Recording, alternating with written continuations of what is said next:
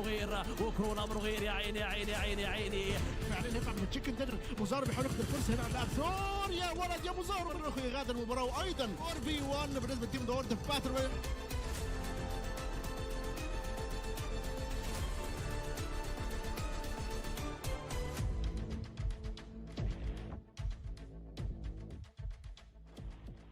What's up, guys? Welcome, welcome, welcome. It is about that time. As you can obviously see, it's just me here today. We're going to be taking you through the finals, getting ready for all the insane action, of course. Well, it's not just me. I am joined by the one and only Mr. Crowns. Crowns, how you doing? I'm feeling good, like I should. I mean, it's the PMPL Africa Finals. I am pumped up about it. I'm excited. How are you feeling about it?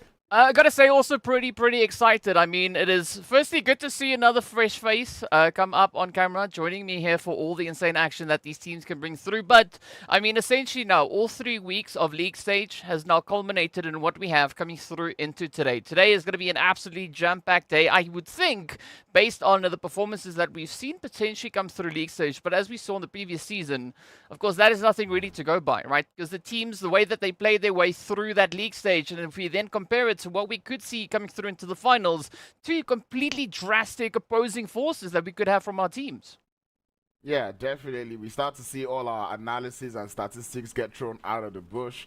But to be honest, seeing the way the teams have played so far in the league phases, I kind of want, maybe not a complete repeat, but I think I would like that little bit of a trend going on rather than me having to toss out all my current thoughts into the bush.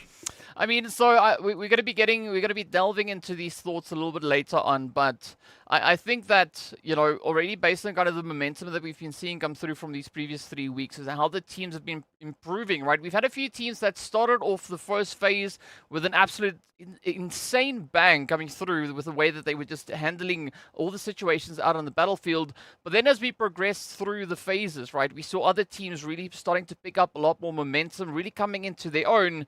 And I think that created a little bit of difficulty for, you know, few other teams. For instance, like we saw Esports, right, in phase 3, they started to pop off, right? Yes, sure, it was day 3, 4, and 5 where they really started to blow up, but I think that was a really good play coming through from their end. I mean, sure, they've had a lot of opportunity to try and get that, but one thing that I was really noting, and I did speak about this during the phase itself, is that Mo had this ability to find themselves pretty close to either Blackhand, FALCONS, White, RUKH Esports, Clear Vision, you know, some of those strong teams. And what I really respected about them was the fact that they chose to engage with them, but they wouldn't back out of the fight, right? Esports sat there, they held their own. Sure, sometimes it resulted in them getting taken out first or second or third, but once or twice, they were actually able to surpass that. And, well, we did see them actually finishing in second place with 8 eliminations all the way back, I believe it was on, what, day 3, day 2? That was absolutely insane coming through from them. Yeah, to be honest, and I'm piggybacking on that Mo Esports, this is something that we saw from them also in that spring split, right? We're seeing Mo Esports not play so well all through the 2 phases. Then they come into phase 3 and they start to do well. I remember in the spring, that's where we saw them, you know, well, they did throw the chicken dinner, but we got to see them play better, you know, in the final days of the final phases. But really having to pull up that good performance at the end of a tournament is maybe not the best way to go about it.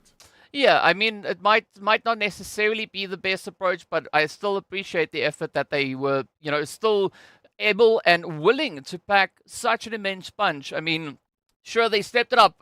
Looking at their last phase, I mean, that was 42 eliminations coming through from them.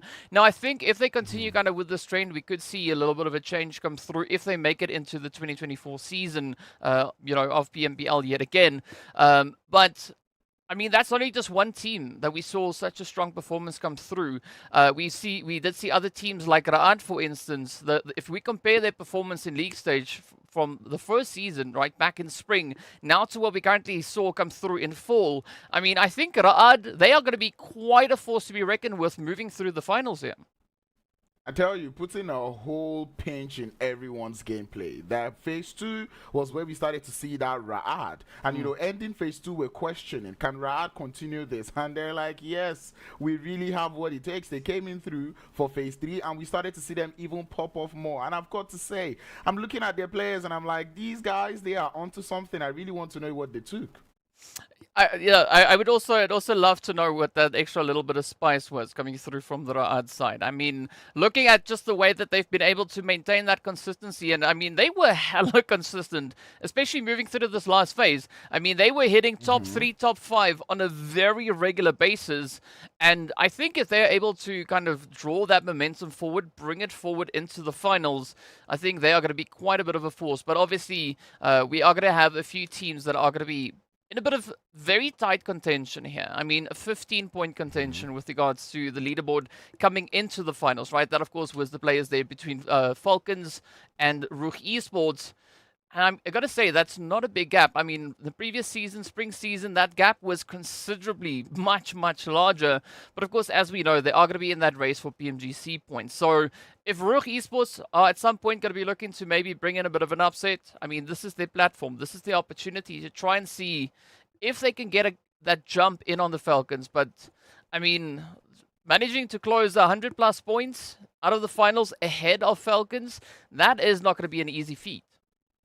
Yeah, I tell you, because the Falcons, you can tell that they're heavy on defending that PMGC points that they have, right? We started to see them play more conservative, where it was a situation of, we've just got to survive, we just have to put up those points up on board. You know, starting the phase in phase 1, we didn't really see Falcon White. Everyone's questioning, where's Falcon White? When will they start to do better, right? And then ending phase 1, they came back with a banger.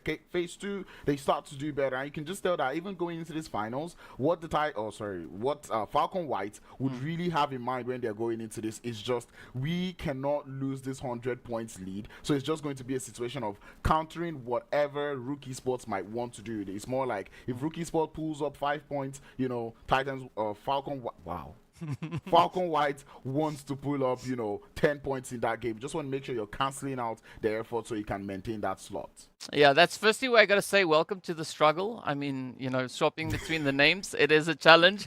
But yes, I mean, especially if you look at what they brought in the spring season, right? That was their first play in the Africa region, and they just stepped in with such a blast. I mean, it's almost like they were stepping in trying to kick down doors all over the place, right? Because they just pitched up so aggressively, and they've been able to maintain quite a bit of that aggression going through this entire league stage. So I want to see how all of that is going to translate. I mean, aside from them, RUKH Esports also very consistent, putting in a lot of effort.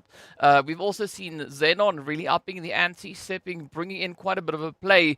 We did see the World of Battle upping it. I mean, the World of Battle ending their league stage on 9 winner chicken dinners, just one shy of what FALCONS White were able to bring through. I mean, there's so many teams that we can essentially sit here and talk about while we get ourselves ready to hop into the action. But which team are you going to be looking forward to the most moving through into the finals? If we take their league stage performance into account as well. I think I've got my eyes on RUKH. I'm not even going to go for the obvious Falcon White or RUKH Esports. In as much as RUKH Esports, they've got a couple players that I'm like, I really like to see them, but I think I'm keeping my eye out on RUKH. I'm looking forward to seeing that again, and Zoxy combo. Wow, I wanted to do it there. But anyway, I'm really hoping to see that again and Zoxy combo. Love to see what they would have to put up here in this finals. RUKH, that is the pick for me. All right, so it is going to be RUKH. I mean, if I had to choose a team, I mean, RUKH, surely they were one of the teams that missed out on that MEA Championship slots in the previous season. Out of the teams that missed out on the slot, I would probably say that I would be looking at a team like Cryptics, potentially. I'm curious to see how they are going to be looking to bring it forward. I mean, it was Cryptics formerly, now it's known as XENON.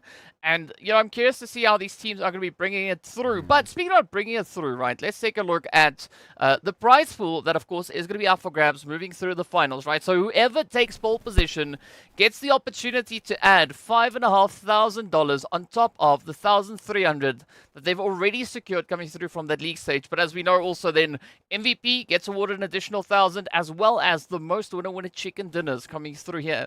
So there's going to be a lot to play for. And, I mean, you can see the value of one particular slot, just one jump, what that will be awarding these teams. So there is a lot of pressure coming through to get as much of a share of the total prize pool as they possibly can. I do see that we have a few people in the stream asking when the match is going to be starting. Well, that's going to start when, when you hear us talk about it, that is going to be run about go time, but it should be soon, right? It's not going to take too long. We should get there very, very soon. Of course, we are going to be taking a look at a few other graphics. But now, speaking about prize pool, right, we've seen a little bit of adjustment here and there. I like the addition of that of the winner with a chicken dinner part coming through, Chicken right? dinner, yeah. The teams getting awarded for their performances, and I mean, RUKH Esports, they already sit with 12 chickens to their name, so there's going to be quite a bit of a gap to try and catch up with. I mean, FALCONS White, yeah, only 2 away from that, and of course, as we mentioned before, the World of Battle sitting on 9. So I'm curious to see who's going to race. Or try and, you know, lock in a bit of a race, a bit of competition, as to who will be able to secure the most winner chicken dinners, at least in the finals. Yeah, we look forward to that. But while we're looking forward to that, let us look at the teams that we've got participating in the finals. We were talking about how we're looking at RUKH, but then we've got other teams that are coming in through. We've got Black Hand, the side of Clear Vision, who have also put up a good performance. 77K team, who we're hoping would be able to step up to the challenge to, you know, defend their their championship title. Hopefully they're able to make it into the hopefully they're able to play better and defend their title. Yeah, I think that's going to be a big question, a big point of discussion as well. I mean, so far, 77K, they've been having a little bit of a tough run, especially in the last phase. I mean, they finished all the way in 15th with only 76 points for phase 3. On the overall leaderboard, they took 12th place with 274 points and only 2 chickens. So if they have a nice bit of a surprise stored in the tank somewhere, hidden away, looking to let it all loose come through here, I think they're going to have a great opportunity, right? Especially looking at the consistency that we're going to be having with our map rotation. So we are going to be starting match number 1 on Miramar, heading over into Sanhok, and then of course the halfway mark is going to be marked by Erangel. And then we just copy, paste, rinse, repeat all the way through to the very last day. This is our map rotation. But I think the added pressure coming through here, looking at our teams, is going to be the fact that they are now going to be playing 6 matches back-to-back, right? League stage, as we know, the teams played 4 matches for the day. They did, at some opportunities, have a bit of a break, depending on which group they were in, of course. But now this, I think, is going to be an additional bit of a mental shift, looking to see if the teams can maintain that consistent focus all the way through, all the way to the end. Yeah, I tell you, because that mental fortitude will start to play a role when you start going into match 5, match 6. That's where we start to see players start to get tired. IGLs, you know, you're running into, like, you know, brain drain, where it's like you're making some, you know, micro mistakes that you normally wouldn't expect to. But, you know, heading towards those final games is where I would expect, you know, the type of gameplay to kind of shift, where you just want to find that momentum, try to get the best of games you can in that game format. Because once you do that, you're feeling more pumped. You want to play the game more now, and then you can go into game 5 feeling like a boss and, you know, enjoy it to the rest of the day. Yeah, I mean, I'm hoping to see a lot of that enjoyment come through. I mean, managing or maintaining focus for such a long duration, it's tough, right? I mean, we know this because we sit here and we focus for the entire duration of the broadcast. And I mean, the players that we can't even compare what we go through in comparison to what they have, what they experience, because the level of focus that they need to be able to maintain, I think that is just on a completely different level, especially looking at the competition that they are going up against. But as we know, of course, well, it is finals, right? These teams are here. They need to prove themselves. They need to show why they've earned these slots and why they deserve to move forward, getting into the next stage, right? Why they would be awarded the positions moving up into that MEA Championship. Because as we know, right, battling against the teams coming through from the Arabia region, that's not an easy challenge, right? Especially going up against 10 teams from the Arabia region. Yeah, it starts to get very challenging. Now is where you have to brush up those skills. You need to be better at every map. And now seeing that going into the finals, we have an even spread of all the maps. It kind of means there isn't that whole, okay, I'm just going to perform good on all the Erangels where it's Erangel focused.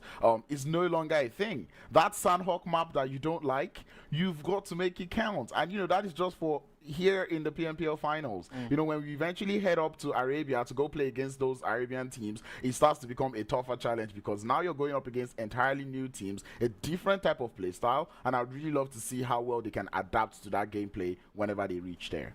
It's going to be sweaty. It is going to be quite sweaty, but I like the fact that you brought up the Sanhok, right? The map that not a lot of teams put a lot of effort in. We've actually seen a few teams look to change up a few of those performances, bringing a lot more focus onto that point here as well. And of course, we'll get into that discussion. Seems like we are going to be looking at a little bit of a treat here, a little bit of a video thing. So let's enjoy that and we'll be right back.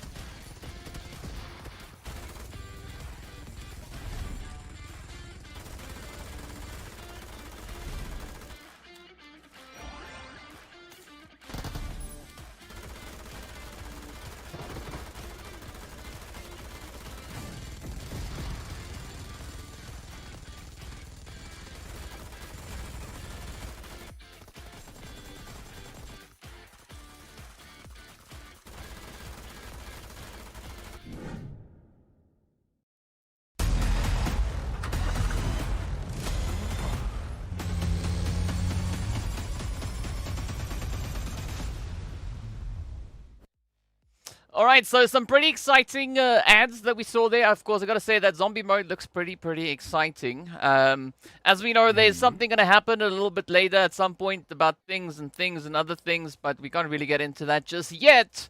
So we'll have to wait a little while longer to see exactly what that is going to bring through. But of course, well, now having taken a look at a few stats, a few things along the way, it means one thing.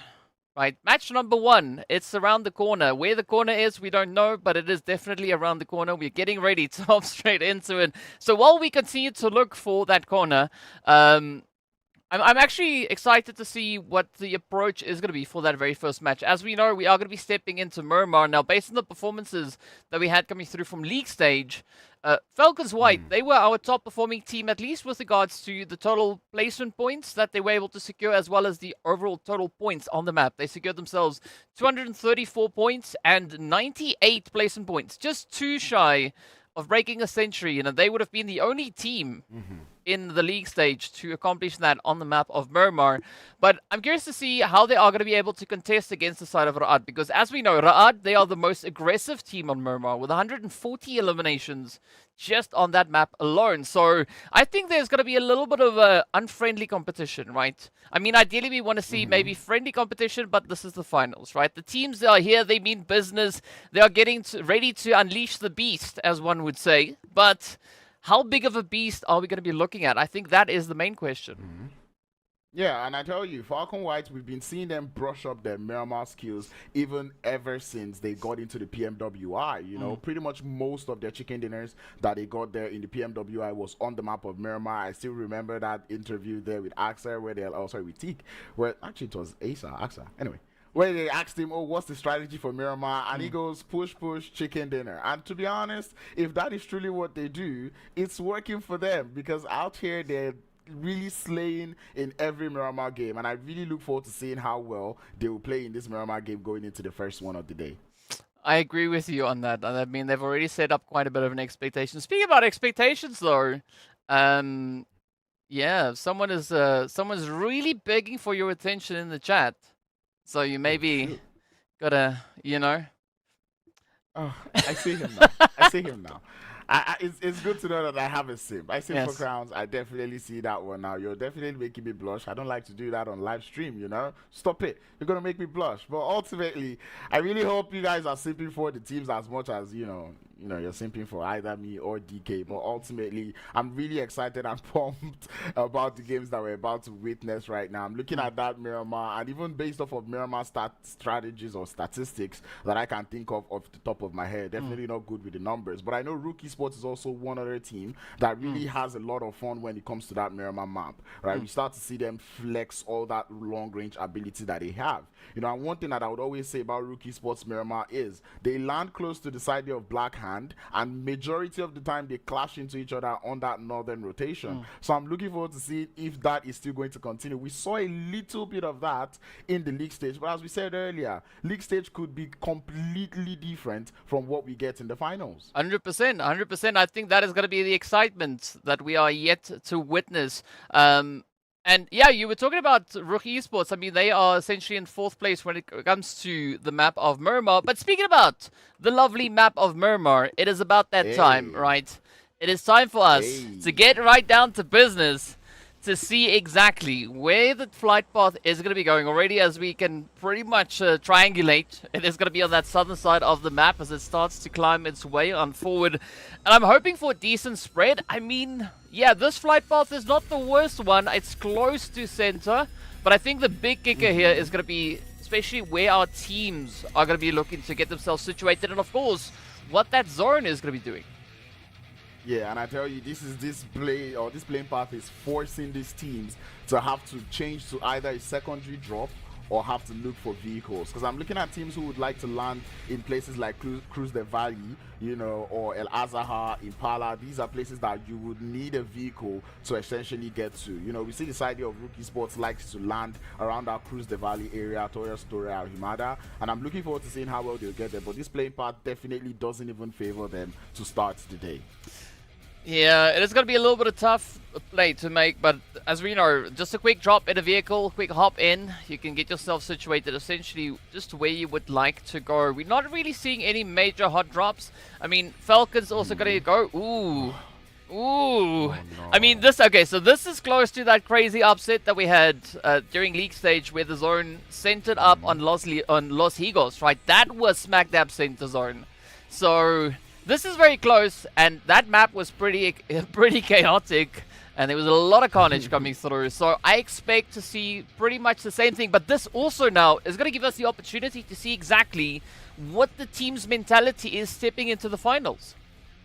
I mean, I tell you, because this, I was gonna say the mentality for the first game of the finals would be, let's all just see how this plays out. Let's see the attitude that everyone is bringing in, because really you only have one game to do that. You just want to see how everyone is approaching the game, kind of play your cards a little bit slowly. So I would expect to see more positional plays coming through from the teams as compared to, you know, that much of a push chicken dinner type of thing. But even with this zone, I think it's gonna force them to actually bring up that, you know, push from their ends, because we're looking at about 60% land and 40% water already in zone 1. It's already making life tough for all these teams. But I mean, we appreciate tough, right? We want to see tough because it's the finals and the teams have worked so hard to get themselves right here. They've played through an immense amount of the games, not only in this season, in this league stage, but also the entirety of spring. So there's so much work that has gone into the teams to get themselves just to this one particular point.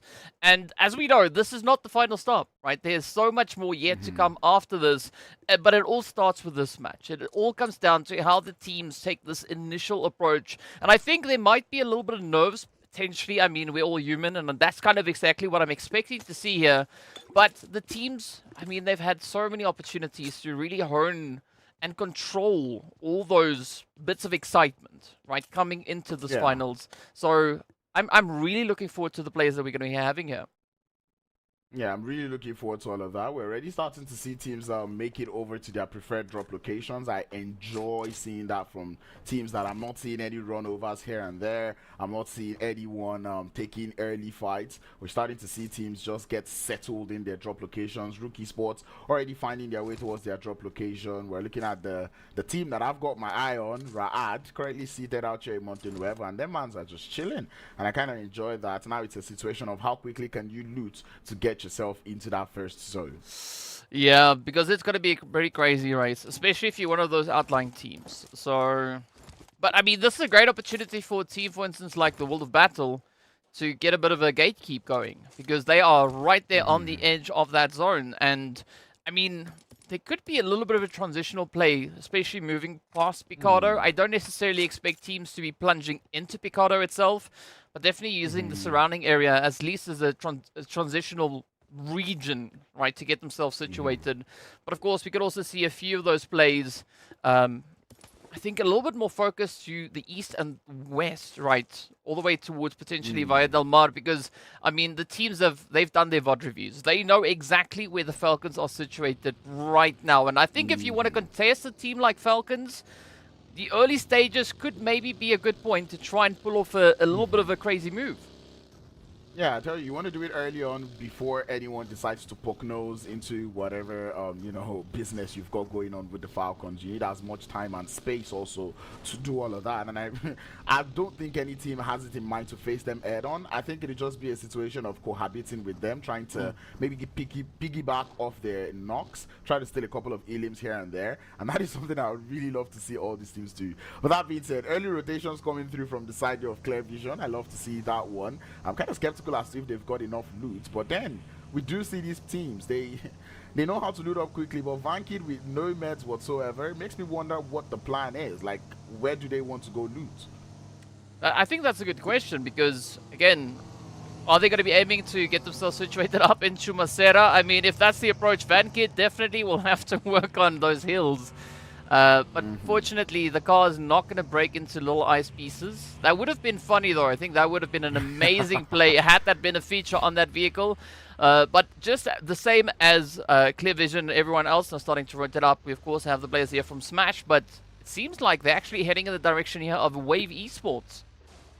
Yeah, and we're going to start to see rotational skirmishes. I see Smash Team looking to play for the long game, where I see them trying to get as close to the shorelines as possible. Definitely a play to have, but I would say it's still quite early in the game, especially given the fact that these zones in PUBG Mobile is not something you can easily predict. Ramsey, that's not how the cars work.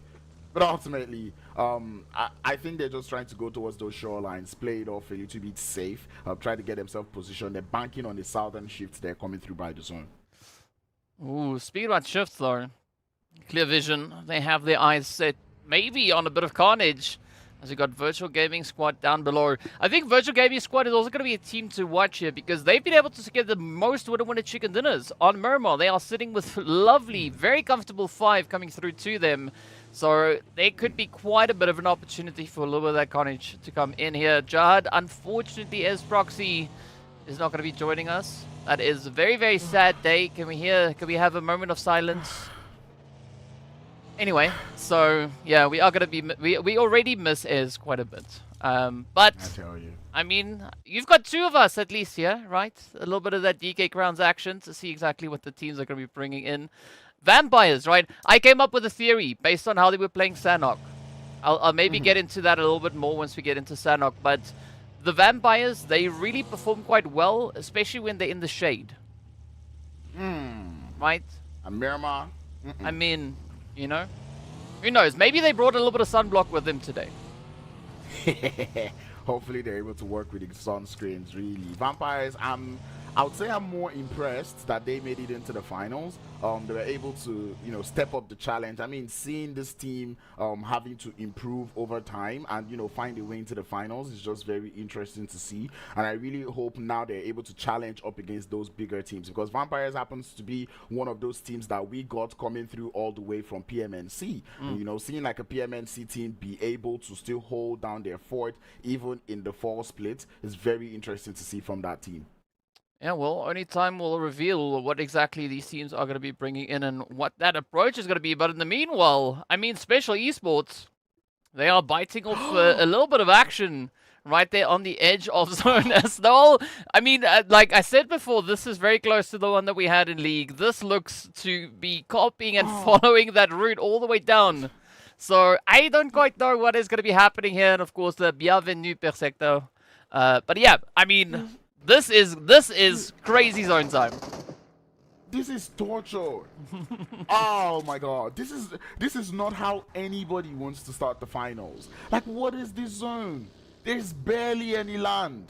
Everyone has to play in water. And I said that everyone wanted to play close, like, you know, conserved going into this first game. But that conservative play is out. You can't anymore. You have to fight for space, because that's basically what it is from now onwards, you know. You're just fighting there for the space, trying to see if you can just at least get a place to stay. And of course, we still have quite a few teams hugging that blue. So Blackhand, RUKH Esports, Greedy, still yet to make those decisive rotations. But look at this though, Wave getting a little bit cheeky there onto the side of Smash. Wave trying to establish that this is their bridge. And if you want it, well, you're going to have to take it off their boxes.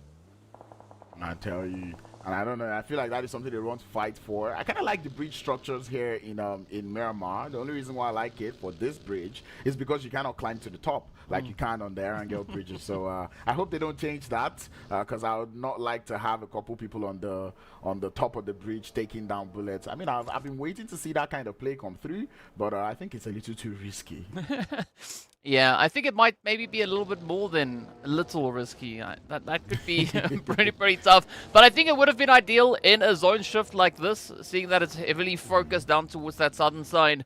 But already the team's taking up some pretty decent positionings. I mean, we've got Raad coming through from that northwestern edge. I think there's going to be a lot of opportunity for them here, especially if they're able to capitalize on this elevation.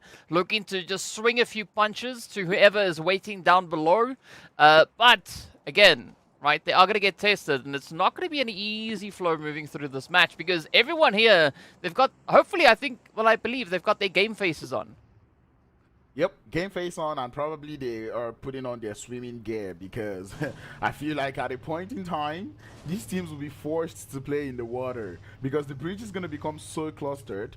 every other part of the map is either you're on the high ground or you're automatically in a bad position. Hence why I start to doubt how this first game would go for the likes of Blackhand, RUKH Esports, G4K, that are still outside the zone. You know, they're just making their entry into that circle, which already looks like every single spot that could contain a whole team is already taken. Yeah, and well, for us as viewers, this is going to be an absolute blast to look at all the carnage that is about to erupt on the screen. I mean, we've essentially only lost one player. That's it. We still have 63 in this match. Well, I say that and we lose our second. Unfortunately, that has come through at the expense of +18. Now, XENON also going to be feeling a little bit of that heat being dialed up, but a good approach as Falcons now get a bit of an opportunity. Puncher going cycling on a very small and tiny map. I mean, what's going on? I gotta say, it is actually it's actually a cute bicycle. But anyway, bicycle crash is going on to the side here of XENON as we see Marshall down to a slither of HP. Falcons are definitely not having it as they find themselves a feast. Marshall falls. Falcons increase that elimination count by 2, and well, it's safe to say the battle for space has started as we lose vampires. Yeah, XENON, as you said, down to 2 vampires. Oh. So I guess it's safe to say that they didn't bring the sunscreen to this first match. Of course, as we know, Sanhok is going to come up next, so there's a lot of shade. So maybe we could see a bit of a change come through on that end.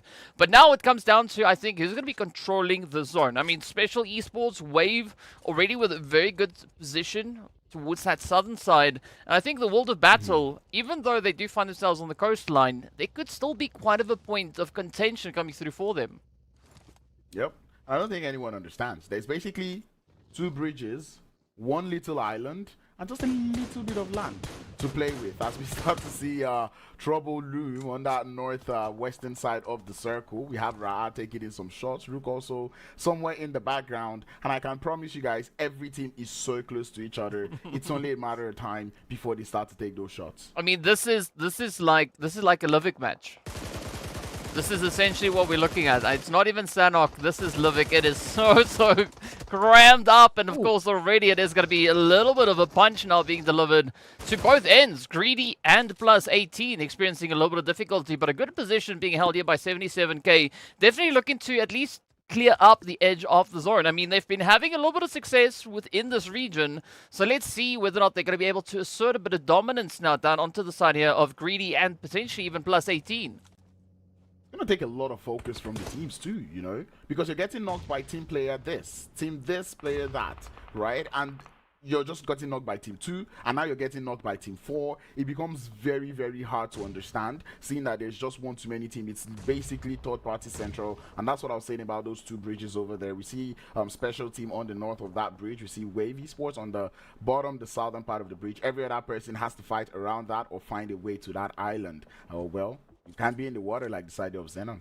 Yeah, it's going to be tough, right? As we know, lead tends to sink, doesn't exactly float. So it is going to be quite a bit of a swimming competition, just fighting the weight. But fortunately, you know, that level of physics is not exactly going to be the case as we do say goodbye to Carryboy and the entirety of XENON, as they will be our second team out, and they go out with nothing but bubbles, which I think is quite fitting, seeing that we are in such an aquatic zone.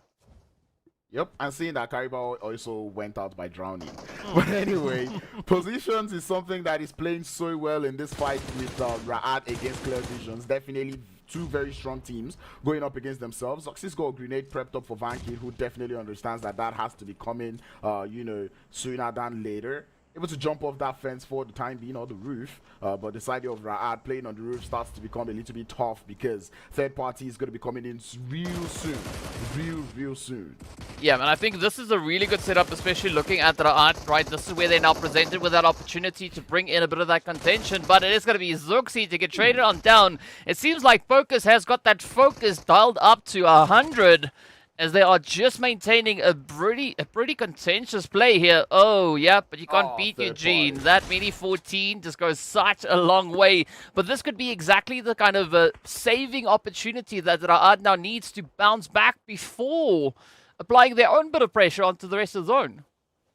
Yep, and RUKH Esports understanding that they've just third-partied someone in that compound. They cannot leave this position that they're holding, else they'll find themselves in clear visions positions. Right now, they're just going to try to pick up as many scraps as they can. They've also got the side of Virtual Gaming Squad just right behind them. As we see RUKH try to make do with what they have in terms of numbers. They lose one more, but they're trying to move, try to scour somewhere towards that ridge line. But you know we say, the ridge lines in Miramar happens to be low grounds, and every team is just going to be staring down at you. Reno definitely understands that now.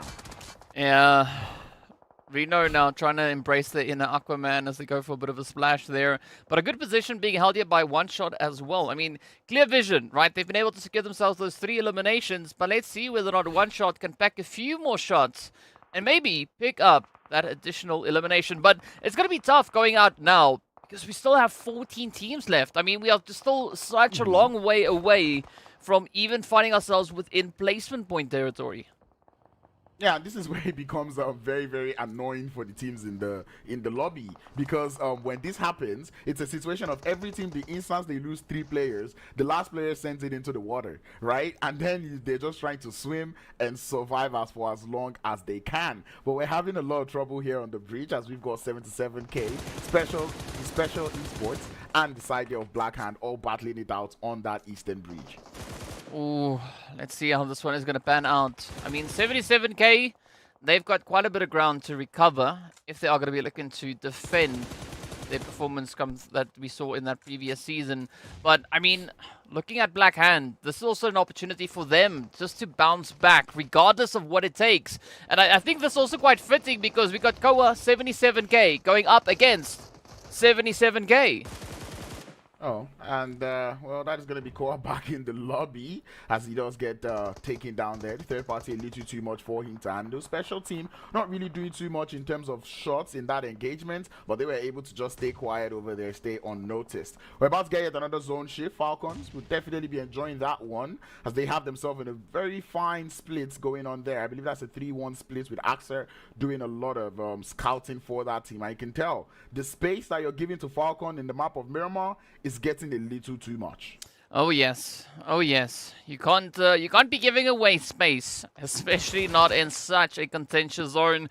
But the Will of Battle now going to be looking to maybe see if they can leverage their position. I mean, they do have some pretty decent hard cover to try and utilize, but I think the validity of that hard cover is going to rely quite heavily on wherever this next zone shift is going to be taking us. So the meanwhile, hey, 77K looking to pick up even more as they'll take down Arif and the rest of Smash as they get sent away with only 1 elimination. I'm kind of liking what I'm seeing here from 77K. I mean, 5 elims already? I love it. This is the 77K that I want to see heading into the finals of the PMPL Africa. And seeing that this is the start that they've come with, I'm glad to see them playing that, just like this, you know. Well, let's see how this one is going to unravel and how it will unfold. Of course, we still have Torm and Nagato.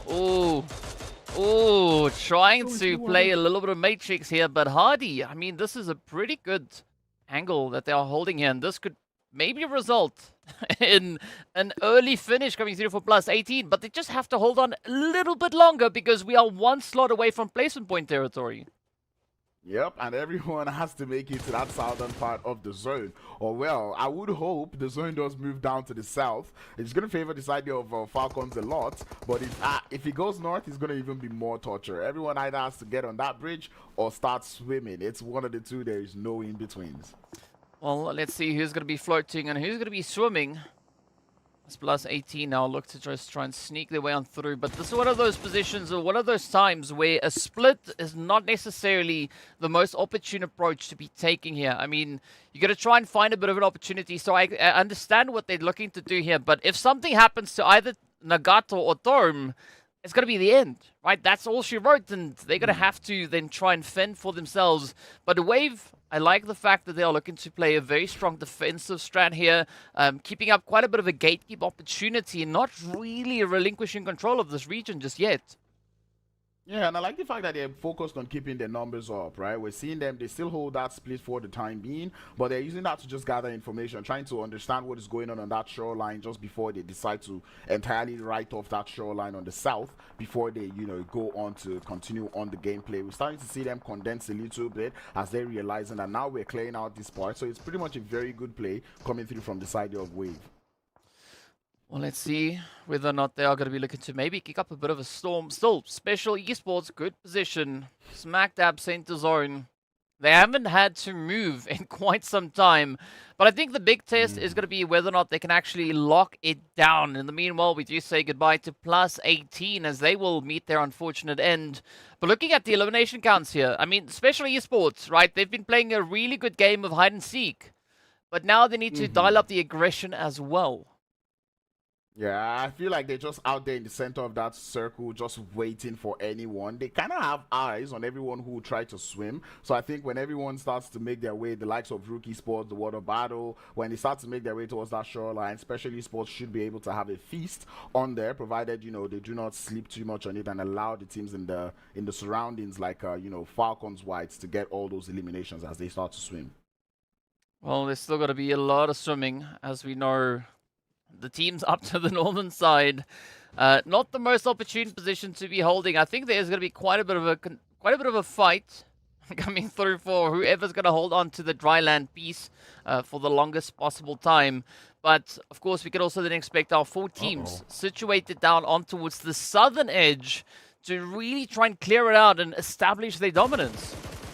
Yeah, and I think the side of Wave Esports may have just gotten this all wrong in terms of their condensing, because right now the Falcons have got their eyes on them. 2 players already knocked from the side of Wave Esports, but they're looking to grab at least 1 revive up. The second revive does look to be loading, but Puncher and Sp6 come through riding in like titans as they come in through. Zilla trying to hold on to his end, but Puncher comes in from the side. Weapon not in their hand as he's about to fall. The DBS in the hand's not enough as the Nate will take 1 player down, make that 2 as Petrox falls. Hardy and Gaddafi, the last 2 players to hold down for the side there of Wave Esports and the Falcons. The cover fire is excellent coming through from them as they continue with this 2-man push.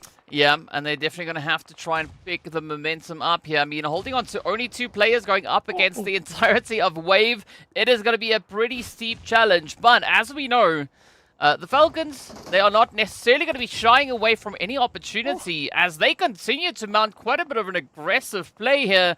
Wave now down to only 1 as Hardy looks for a little bit of a position, trying to play for that longevity.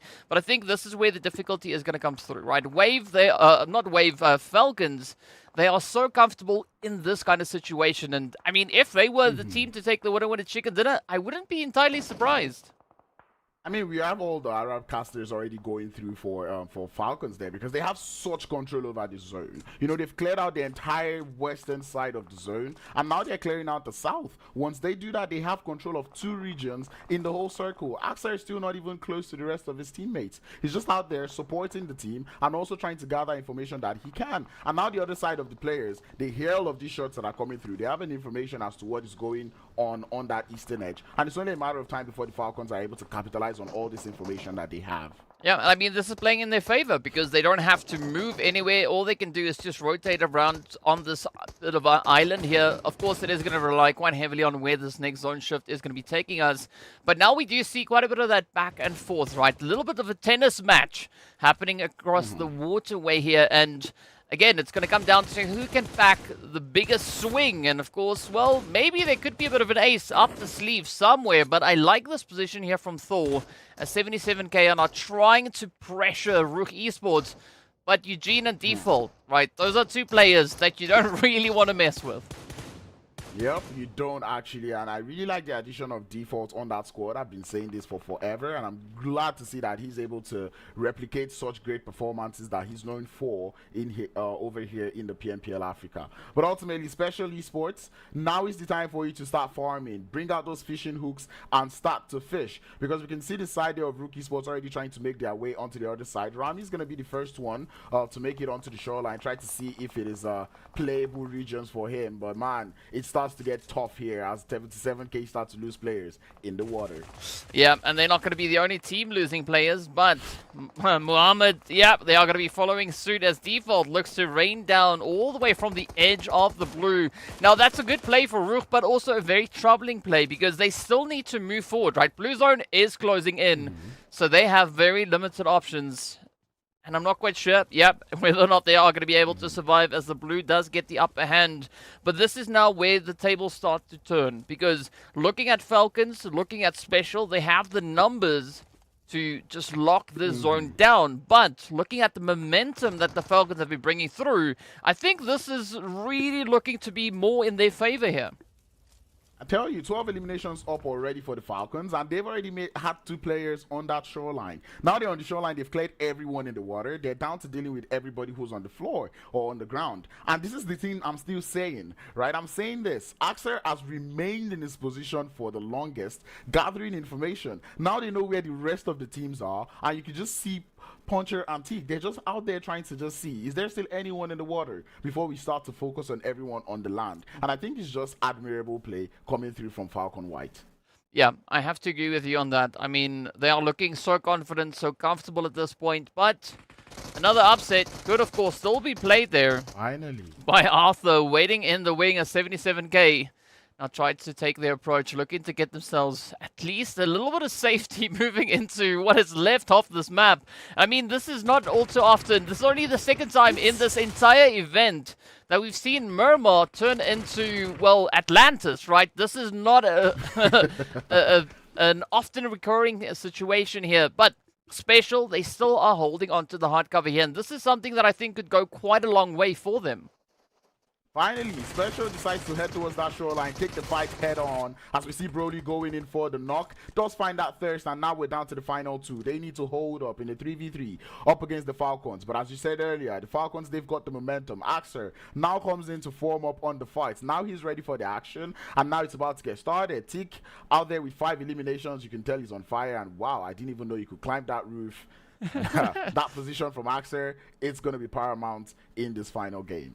I mean, this is what happens when you quickly down a monster, right? It allows you these amazing features coming through. And looking at that nade from Axer, that was right on the money as it does find Ramsey. But now it's up to Broly and Weiss to see whether or not they can contest this play. And of course, looking at Falcons, I mean, they already have 12 eliminations to their name. And I don't think there's going to be much that will be able to stop them at this point.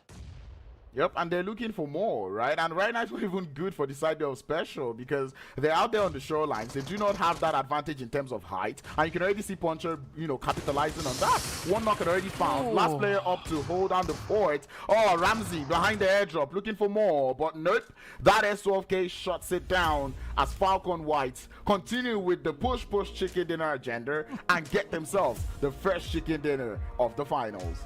Push chicken dinner going a very, very long way, and I guess it's a strategy that works out for them. But what a play though, 15 eliminations and 2093 with regards to damage. I mean, that is a pretty hefty number to pick up. That is just 7 damage points. 7 damage points away from hitting 2100. So an absolutely immense performance coming through from Falcons. But again, no surprise, right? In league stage, this was the map that they showed quite a bit of dominance in, and I'm curious to see just how far they are going to be looking to extend that play. Yeah, I tell you, Falcons have already started on a very strong foot. Right now, they've put their foot in the ground. They're like, oh, you want to take my PMGC points? Not happening. Giving themselves 25 points to get started. And that is even before adding the bonus points that they got before coming into this final. So, man, Falcon White already up to a very good start.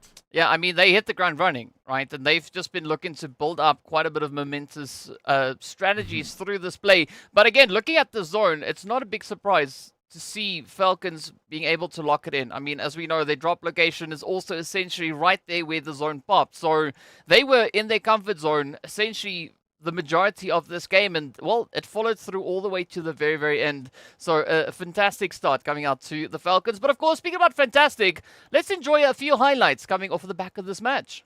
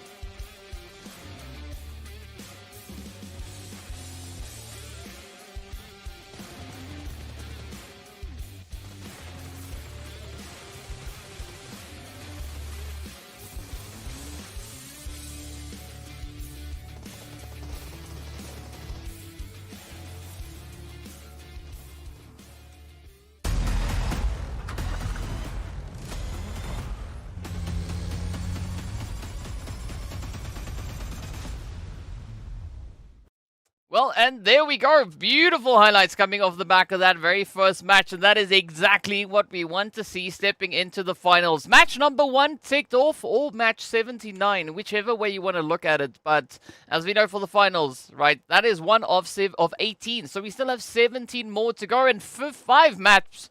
Wow, probably helps if I number correctly, right? 5 maps left for the day.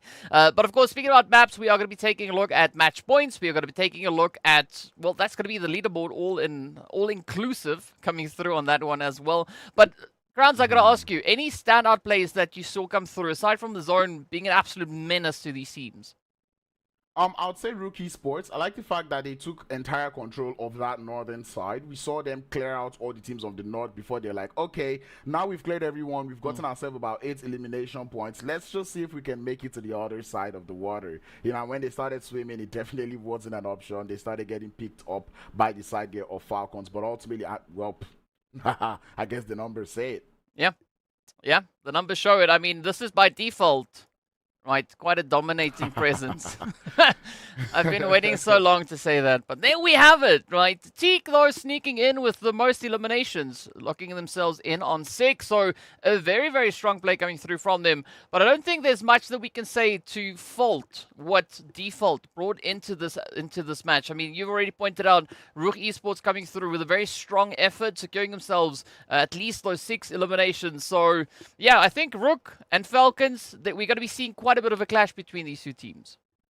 Yeah, definitely. Like the way they've started off, you can just tell that these are 2 teams that are in contention for something. You can tell that they're fighting for it. But 77K team would be the one clinching up that second position in terms of overall numbers. As we're not going to take away the, we're not going to take away the fact that Falcons just got themselves 25 points. Yeah. I mean, well done, right? It's Falcons, so a very, very exciting play coming through from them. But what's also quite exciting and interesting is that Spatial, the World of Battle, and the players there from RUKH Esports came through on 9 points apiece. But taking a look at the second page, it is essentially going to be a very tough play. I mean, Greedy, XENON, Vampires, they're going to be sent back with a few bubbles in their bag. And, I mean, that's not the kind of play that you want to start the finals with, but it's going to happen, right? We are going to be seeing quite a bit of this. As we know, the teams, they like to play the upsets, right? They like to throw surprises. And of course, well, especially when the zone throws a few spanners in the works, I mean, we are going to have a few teams that will rather be jumping at the opportunity to capitalize on that mayhem. I mean, it was a battle for space, and ultimately, well, they did get some space on the leaderboard, definitely not in the parts where they would have expected those spaces to be, but ultimately it was kind of a slow start for everyone, and I think this was a situation whereby teams that were seen more on that other side, or the second bottom page of the board, were the teams that decided to rotate into the zone quite late, and this was something we pointed out early on, that, that zone went down to the south, there's barely any land, you need to get in there, and it was good to see that some teams actually did get that memo, started that rotation off quite early to get themselves into the zone. I mean, Special Esports was one of those teams, and they eventually pulled it off, so it kind of worked out well for them. And I think for teams that rotated late, it's just something you just got to put in mind. When that zone is forcing you down towards water, you want to make sure you have enough ground to play. Yeah, and of course, speaking about force, right, that is exactly what Falcons White brought in. Right, they brought quite a bit of force. You can see Puncher just coming in, swinging, locking in 800 and, what was that, 14 damage? So pretty aggressive play there being brought through from them. But, I mean, I want to see what the teams are going to be looking to bring in momentum-wise, right? As we know, and as we said already, we still have 5 more maps to go. So the next one up is going to be moving over on towards Sanhok. And again, this is also one of the maps where Falcons White actually put a lot of their focus into improving. I mean, last season, Sanhok didn't receive any attention coming through from the side of the Falcons. This season, we did see them bring in quite a bit of a dominating presence, especially on the map of Sanhok. So I'm excited to see exactly what this is going to mean, and, who else could potentially be looking to step up. Because, I mean, Falcons, 90 eliminations. That is what they got in league stage, right? The closest to them was RUKH with 72. So, again, I think there is going to be a little bit of contention, looking to see who's going to be the one to take that winner chicken dinner. But I wouldn't mind if RUKH potentially maybe decided, to bring in a bit of an upset. Or maybe even Virtual Gaming Squad. Yeah, and I think Rad was also the next name on my tongue when it came to the map of Sanhok, because I'm like, Rad also is that team that we started to see them do well on Sanhok, but I'm really looking forward to improvements all across the board. And I think Sanhok, depending on where that zone goes, it might just dictate how they would play. I was saying something the last couple of days that right now Sanhok kind of feels a little bit better, given that now there is more vehicle spawns, right? So I'd like to see how the teams in this lobby would make use of those vehicle spawns to kind of take away the amount of discomforts that zone might bring to them in terms of position. Yeah, I think it also serves as a little bit of that mobile hard cover, right? Especially if you go into, you know, a few of these regions on this map, especially if you look at the spot between like Sami, Painan, right? There's a little bit of a vacant lot there. So I'm curious to see exactly how these teams are going to be looking to play it through, but more importantly, what this first zone is going to be bringing in, because I think that is going to be the determining factor as to just how much chaos we are going to be seeing. But looking at drop locations, there might be a little bit of potential contention heading in the direction there of Paradise, but Bootcamp surprisingly open, surprisingly vacant. We can't exactly say the same about Quarry, as we got the players from Special, or rather Superpower, and well, +18 getting themselves ready for a little bit of a discussion. Nah, and that discussion, I don't think I like it, to be honest. I wasn't expecting to see a hot drop going into the finals, but with the spread that every team has on the map right now, it's almost justifiable, because I can't even say, oh, +18, do not go to Paradise, go to where else instead. Every other place has teams everywhere. If you try to split loot, you're going to get picked up. You know, I'm looking at Greedy out here with Smash, and I really am not going to. I think this is one, you know, hot drop that I'm going to pardon, because everyone is really, really split apart. It's almost like, where else could they be? The playing path was out there on the south, which means Hatin is going to be quite hard to reach. But ultimately, it was something that could have been done. But still, man, there isn't too much space available on the map of Sanhok. Everyone is taking up the space. Yeah, and I mean, like Ez would say, right? This is like someone spilled a whole packet of Skittles all over this map. And I'm curious to see how these teams are going to be looking to play it out. Already we have a little bit of aggression coming through early on between Superpower and +18. E-Flex now trying to find a bit of a reflex with that utility, looking to see if they can maybe create a bit of an opening. But I like the fact here that Superpower are actually encircling +18, and this is definitely a position that they could look to leverage in their favor. Exactly, and they're using the bikes, vehicle spawns, love it. And they're using that so well. Now they have 3 players here to isolate E-Flex. Kind of takes away the circling idea that they once had. But ultimately, if you're able to condense, you know, overshadow the player you're going up against with the numbers, I think it's something that's going to work well for the side of Superpower. But man, those off angles coming through from Tome, or is it Tome? I think it's going to be preventing quite a lot. White Boy has got this grenade. Boom! To find the knock. And there's the intro that they well needed. They know where Tome is, and it's just going to be a situation of when they want to push up to that player. Yep. And I mean, this is exactly what they look to bring more of. But White Boy stepping up, doing the thing, getting that first elimination for the team secured. But now, what is going to be the approach coming through from the rest of +18, right? Will we see Tome and XENON look to maybe defend, maybe avenge their fallen teammates? Or are they going to use this opportunity to instead prioritize a little bit of that zonal positioning? Because as we did see, the zone did take a shift up to the north. So I think the ideal here could maybe be to play for zone. I mean, left to me, if I'm pretty sure the side of +18 are not aware of Alpha Lugi's position, because if they were, they would have isolated Alpha Lugi, even up the tides, and decide to disengage from the fight. I would say that is the best play, but ultimately, I'm quite sure they're not aware of that player that they're able to isolate. But right now, it's just Tome that does seem to be on their mind, as he does look to be getting approached here by UNAB, and I would really love to see a disengage come through from the side of +18, but XENON now is currently getting isolated.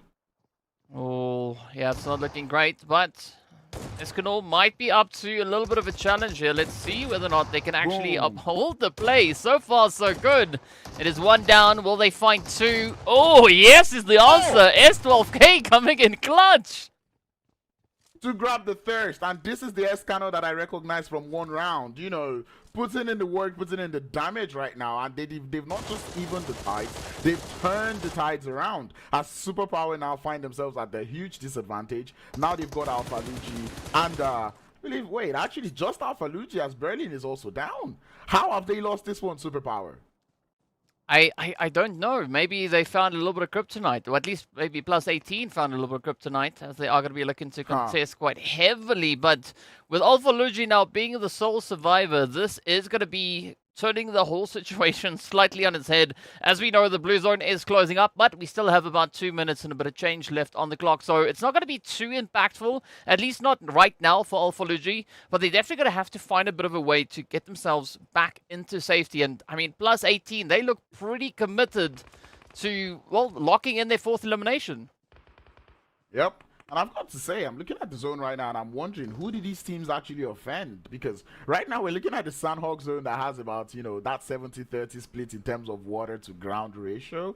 Everyone might want to head it towards those, you know, shorelines now, because you do not want to have anything going on wrong for you. But man, Alphalucci, I do not know how he got himself spotted by the side there of +18, but really, to be honest, +18 do not seem to want to give up on this last player. Well, can you really fault them for that, right? They are here, they are looking to get themselves those points. They are looking to get everything they can find, and well, the answer is Alphalucci, as we do say goodbye to Superpower. So a very, very exciting start to the action. Now, for those who missed it, the first winner chicken dinner went over to the side of Falcons White. And currently looking at the position that they've got, we have them all the way over into Ruins, so there could be still quite a bit of a play for them to make, especially focusing more on towards that western side of zone. But speaking about the sides of zone, right, smack dab center, essentially, is going to be right here where we find the players coming through for Special, as well as Virtual Gaming Squad.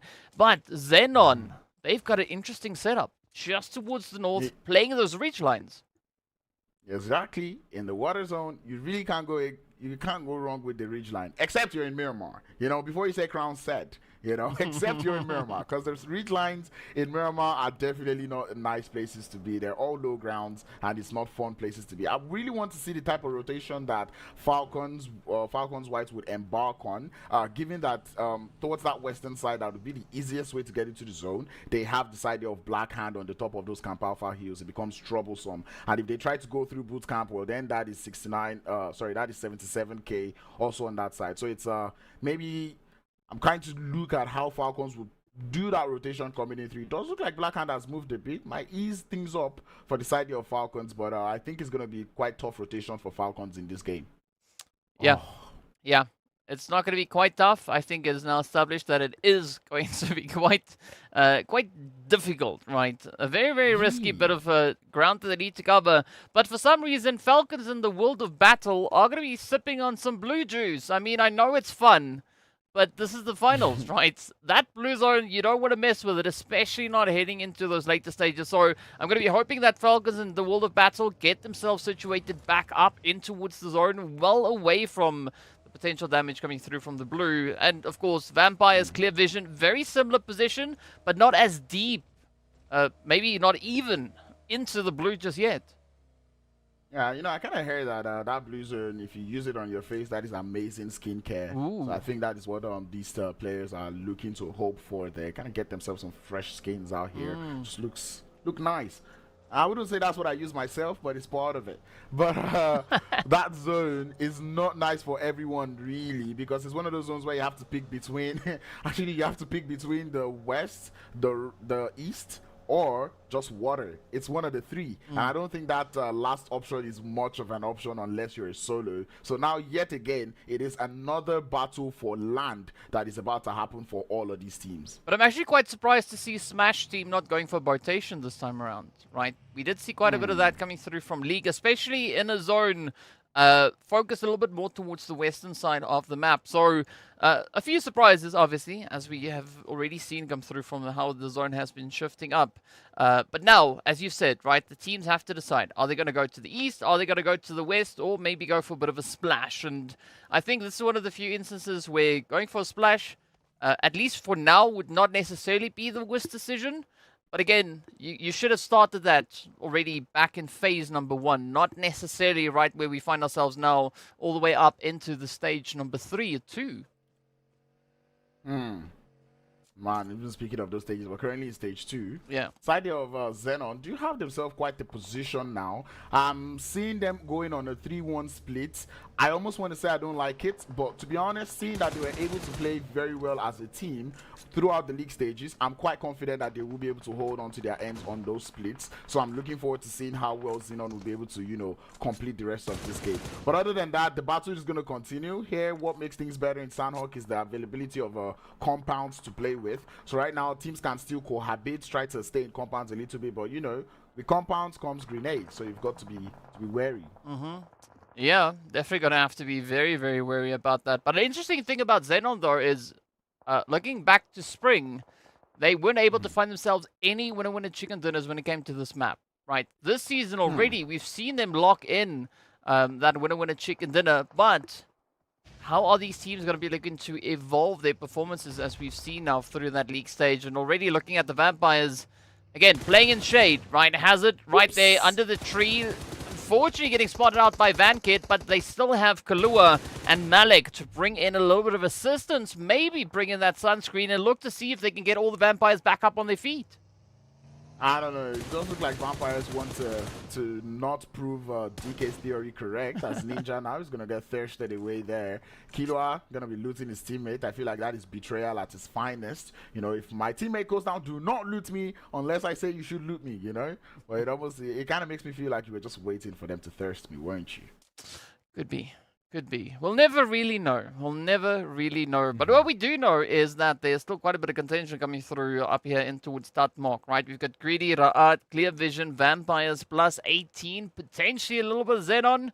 As you can see, Carry Boy off in the distance. We got Marshall much, much closer. So again, a great gatekeep opportunity coming through here for XENON. And I mean, they can have their pick, right? There's 4 teams moving through on their doorstep. And speaking about doorsteps, that is exactly what Black Hand are going to be getting a little bit of here as well, as we do see the Falcons now encroaching on their position. And to be honest, it was an interesting rotation coming through from Falcons. I love the awareness, deciding to go all the way around and make it into Hatin. But sadly for them, side of Black Hand already made it into Hatin. And well, I'm very scared. The car looks very beautiful. But having these many members in the car, oh no! Was that planned? I think he meant to do that. He meant to do that. It's just barking, right? Just advanced barking that we see come through here. But I think the big question is going to be, how are Falcons, how are they going to look to carry themselves through that Hatin spot? In the meanwhile, we are going to be looking onto 77k and a wave, as it's essentially almost a fair trade in both directions, but 77k getting quite battered here, as they've already had 2 players getting dropped. Now, Gaddafi, Hardy are going to be looking to close up the last few. Yeah, I really hope Wave Esports are able to take a little bit of strategy that the Falcons used up against them in that Miramar engagement in this fight. They currently have a little bit of the advantage, but revives do look to be coming up. I do not see too many utilities in the hands there of Gaddafi, hence why we're not seeing that many grenades. I do see a stun grenade that's gone out with Thor just jumping right beside there on that rock there. Kakao spots out Hardy, and Wave Esports are starting to throw because the side of 77k will get themselves the advantage, but Mortazer, you do not do that.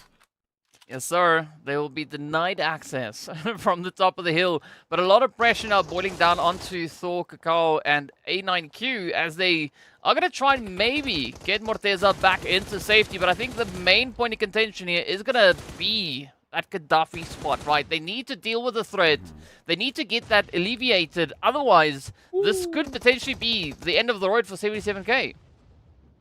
Finally, and they do that, understanding the threat and dealing with it instantly. That is what 77k have just done here, as they take out that position that was being held by Gaddafi. Now they have an idea of where the last player is because they saw where that next player was crawling towards, and now they're going to push up there. They have the numbers advantage. All 4 players are still alive, and they can just overshadow them with that advantage as grenade starts to fall towards that position. None to connect just yet as the revive does come through, but 77k holding up quite well on this one and that zone. Oh my god. Yeah, speaking about an upset, right? Hey, we do have at least one team bring in a bit of a rotation. +18.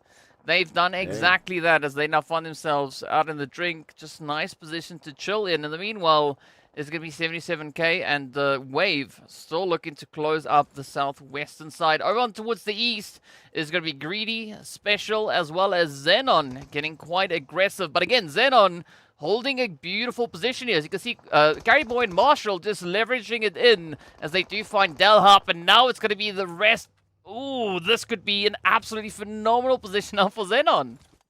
And this is what I was saying about me being confident about XENON holding their ends even on a split. Because right now we're seeing them hold up quite nicely. Understand that the rest of Special Esports is forming up on them. And you can see the immediate fallback coming through from Marshall there. Carry Boy is not going to waste any more time there. You can tell that these guys already know how they can play back as a team even though they're not together. This is wonderful to see there from the side of XENON. It definitely is. And this is kind of the improvement that we are looking forward to for our teams here. In the meanwhile, it is going to be Virtual Gaming Squad now looking to just slide themselves back into contention here as they come in alongside Smash. Ooh, this could be a very risky play though. As you can see, Smash already getting those nades ready. Ilias trying to welcome the visitors in, but it's going to be Foz and Hulk now looking to step it up. Virtual Gaming Squad, nice position here. But as we know, Smash, they are not going to let them just pass through for free.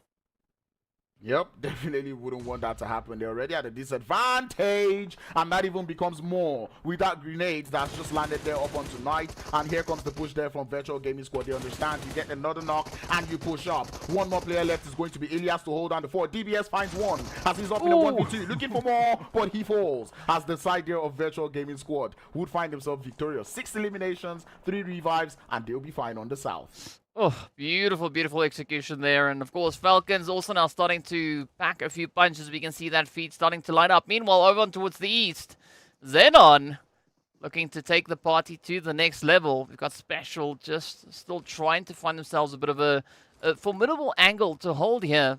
But again, XENON, they could maybe come through with quite a bit of a punch here. But you got to say, I mean, Special, they have a good angle to work off of. Now with the zone shifting up, that could maybe throw a few spanners in the works as we do also wave goodbye to yet another team. And oh, Psych actually backing a punch into Storm. And someone from behind is going to be Mozzie to get the trade. Falcons now find themselves down to, well, none. As they do get taken out. Thankful of that third party that was coming through from the world of battle. But the side of Blackhand survive that one. All 4 players would be able to still stay alive as the world of battle might just decide to send it into their position. Oh, I mean, so many upsets as we are down to our remaining 8 teams.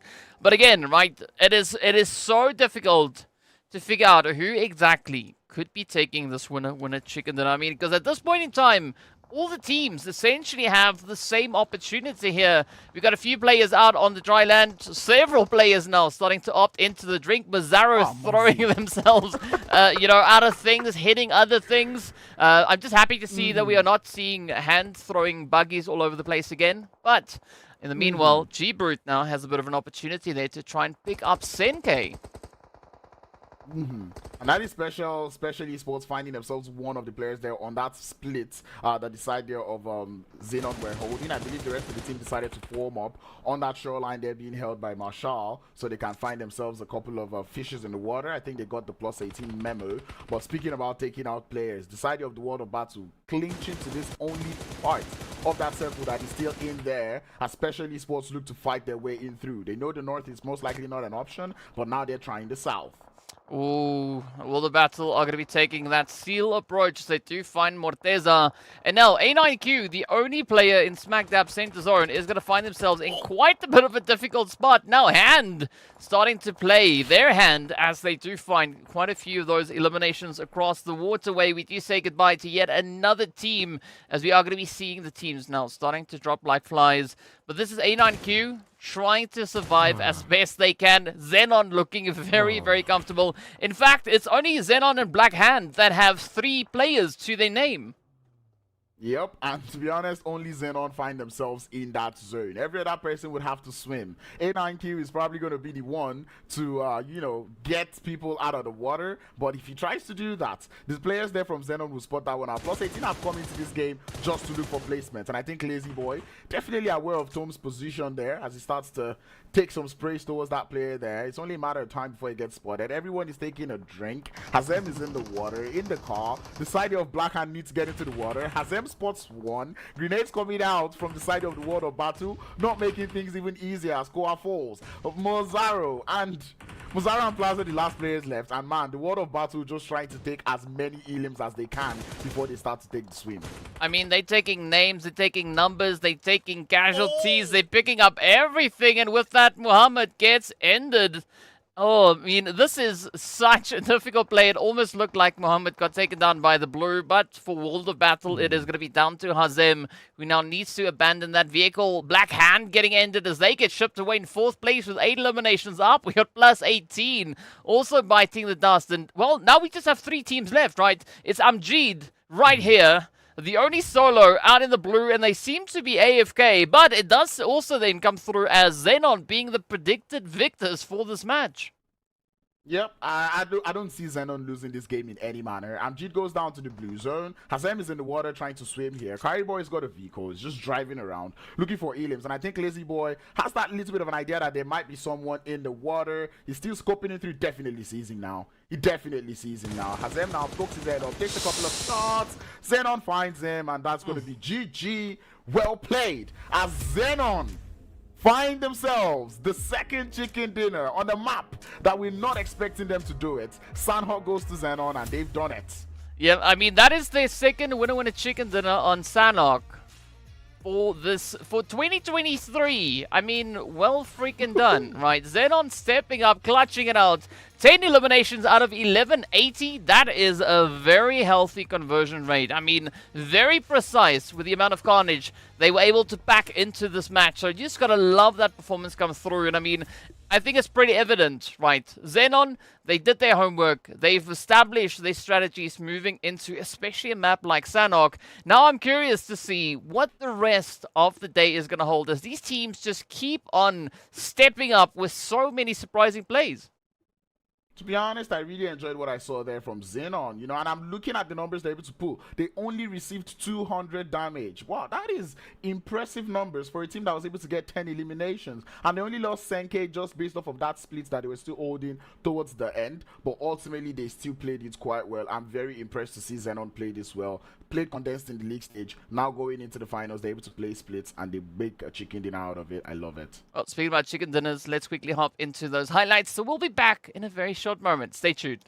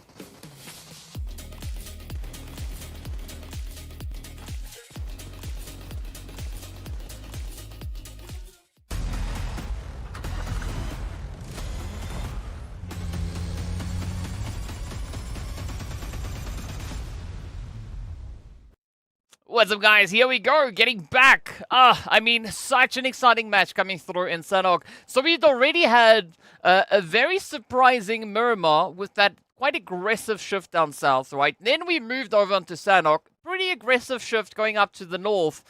That leaves us with only one thing, right? We need to find a middle ground. So I think Erangel might be smack dab center. I don't quite know. That's what I'm kind of hoping for. But of course, speaking about center, right, we need to center our focus now over onto the match points. We need to see what these teams have been doing and, of course, what the leaderboard situation looks like. But first up, we are going to be heading right into the damage graphs here. And we were talking about the conversion rate coming through for XENON, right? But look at Virtual Gaming Squad. I mean, they were just packing such a punch. They did so much third party. They were on the south. They could see everyone that was on Ateen's, shorelines, and they kept on taking shots towards the world of battle. Black Hand, everyone that was on that edge, they were able to do that, and they did a lot of work also onto special esports. I feel like Virtual Gaming Squad did quite a lot, but they started running out of numbers, taking too many fights. But ultimately, 1,500 damage and 10 elims. I love to see the side of Virtual Gaming Squad do that number. Yeah, and I mean, that's what we love, right? So, because this is virtually gaming. Well, that's exactly what it is, not virtually. But speaking about things actually being things, right? Let's take a look at the points. XENON packing in a beautiful 20-pointer right there. Virtual Gaming Squad coming through on 15. But again, the aggression coming through from Black Hand, right? Not quite making it up into the top 3, but still a 4th place finish. I mean, that is going to go a very long way for them regardless, right? 8 eliminations to accompany that, 12 points in total. This could be opening a bit of an opportunity maybe coming forward now for Black Hand. And I really hope this is the start of a step up for the side of Black Hand. Hopefully this is how they start the finals with good performances. I'd like to see them continue that up towards the end of the day. 77k, still putting a little bit of numbers up on board, not finding themselves on the second page, so I like that. But Ra'ad on the second page, I'm kind of feeling like I've jinxed them. Well, have you? Did you? I hope not. Yeah, well, we don't know. We don't know. But what was also quite surprising to see looking at the leaderboard was FALCONS White and RUKH Esports.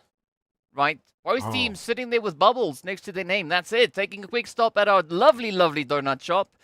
We've had several customers come through already. We've upgraded the menu. There's so many things to display in the store. So I love it when we have even more people just joining us in. Speaking about stats, right, let's take a quick look here at XENON and Virtual Gaming's performance in this last game. Of course, both teams packing in those 10 eliminations apiece, but Virtual Gaming Squad, they were just so aggressive, essentially shooting and firing at any of those pixels that find themselves out of place. But XENON, I mean, you know, they were able to convert all of that and more, getting themselves the winner chicken dinner. Yeah, and I was looking at the comparison of stats there. We're looking at Virtual Gaming Squad with only 4 knocks out of 10 elims. And that just goes to show how much third party they were doing, stealing those elims. XENON were able to get 6, but ultimately you could just tell that third party was what they did. But Lazy Boy doing, I think Lazy and Carry Boy needs to swap the first part of their names, because this is a carry coming through from Lazy Boy there. 400 damage, 5 eliminations to go. He didn't have to heal at all. 0. Yeah. Now that's I don't recall the last time I may have seen that, you know, especially if you don't go out early. Winning a chicken dinner with 10 eliminations and you get 5 elims and you do not get, you know, you didn't even have to take the painkiller to get your HP back up. Nah, he was invincible in that game. I mean, that is just the different kind of play that we had come through from them, right? And I mean, XENON, it seems like they were just on something else here. Of course, looking at Virtual Gaming Squad, also a very impressive performance that we had on their end. I mean, Yafoz also taking the lowest amount of damage, at least for their team, only 187. And Fares, I mean, this is Fares, right? Fares is just one of those players that likes to get right down in the mud, right? In the dirt, rubbing shoulders against everybody else. They don't back out of fights, as you can see, the amount of damage that they were able to take, as well as the amount of damage they were able to deal. I mean, it's pretty even. Yeah, pretty much like the spread coming in through. I mean, Hawk not getting any elim is not too bad, but ultimately, I think he went out early, hence why, you know, we didn't see too much of you know, numbers coming through from him. But Virtual Gaming Squad, I really enjoyed how they played this Sanhok game. They really put up that number, realized that this was third-party central, and they decided to take out all the third-party action, even without anyone, you know, bugging them. That was wonderful to see from that squad. But I think also looking at the first match, right, today was kind of like, you know, Miramar was, oddly enough, a warm-up match leading into Sanhok, right, which is not something that I ever thought I would have said.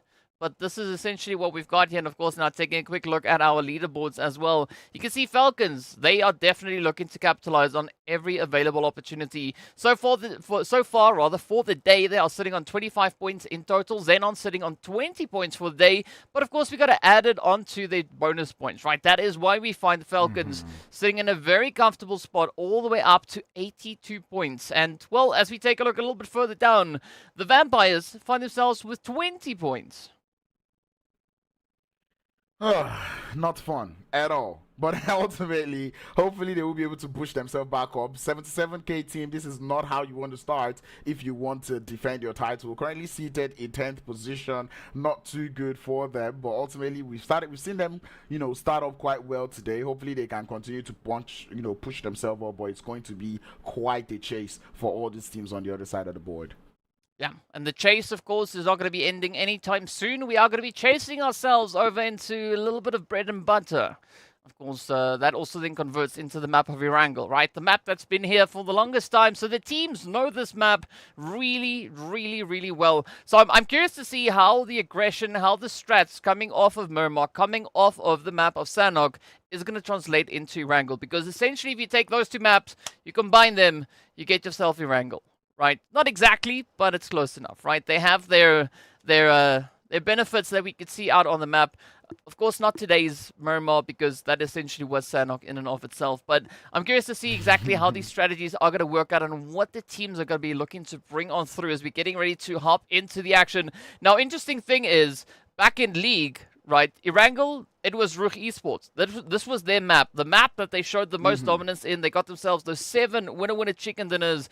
295 points. I mean, they are 71 points ahead of the team that took second place for Erangel, right? The World of Battle sat on 224 total points versus 295. That's an immense gap being created there by RUKH Esports. So I want to see them continue that trend moving into this Erangel now.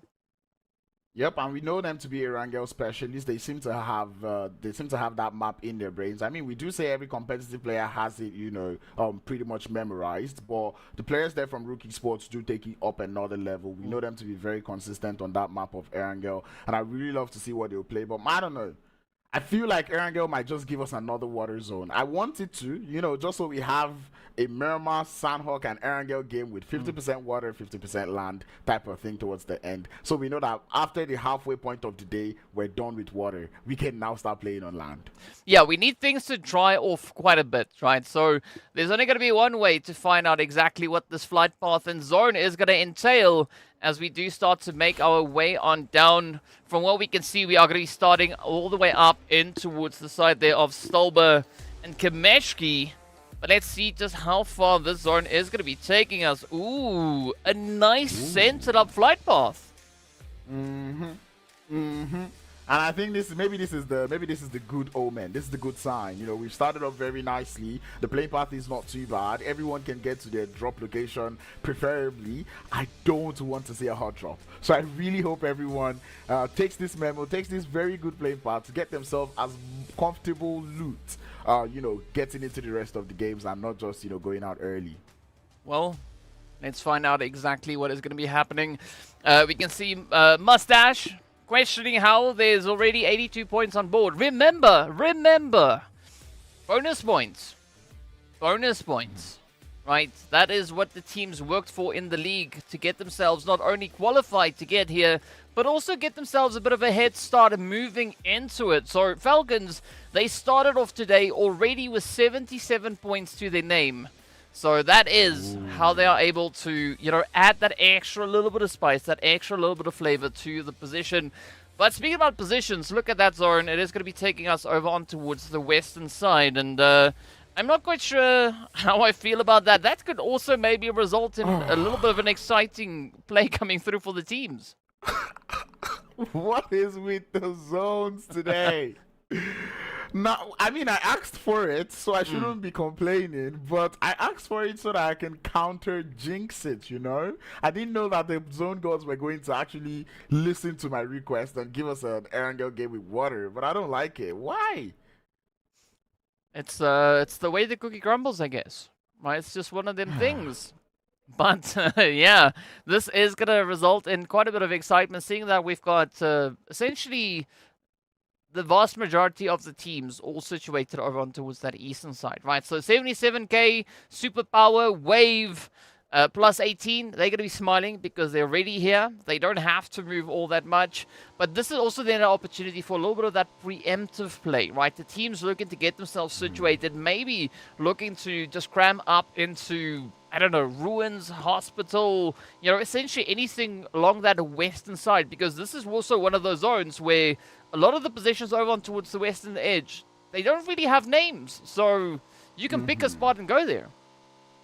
No man's land is all we've got all there. A little bit of ridgeline here and there, a little bit of compounds here and there, a lot of roads there, and you know, you get to enjoy that view when we start to talk about the water that you can get to see from that edge. But ultimately, I'd like to see earlier rotations coming through from the teams. It is Erangel, so if you decide to rotate late, you may not get punished as much as you would have if you had rotated late in that or like they did get you know, punished in that Miramar game. But ultimately, I'd love to see some early rotations coming in through quick loots, get into, and I'm saying early rotations from the side there of Smash Team, Falcons, Vampires, Blackhand, XENON. These are teams that I would say you need to get your move on, because that eastern edge of the zone is going to start getting crammed up in real time. Yep, that is ooh, seems to be that we are going to be heading into a little bit of a rehost, as well, maybe that is the reason why the zone and the settings weren't maybe exactly what they were supposed to be. So we are going to be, well, just awaiting that rehost to come through.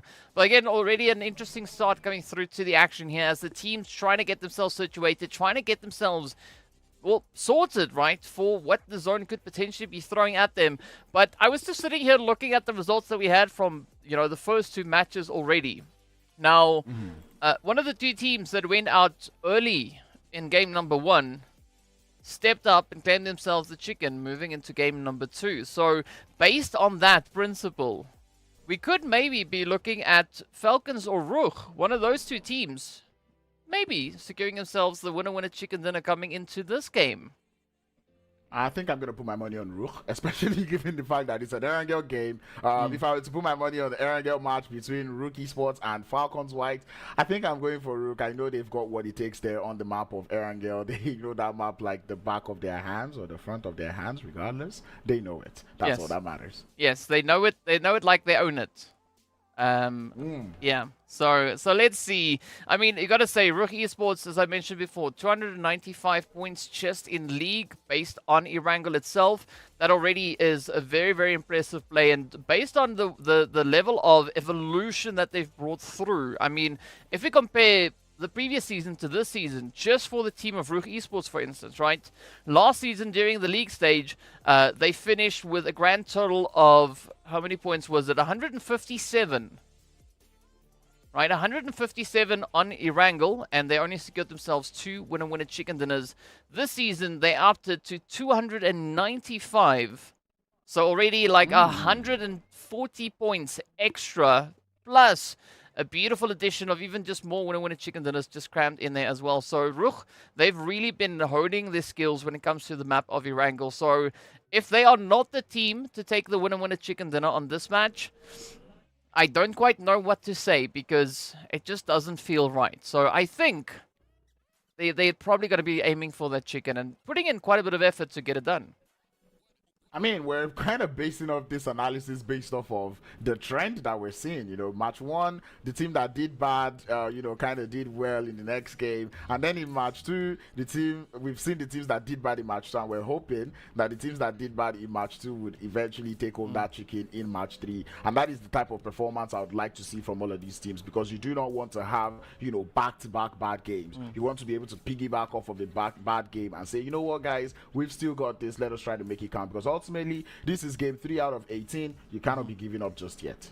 100%. And I mean, this is also, there's still, as you pointed out, right, only match 3 out of 18. And I mean, this could essentially mark the halfway point for only the first day. But as we know, there's still going to be quite a few changes and quite a bit of evolution coming through as we proceed, not only through today, but more specifically moving into day 2 and day 3, because this is where the teams now have had the opportunity to really assess the competition. Because as we stated before, the way the teams played League and the way that they are playing now, it's almost two different styles, right? The team's definitely letting a lot more out moving through to the finals, but also, I mean, it makes sense because they are fighting for so much more. Yep, fighting for so much more. The play styles are different, and I like the difference in terms of some teams, but I'm not liking the difference in terms of some teams. And I'm saying the other some teams to be the side there of RUKH specifically. As I said, I kind of feel like I'm jinxing them so far, but I'm not jinxing them. I was only saying they played well in the league stage. I was only expecting them to bring in that type of gameplay coming into the finals here. It's not jinxing. I don't know. I didn't exactly write the definition in the dictionary, so I mean, who knows, right? At this point, I think jinxing could mean anything. But looking at the points that RUKH have at this stage already, I mean, they are holding on to that 8th position. So there's not a lot of disparity between 1st and 8th. There's essentially only 14 points. Now, well, no, not 14 points.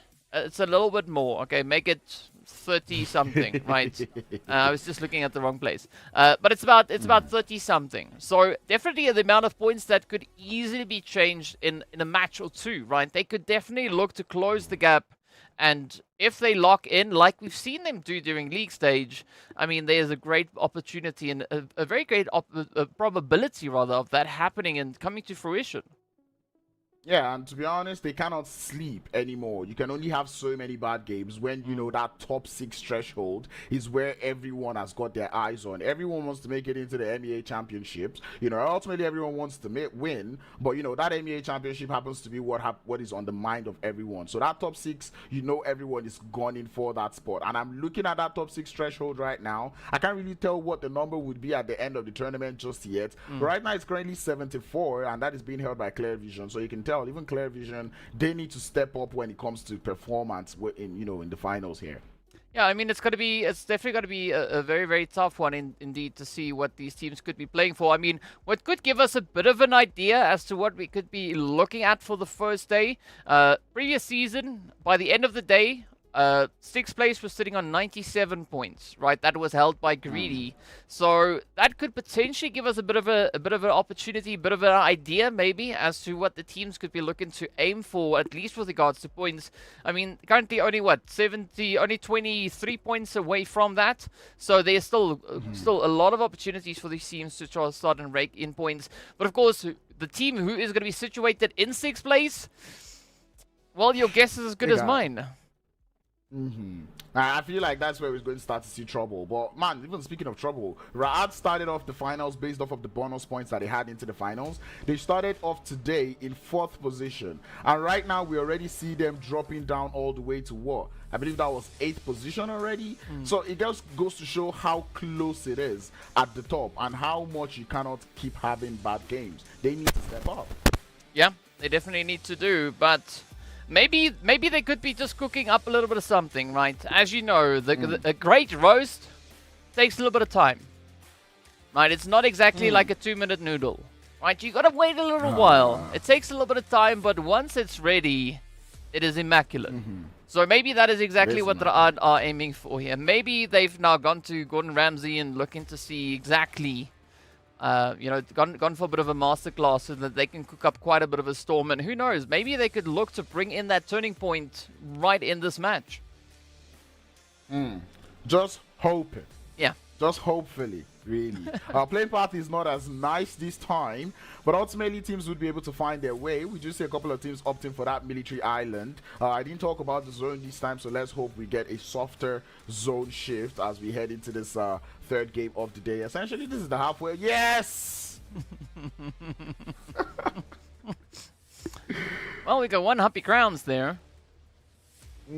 Yeah. A very happy crowd, really. That is one. This is one zone that, you know, now I can tell that it's going to be based off of how well you can fight, because currently every team looks to be very close to that zone. Only a couple of teams are not in that first zone, so it's going to boil down to how much of positional awareness that these teams would have. How well do you know how the other teams play? Do you know which spots you can hold in the map that might be free? Do you know what fight you're ready to take in contention of good positions? That is something that I want to see heading into this game. I mean, you make a good point, right? You make a good point on that. So all we got to do is wait and see exactly what these teams are going to be bringing through. I mean, I'm curious to see who's going to be the team to take that winner chicken dinner. Of course, if you're watching, please let us know. Give your predictions. I've not asked for any predictions just yet. I've left it for 2 games, but now it's about that time, right? Be sure to let us know in the chat. Who do you think is going to be clutching out this game? Based on what we've seen already so far today, we did have the Falcons take that first one, XENON take number 2. Who is going to be locking in number 3? Is it going to be RUKH Esports? Is it going to be the Vampires? I don't know. Pick a team, pick a name, give your predictions. Let's see who hits the nail on the head. In the meanwhile, speaking about nails and heads, right, it is going to be 77k looking to just toy now with the side here of Clear Vision. They've already found that first knock, and, well, they are not pushing forward to get the confirmation in. Clear Vision being that team that was on there, or that seems to be sitting, or that was sitting on the top 6 threshold, now going out this early in the game, I don't think this works out well for them, and I think they realize it also as they get vanked in that vehicle, and I think they want to get out of dodge. I hope they are getting out of dodge, because this is not a fight you want to take. It's a little too early. You can still go on, try to loot around the farm area, get yourself more comfortable loot. Maybe they could look to play a little bit of a great escape, because I have to agree with you. This is not exactly the point in the game where you want to get taken down. It's fine losing a player because you can still play with 3. That is not going to hamper the approach or the strategy all too much. But this is where VanKid needs to be careful, because if you get a little bit too committed to revenge, it could turn around and maybe even bite you back in the butt. In the meanwhile, speaking about butts, right, it's going to be RUKH and XENON on the far end of zone, all the way over here in towards the lovely Georgiapol region. Both teams now on either side of the waterway, North George and South George. But again, both of them still have to rotate forward. And I don't necessarily think that we are going to be seeing them converge, but I guess it all depends on how they look to rotate out of the zone. Yeah, I think it takes a whole lot to get a knock onto the other side of Georgiapol and then try to push over by, you know, using either one of the bridges. I don't think it's worth it. I'm pretty sure both teams are aware of each other's presence. They know there is a team on the other side of Georgiapol, so they would be looking forward to just time their rotations in ways that would not make them jam. Ultimately, RUKH might have to go for the north, and XENON would have to go for the south, because that zone is also one of these zones where you have to pick the right side because it's divided into half in a way. I mean, if you pick the right side, that is going to lead you into Yasnaya. Because that's on the right side of the zone currently. Speaking of which... I see what you did there. Yeah. Speaking of which, though, I mean, depending on how you look at the map, we've got RUKH Esports also on the right-hand side of something, as they are going to be making their way through the lovely Savoni. And surprisingly enough, there's no one here to contest them. It's like the teams have just accepted. You know, the north belongs to RUKH Esports, and we'll just leave them to do whatever they need to do, and then they'll join us a little bit later in the match. Yeah, I think it's... And I think it also... I mean, there's that. And it also piggybacks off of the fact that there isn't that many places to loot up in the north. I mean, you pretty much have Severity and Shooting Range, of which the Shooting Range is not even a place you really can find enough loot. So I think if you decide to go anywhere towards that north, you're either coming up with that idea that you really want to go up against the players there from RUKH Esports, which I don't think is something anyone wants to do early on in the game. Yeah, who knows, right? It could be so many different factors, but definitely you have a point there with the, you know, there's not that much to loot. In the meanwhile, speaking about loot, it's going to be Special Esports now looking to present themselves with a bit of an opportunity to maybe gain a little bit more, as they are very, very close here to the side of Greedy. But clear vision, 77k, both teams already have lost a player along the way, but they've essentially been going at each other, right? 77 took one of Clear, and then Clear took one of 77, so a very fair trade on either end.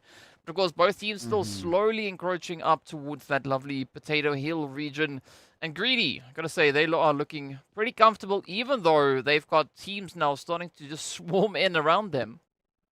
Yep, and I think everyone gets that memo of this Erangel game of, stay towards that center circle, get the next zone shift, you would have a portion of the next zone shift, and then from there, you can start to figure out what you want to do next. But ultimately, with that, if everyone has the same idea, it starts to become another battle for land. But thankfully, this time, there is quite enough land for everyone to play around, so I wouldn't expect to see too much skirmishes here. We might get a couple of knocks here and there, but I really wouldn't expect too much coming out of it.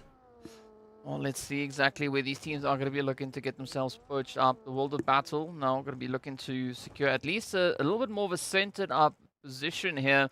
And again, holding on to the northern side of RUKH, it does allow you quite good visibility towards the northern side. Well, just the opposite way, just the opposite of that waterway there, the opposite end of that.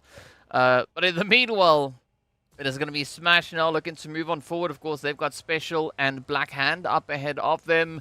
Potentially the Vampires are going to be looking to creep on in, but it does seem like the Vampires are essentially committed to that mansion spot. Falcons, though, very, very close to Shelton. Again, I think it's going to be a good spot for them to call home, at least for the time being, because, I mean, look at Falcons, look at RUKH. Both teams just slightly keeping their distance.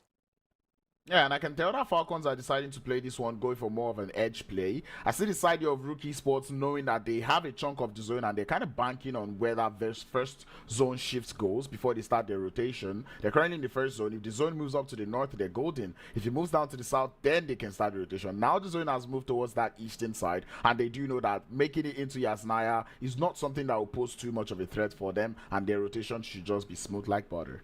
Yeah, speaking of smooth like butter, I mean, Black Hand, smack dab center zone. Right. Ooh. They don't have to move an inch. They're already secured up into Yasnaya Poliana. Now they can look to maybe play a bit of a hand onto the rest of the team. Speaking about that, though, it's going to be Wave and +18 having a bit of a dispute as to who's going to be controlling the western bridge. But this is rather odd because it's way out in the blue zone. And I think it is a situation where both teams know that they landed towards that military island, and it was a situation of now we're gonna wait for one of these teams or the other team to try to make it into the zone. But I think +18 are committing a little too much. I'd say to better go find your placement points or placement in that zone as compared to trying to take out the rest of Wave Esports, because currently now they're having to use up a whole lot of utils in terms of meds, in terms of smokes, in terms of everything, bullets. I don't think it's worth it, really. Yeah, I have to agree. I think at the end of the day, it's going to cost them more than it's going to give them. So, +18, Wave. I think the best play probably would be to disengage, but first you got to get that car off the wall. It's not supposed to be there.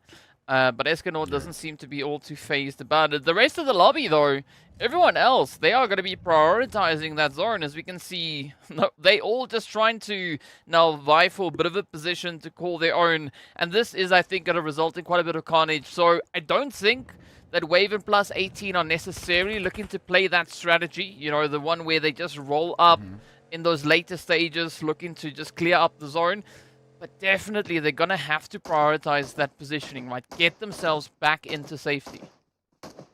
And now +18 decides to engage or disengage. It's kind of like I almost feel like it's late, but better late than never, basically. So they're doing it. That's all that matters, and I'll take that one for the time being. Zone already looking very clustered up. We can already see RUKH Esports making their way all the way to Yasnaya Poliana. Raad just following closely right behind them. We did say Raad would decide to go for that northern rotation, and that is indeed what they've done. Out here on the southern edge of things, where Falcon have decided to play edge, they have clear vision just out there in their vicinity. A little bit of VGS action somewhere around, but right now it does look like clear vision is the main team in front of them. Well, from what we've seen already come through from the Falcons, on the large maps, they are not going to be shying away from anything, and a quick reposition could maybe go a very long way, in fact, here for the Falcons then. Of course, +18 now about to make their entry back into the safety of the zone. Wave, Enjoying the scenery, I guess. Ra'ad Skincare. still holding on to a nice position up north. And again, with the Zoro now centering up onto Yasnaya, Black Hand are going to be smiling about this one so much. But they're also going to have to work so exceptionally hard to defend that entire region. Yeah, it's going to be a whole lot of defense. Even the side of Black Hand would also have to do a lot of defense. I mean, they have compounds to play with in Yasnaya, but you do not want to commit to that city too early because nobody knows where that zone goes. But I would really like to see a city finish, and would see if that is what we eventually get blessed with, or maybe in terms of these players, cursed with. Who knows? I mean, one man's curse is another man's blessing, right? That's not exactly the saying, but we'll take it like that here today. In the meanwhile, it is going to be XENON playing a little bit of hide and seek, a little bit of peeking this way and that. But aside from all the battle, we have the team then from Special Esports also just locked in onto these fields. And again, this is XENON being presented with a golden opportunity, a great chance just to leverage as much of this hard cover as they can. So here's to see how far they are going to be looking to push the envelope here, right? Are they going to now just double down on the momentum they've already found all the way on Sanhok? I hope so. I really feel like they can, because now we see that they're not holding the splits. Awareness coming in through. This is not the zone where you want to be holding long splits. This is the zone where you want to stay a little bit condensed, try to gather as much information as possible, wait it out, try to take out a couple eliminations here and there, and that is exactly what the side there of XENON are doing. Does look like a little bit of action going on that southern edge as +18 also comes into the mix. Falcons looking to have a little bit of fun, but Clear Vision, we lose them and they're going out. That is the number 6 spot opened up for grabs for everybody. Yeah, Clear Vision getting caught in quite a bit of a sandwich, right? Falcons on the one side, +18 on the opposite. Very, very tough spot to play through. But, I mean, +18 Falcons also not exactly out of the woods. Because we got Smash, we got Greedy, and the rest of the lobby just waiting up ahead of them. But this, again, is the opportunity now for Smash to play a little bit of gatekeep, to try and play their hand against the side of Falcons and whoever else could maybe come rotating up from the southwestern side.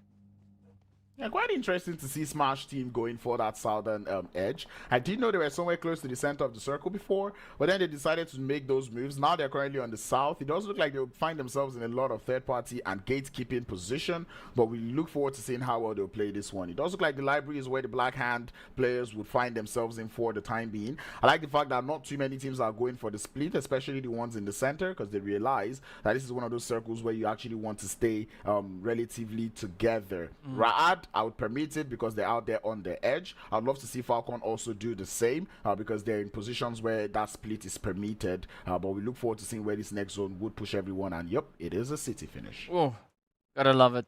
Gotta love it. And this is now where, well, Black Hand are still in a very, very favorable spot, right? They have, of course, obviously moved a little bit further on towards that eastern side, just trying to get themselves out of the crazy, insane mayhem that could be as a result of the zone shift.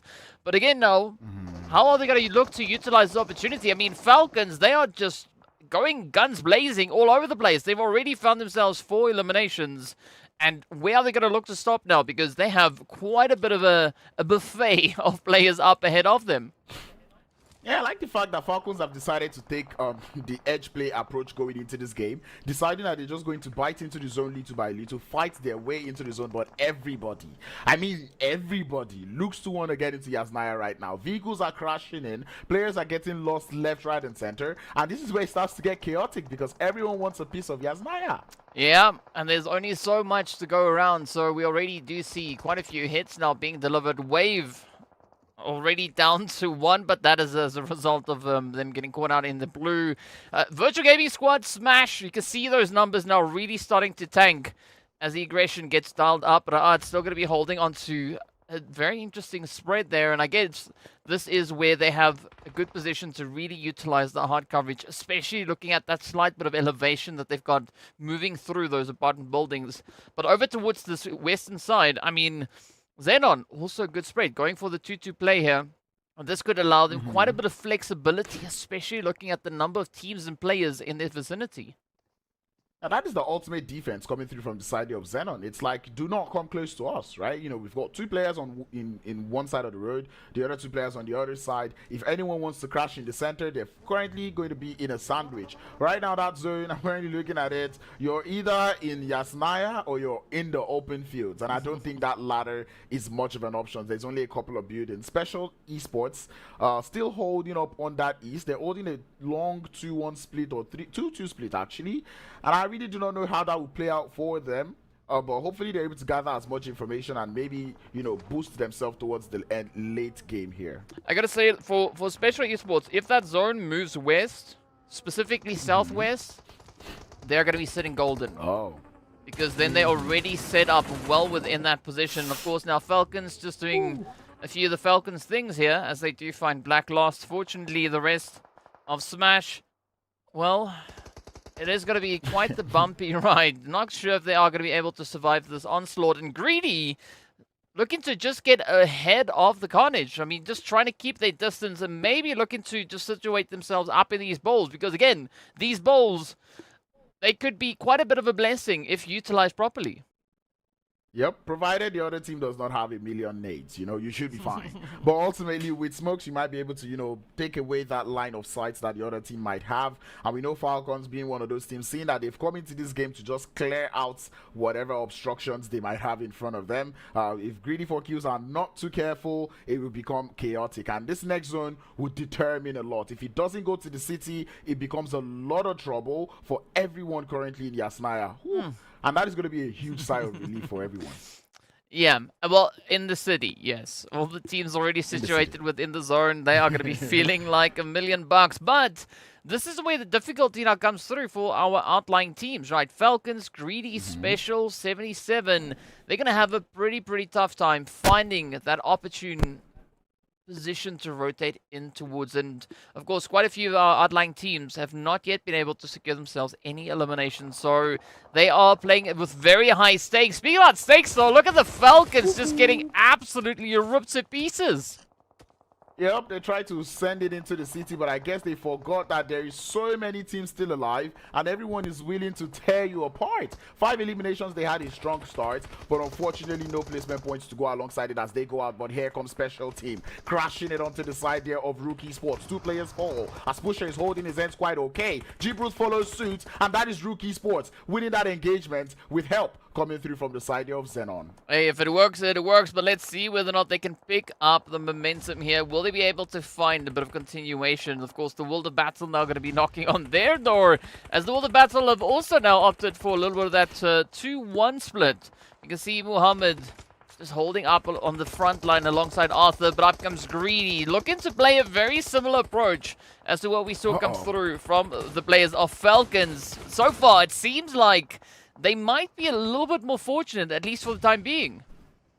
I mean, it's working, so I love to see that one. They didn't seem to get as much attention as Special Esports got, but right now they're currently in that compound, but now it's a barrage of grenades onto the side of GREEDYFORKILLS. Molotovs following suit as Nasser has to force himself to go downstairs. More grenades going in through, and it's only a matter of time before we start to connect, and there it is. One would connect onto the side of Greedy and RUKH Esports. This might just be their call to push.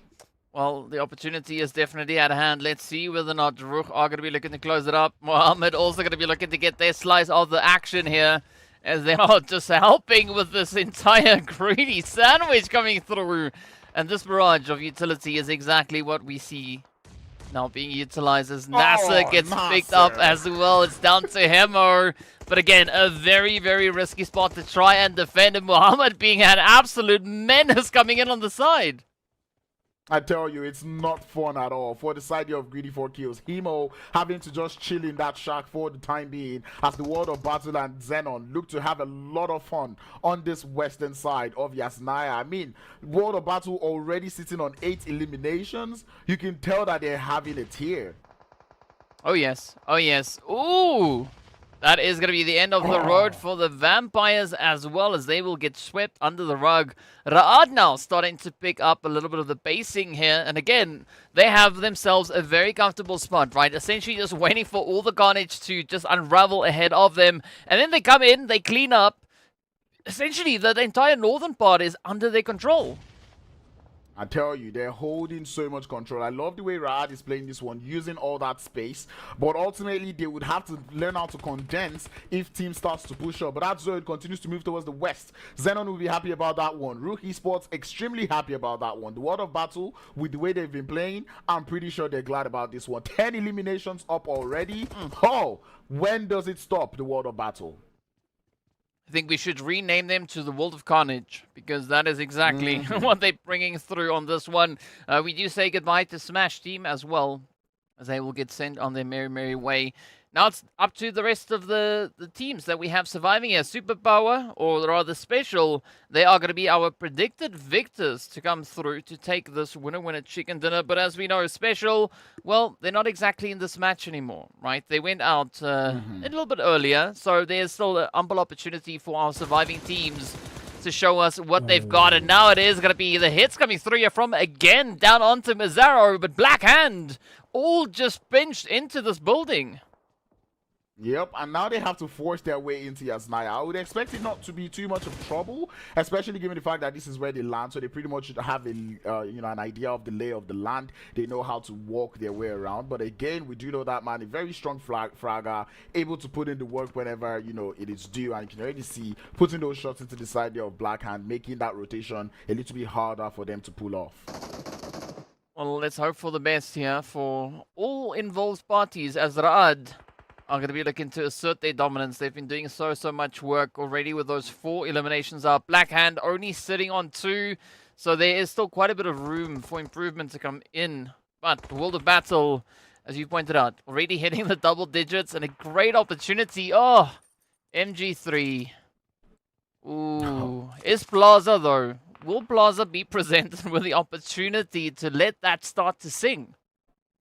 I don't know. I feel like Koa is just going to be there waiting for Plaza to get knocked, and he's going to be like, I'm not going to revive you. Just drop me the MG3, Because I would expect that gun or that weapon to be in the hands there of Koa. But hey, if Plaza wants to use it, man, fair play. Let's see how well he does that one. Koa does get knocked, though. I'm sorry. I jinxed it.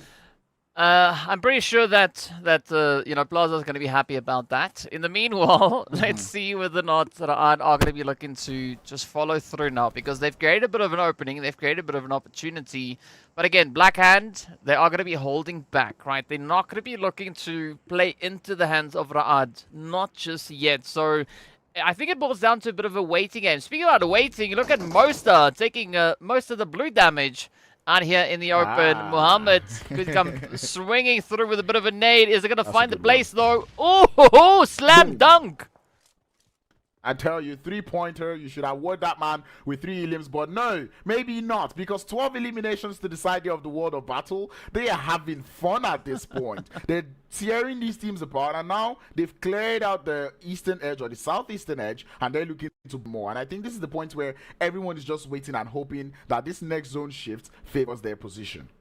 Yeah, but it's also one of those points where you got to be careful as to how big of a bite you take, right? You still got to take a bite that you'll be able to manage, because, I mean, we are in the finals, right? This is match number 3, and so far, things are looking pretty exciting. I mean, Superpower, they've got a nice position up towards the northern side. Raad, it seems like a little bit of that control now has been taken away from them, as he's looking to build up a bit of an approach here, but instead it has swung now in favor here of Superpower.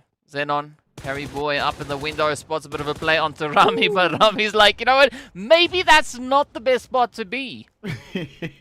Man, the proactivity there, going into the drop shot really quickly, going prone. How is Koa knocked again? Well, I guess it's the grenades. But anyway, Raad now in prime gatekeeping position here, as again, watching over the players there from Black Hand. Plaza takes a whole lot of damage, but doesn't quite fall yet. But nope, that final shot would connect, and down they fall. Black Hand needs to grab the revives now, because if they get knocked again, revive starts to become hard. But now the utils need to come through. Smokes, grenades. They need to use all to find a way into this zone, because in about a minute, that next zone is going to be hot on their tails. Yeah, and not only is it going to be Raad looking to play a bit of a pressure play, it's also the World of Battle reaching across the way, but good position still being held here by RUKH as they are going to be looking to just lock it in. And now, look at that, right? Fivo, Reno is starting to slowly encroach, trying to get that setup on the edge. And, I mean, they just in the opposing building, so this is such a favorable setup here for RUKH. Yep, they're holding up so closely, but man, right now it becomes a situation where the grenades from Blackhand might just be able to be threaded through, but it looks like Mozaro falls. Now more grenades coming in through from the side of RUKH, trying to prevent the side of Blackhand from making more moves, but they're feeling it. It is a barrage. Koa's head's been spotted as the grenades continue to land. 24 seconds on the clock as that blue zone starts to move. Blackhand really have to move to, but they're heavily sandwiched in between the players there from RUKH. Only that friends to play. Plaza makes it in with the skin of his teeth. And bruh, it is currently harder than it could get for the side of Blackhand as Plaza falls. Oh, Groza versus MG3, and the Groza does take the cake. Now it's going to be Koa trying to cook up a bit of a nade, a bit of a dash, looking to see if they can get it served over onto the side of RUKH, but doesn't seem like RUKH, well, they are going to be looking to settle for anything less, right? They want to take down the entirety of Blackhand, and so far, oh, it is looking pretty difficult. I mean, Koa, not in the most opportune position, but they are going to give it their absolute best, I believe, here. You got to commend RUKH, though. They've been playing such a phenomenal showing of aggression. Yep, and man, I really admire the fact that they were able to hold on to that perfect gatekeep, and it did work out well for them. But anyway, speaking of gatekeep, RUKH Esports having to ward off the side here of the World of Battle. They're doing quite a good job, though. The World of Battle on 13 elims, but down to just the last 2 players. You can already tell that it's starting to become hard for the World of Battle as they move on onto the finals of the circle. RUKH has been taken on down. Now, that is quite the sigh of relief coming through for Blackhand, as that alleviates quite a bit of the contention coming through over towards that eastern side. But of course, you can see we have that lovely gray dot, right, that blob in center zone, and that is going to be superpower, and they still have all their players up. I mean, yeah, sure, they've not been playing the most aggressive game, but positional-wise, they've been playing this match absolutely phenomenally. I mean, they've got control of at least 3/4 of the zone, and I mean, that puts them in such a favorable spot. Yep, but they do not have any eliminations. You know, at this point, I'm starting to doubt what they're doing. Like, you want to make sure there's so much action that is going on around them, and they can put a little bit of third party here and there. But I'm not seeing that coming through from the side here of Superpower. I'm starting to doubt them. But anyway, this is eliminations served on a platter of gold. Nice return fire coming through from the side of Arthur, but Lazy Boy, he doesn't lose that. He's invincible as he gets one more player there from the side of the World of Battle down as they fall. Muhammad would be the last one left. And man, RUKH Esports being on top of you is not helping matters. And Koa's grenade. This is chaos. But we love it. That is why we are here. This is why it is finals day number 1. Now, Superpower looking to still play the position here, but Hand stepping it up, RUKH stepping it up, XENON stepping it up. Let's see how Superpower are going to be able to close this one off. The World of Battle, though, I mean, oh, such a play. But here we go. Rami tries to deal the deed, and Marshall denies them access. RUKH Esports now essentially being reduced down to just Pusher. And, I mean, this is quite the turnaround. I don't know if RUKH are going to be able to secure that winner chicken dinner. I mean, not when, you know, Pusher's trying to cross the road by prone, you know, on his chest.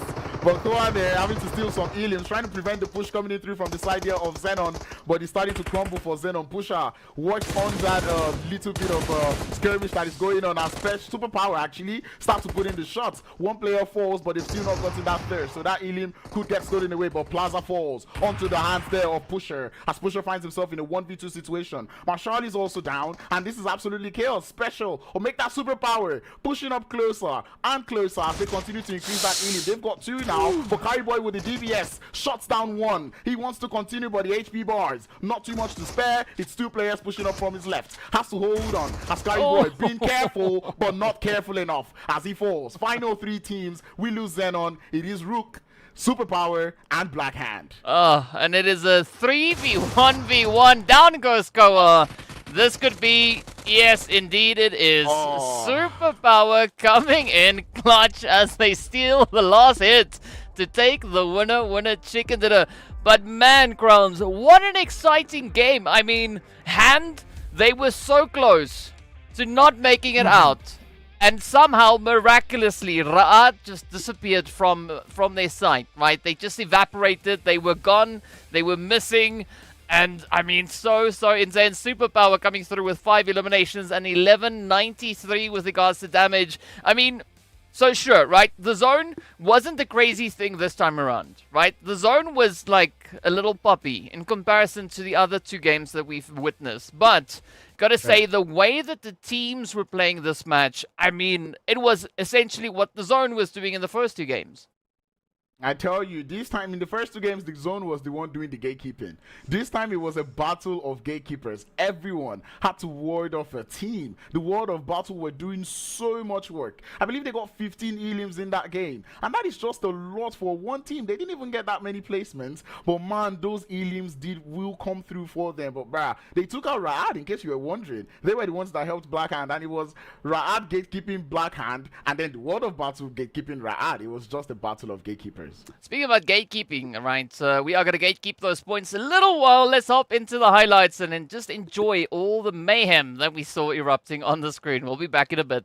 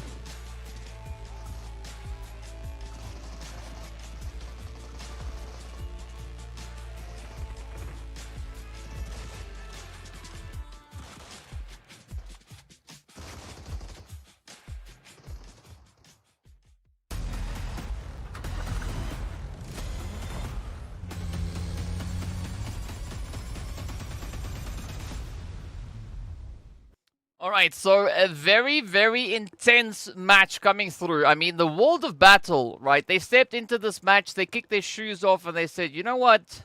It's about that time. It is about that time that we get down to business. And, I mean, they just went all over the show. They came through with 15 eliminations. Of course, taking a look at our MVPs, right? You can see the World of Battle coming through with that performance. I mean, Arthur, Krona just locking it in. Koa with the 2 nades. Yay. We saw that. Oh, but man, this was quite the showcase of action and insane play. And I think this is also the match in which we had a great opportunity to see exactly what the mentality of the teams are. Seeing that they don't really have to worry about a super crazy zone trying to upset them along the way. I mean, Super Crazy Zone, not too much to worry about, but man, a city finish is a headache for everyone because at that point it becomes confusing. As I said, you know, in the other game I was saying like you're getting knocked by one team, you're getting thirsted by another. But here in the city, you're getting knocked by someone else and you're getting grenaded by another person. It gets very hard to keep up. And seeing that going towards the end of the circle, every single team that found themselves on that eastern edge had so much trouble making it into that zone. It became a whole lot of trouble, and that's why Superpower that were on the west, they're just chilling. They're like, oh, whenever you guys are done out there on that eastern edge, you can come to us and we'll sweep that chicken dinner home. I mean, the trouble that you were talking about on that eastern side, it has a name, right? And we can see it right there at the top of the leaderboard. It's called the World of Battle.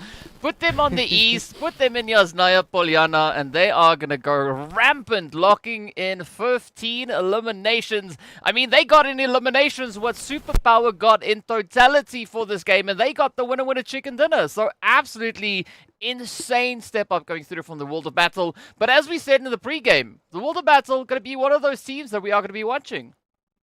And they're showing us the exact reason why we want to do that, and that was such a game and a half coming through from them. On the other side of things, I'm not really liking what I'm seeing. A couple of these teams, especially looking at PLUSEIGHTEEN and Wave Esports especially, deciding to go for very late rotations did not work out well for them at all, as we see them finding themselves, you know, on that second part or second page of the leaderboards. That's definitely not something that, you know, these players want. So I'd say to step up. Falcons though, it was sad.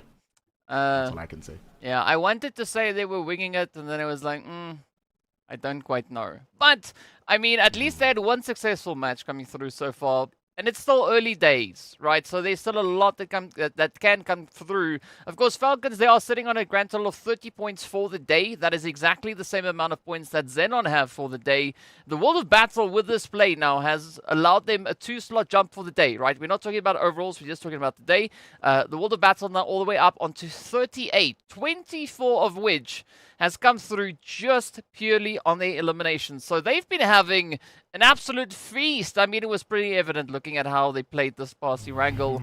But of course, as we know, right, after Erangel, well, we just repeat the whole process all over again. We are going to be heading back into the lovely, luscious desert to see what the teams are going to be doing. But speaking about the World of Battle, right, let's take a look at these stats for this match. I mean, Krona, 14-31. That is freaking insane. I mean, Krona alone has packed in enough damage to amount for all the eliminations, essentially, that they've been able to secure. The entire team. And see it happening. I tell you, doing so much work. 5 knocks coming through from him, and look at how little damage that they took. Also, you know, I'm looking at 149, 157, 294, 354. They're not taking that much damage, and that just goes to show how well they were playing within those compounds. You know, within those buildings, sending out the grenades. It was working out so well for me. And then Krona was apparently the scout because he started that whole carnage on that eastern edge. I mean, if it works, it works. Right, if you find something and it just clicks, I mean, sure. I think that is essentially maybe like the Erangel version of a snowball effect coming through. Just finding that, as you said, the opener, and it was just downhill. Well, for everyone that opposed the World of Battle, but I mean, we've been seeing so many different teams now step up. Right, like we saw the first match being crazy, second match being crazy, third match has been crazy, but now I want to see whether or not the teams are going to be looking to level things out a little bit more, or are they going to continue on this tangent, right? Are they going to take that momentum and just look to, you know, just push it as far as they possibly can? Yeah, I really hope they can do that. And speaking of pushing momentum, I'm saying I piggyback off of what you just said towards the side of XENON. I really have to say I'm very impressed. I gave them a lot of backlash in the PMRC, and right now in this PMPL they're doing so well. Seeing that they played condensed, look at that push that they made towards the side there of RUKH Esports in that final moment. You know, pushed as a whole team. They were able to take out the immediate threat in front of them, getting themselves quite decent points, 10 points in this game, and that is just wonderful. I really hope XENON can continue with this you know, prowess that we're seeing coming through from them today. Yeah, I think what definitely worked quite a bit here for XENON was especially the way that they approached Yasnaya. Right, they were holding on to a very good split, but also a very good defensive split, and they just look to utilize and capitalize on that. So if we see more of that strategy being utilized for the remaining games here today, I think we could be looking at a completely different outcome for the side of XENON itself. But well, all is going to be revealed as we get ready to head a little bit further over in towards Miramar, right? So we've been talking about stats and things and what we've seen come through from League, but as we've also then mentioned before, the finals, it's a completely different beast. And I mean, the teams, they've proven it just in the first half of the day. Now as we get ready to step into the second half of the day, I'm curious to see if we are going to have some repeat offenders maybe you're looking to come through. Definitely not referring to the blue zone, of course, focusing only on the team. And of course, then speaking of which, it's about that time for us to take a look and see exactly what that flight path is going to be bringing in. We are starting over at Puerto, so a slightly different flight path from what we had in our first match of the day, but let's hope for a completely different zone to come in as well.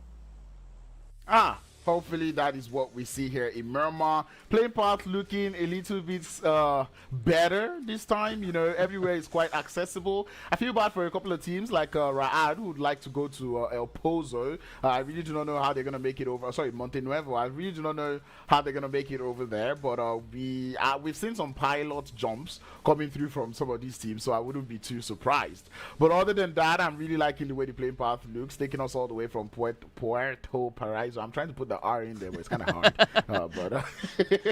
All the way to the Oasis. Puerto Paraíso. I don't think I can do it. It's fine. I'll just say DK and then I'll do it. You know. All right. DK, where's the play path started? In Puerto Paraíso. There we go. And we're going all the way towards the ruins of the game. In case you don't understand what the ruins looks like, that is just that little bit of a water town. I really hope we get a ruins finish. And at this point, I believe I'm being wicked, but, you know, it would be nice. Oasis, I mean, that's a lovely spot, right? It's one of those things. I've been asking for the zone to go there for very, very, very long. At least more than a day. That's a guarantee. But it doesn't seem like the zone's going to be listening, as it instead pulls over towards the western side. Now, we did see a zone very similar to this come through in Phase 3, right? On Miramar Day, we had a zone exactly like this. Now, I'm curious to see if the outcome of this match is going to be the same as what we had back in Phase 3. Who won the time in Phase 3? Well, I give you 3 guesses, but the first 2 don't count. All right. It's that team down there at the thing. Yeah, I think I know the team you're talking about. But ultimately, this is not a very fun zone, especially given the fact that there is basically no teams in that zone for the time being. RUKH would find themselves vehicles, and it looks like they will be heading into Monte Nuevo from there. If they start off in Monte Nuevo, they should be fine going into the rest of the game. I could say the same thing about Lazy Boy and the rest of XENON. Other than that, every other person is outside the zone. This is one of those zones that it's kind of unpredictable, but I can kind of see Falcons having themselves a good game, given that that entire southern, region seems to be quite free for them. Yeah, it does seem to be that way. So let's see whether or not a little bit of freedom is going to go a very, very long way. Of course, well, we are going to be hoping for a few upsets because that's just the way the cookie goes and the cookie crumbles, but in the meanwhile, we are going to be working our way through the looting phase. No major upsets. Maybe. I mean, all right, so I'm not quite sure how this one is going to play out because, I mean, I know we're both looking at the same spot on the map where there's a thing, right? And that is going to be over in Los Leones with Smash, with Vampires.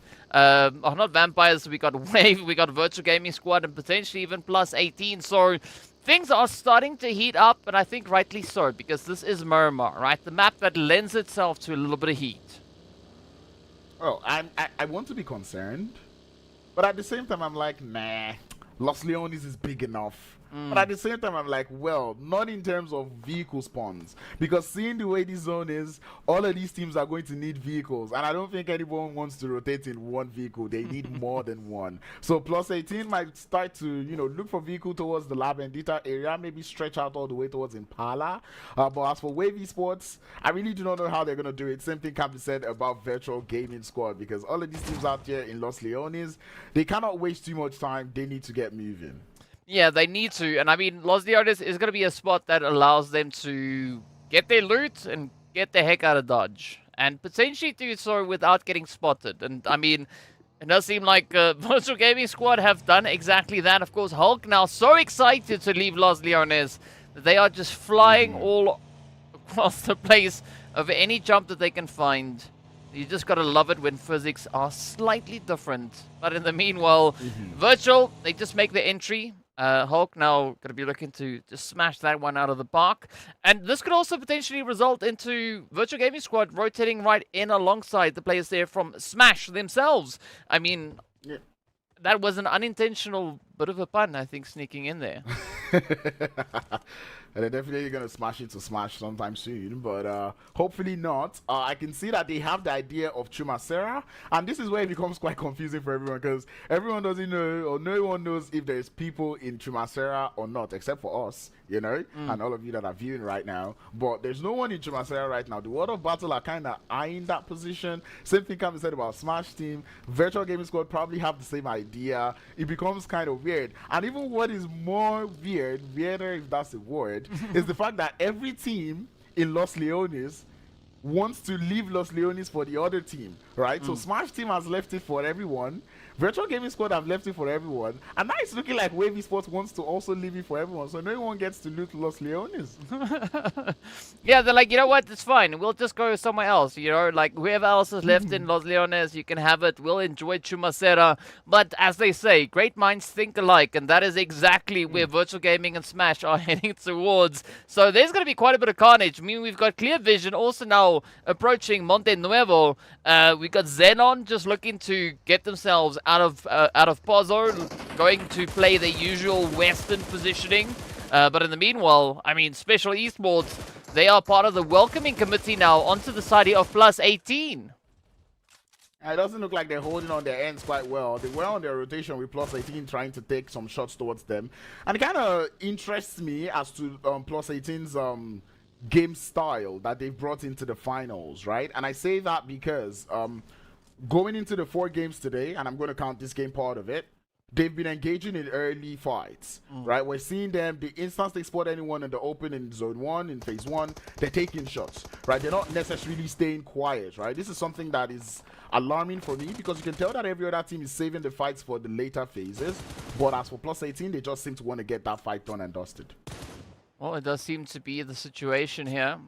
Of course, I am noticing a little bit of a thing coming through here, right? And that is that you know, RUKH, they are going to be looking to step this match up quite a bit. I mean, I like the aggression coming through as they are looking to defend Monte Nuevo, just trying to fend off whoever dares venture into their territory. But I mean, Clear Vision, the World of Battle, Vampires, that's an approach from 7 different angles, and I'm not quite sure whether or not RUKH is going to be able to uphold the defenses against that. Yep. Are they ready for the smoke? That's the question I've got in mind. I'm seeing some rotations that I like. Coming through from the side of XENON, going all the way towards that west.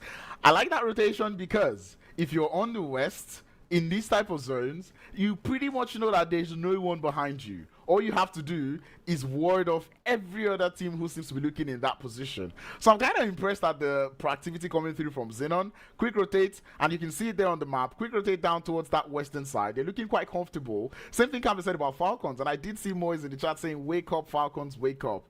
I tell you, this is the game to tell Falcons to wake up, and I know they will wake up in Miramar. Well, let's see where exactly that is going to take all of our teams right here. In the meanwhile, looking at what we've got, I'm not quite sure whether or not we're looking at the current points for this match. Because based on what we've seen and based on what we know, I don't think it's necessarily matching up exactly. But I mean, it'll get updated very, very soon. Either which way, speaking about updates, well, best of luck over towards that western side. I mean, in phase, right, we did see a very interesting position being played by the side of the FALCONS. They started to climb that western hill, right, into a spot that I've never seen a player go before. So I'm curious to see if they're going to be looking to replicate that position yet again, because, I mean, the zone is allowing that to come through. Another battle for space. Look at how small the zone is. And there's still 64 players. In case no one understands what there's still 64 players means, it means no one is dead. No one has been thirsted. I mean, except for one shot, who just got taken out now. But essentially, we still have all 16 teams alive, looking for a spot to stay in that zone, in that tiny zone, of which half of that zone is unplayable because the entire western hills are not playable. So it starts to become troublesome for all the teams to get into this zone. Again, this is one of the the second time that Miramar is warming the teams up for Sanhok, right? I mean, the playable area that we have, it's Sanhok, right? That's what the teams have to work with, and this is going to result in quite the chaotic and I mean, maybe a little bit of a troubling play coming through, but Smash, they're going to be smiling as they do find Arthur. Now they're going to be looking to find Chrono Knight coming through with a bit of a strafe, but that strafes them almost right back into the lobby. So all the pressure now turning to Ilias. But again, a little bit of utility could go a long way as the DBS will reign supreme. The don't be silly, and of course, well, it now proves itself. I tell you, I'm talking about the defense coming through from the side of Smash team. I would throw the brunt onto the side there of the World of Battle because that took too long for the support to come through for Arthur. And when the support came through, they were just smack dab with getting DBSs to the face. And that is free loot boxes for the side of Smash team. They're enjoying that one. They will take that one. 4 eliminations, nothing too bad. Yeah, it is looking pretty exciting. But now, speaking about exciting, Falcons going a little bit off-road as they are starting to explore the territory. Now, Senke, right back in the same spot. Now, I'm curious to see how Senke is going to be looking to play all the way from that far western edge. I mean, last time, Senke was perched there with a Mini 14 and just looking to be an absolute menace. They succeeded in being a menace. But definitely this is no new position for XENON, so I'm actually quite curious as to what the result will be for them. Meanwhile, the rest of the lobby, everybody else aside from the World of Battle are going to be looking to still find a decent spot to rotate into. +18 out there sipping on some blue juice, but they are going to come rotating in behind Wave. Like, they took early engagements. You've seen the rotations coming in through. Why are you still rotating late? This is the same mistake they made in Erangel, and they're doing it again here in Miramar. You know, I'm saying the same thing also for RUKH Esports because that rotation is a little too late. Blackhand is currently the one on that, you know, gatekeep, and this is something that we see, we never get tired of. RUKH Esports going up against Blackhand, we never get tired of seeing this engagement as Blackhand would find one. Pusher is very low on HP. Pusher, do not do what I think you want to do there. Just get your HP back up. Ooh, but I mean, this engagement is going slightly different to the ones that we've seen before, right? In the past, it was RUKH pressuring the side of Blackhand. Now Blackhand turning the table on them. In fact, maybe even throwing the table out the window as they are going to be looking to just utilize the advantage they have.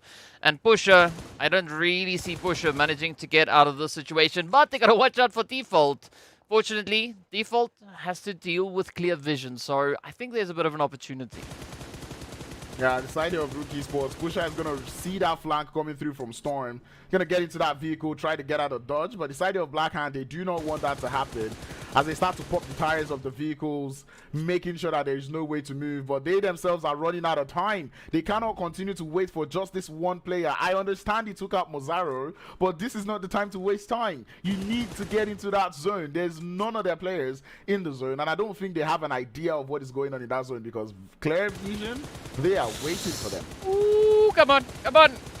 Oh, so close, so close. I wanted to say revenge, but avenging your teammate. Hey, comes through. As the Storm locks in the spray, and now Blackhand can focus all the effort back into the zone. But, I mean, at what cost now? Because clear vision, they're essentially right up ahead of them. So Blackhand, they're going to have to really maneuver and wiggle-wangle their way up in towards this next phase. Meanwhile, over on towards the east, it is going to be Virtual Gaming Squad and Superpower finding themselves in a bit of an altercation. But both teams are going to be looking to play elevation. Both teams are going to be looking to just lock down this ridge. And this is going to allow quite a bit of an opportunity towards the west. So I can see why they are fighting for that control. Because ultimately when you have that space in here on that eastern edge, you kind of feel better, you feel more comfortable, you know, moving on. But man, that eastern side, when you have to move towards the center, it becomes troublesome. You have to climb up the hill, and with the likes of Raad looking down towards that eastern side, it becomes so troublesome. Blackhand avoids clear vision by moving a little bit towards that eastern side, but this zone shift will determine it all. XENON? XENON. XENON. Yeah. They're holding quite the long split, and I hope they, you know, start to condense a bit.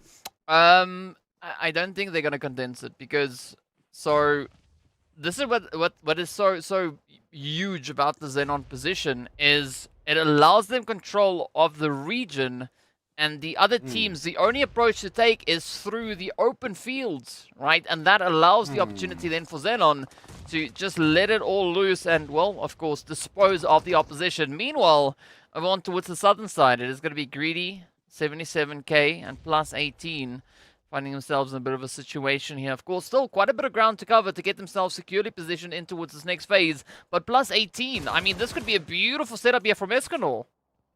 Yeah, I really hope +18 are able to clear out this southern side, get a little bit of GREEDYFORKILLS out of their faces, so they can continue to move into that zone. I do see P6 is currently being looked for by the side of 77k, but they have just walked perfectly into that trap set by the Falcons as one player is down. Thor currently stuck behind the fence, and the rest of 77k forced to move, but the shots are finding their way through. A9Q falls to the blue zone as the rest of make that Falcons continue to take out 77k. They lose one more.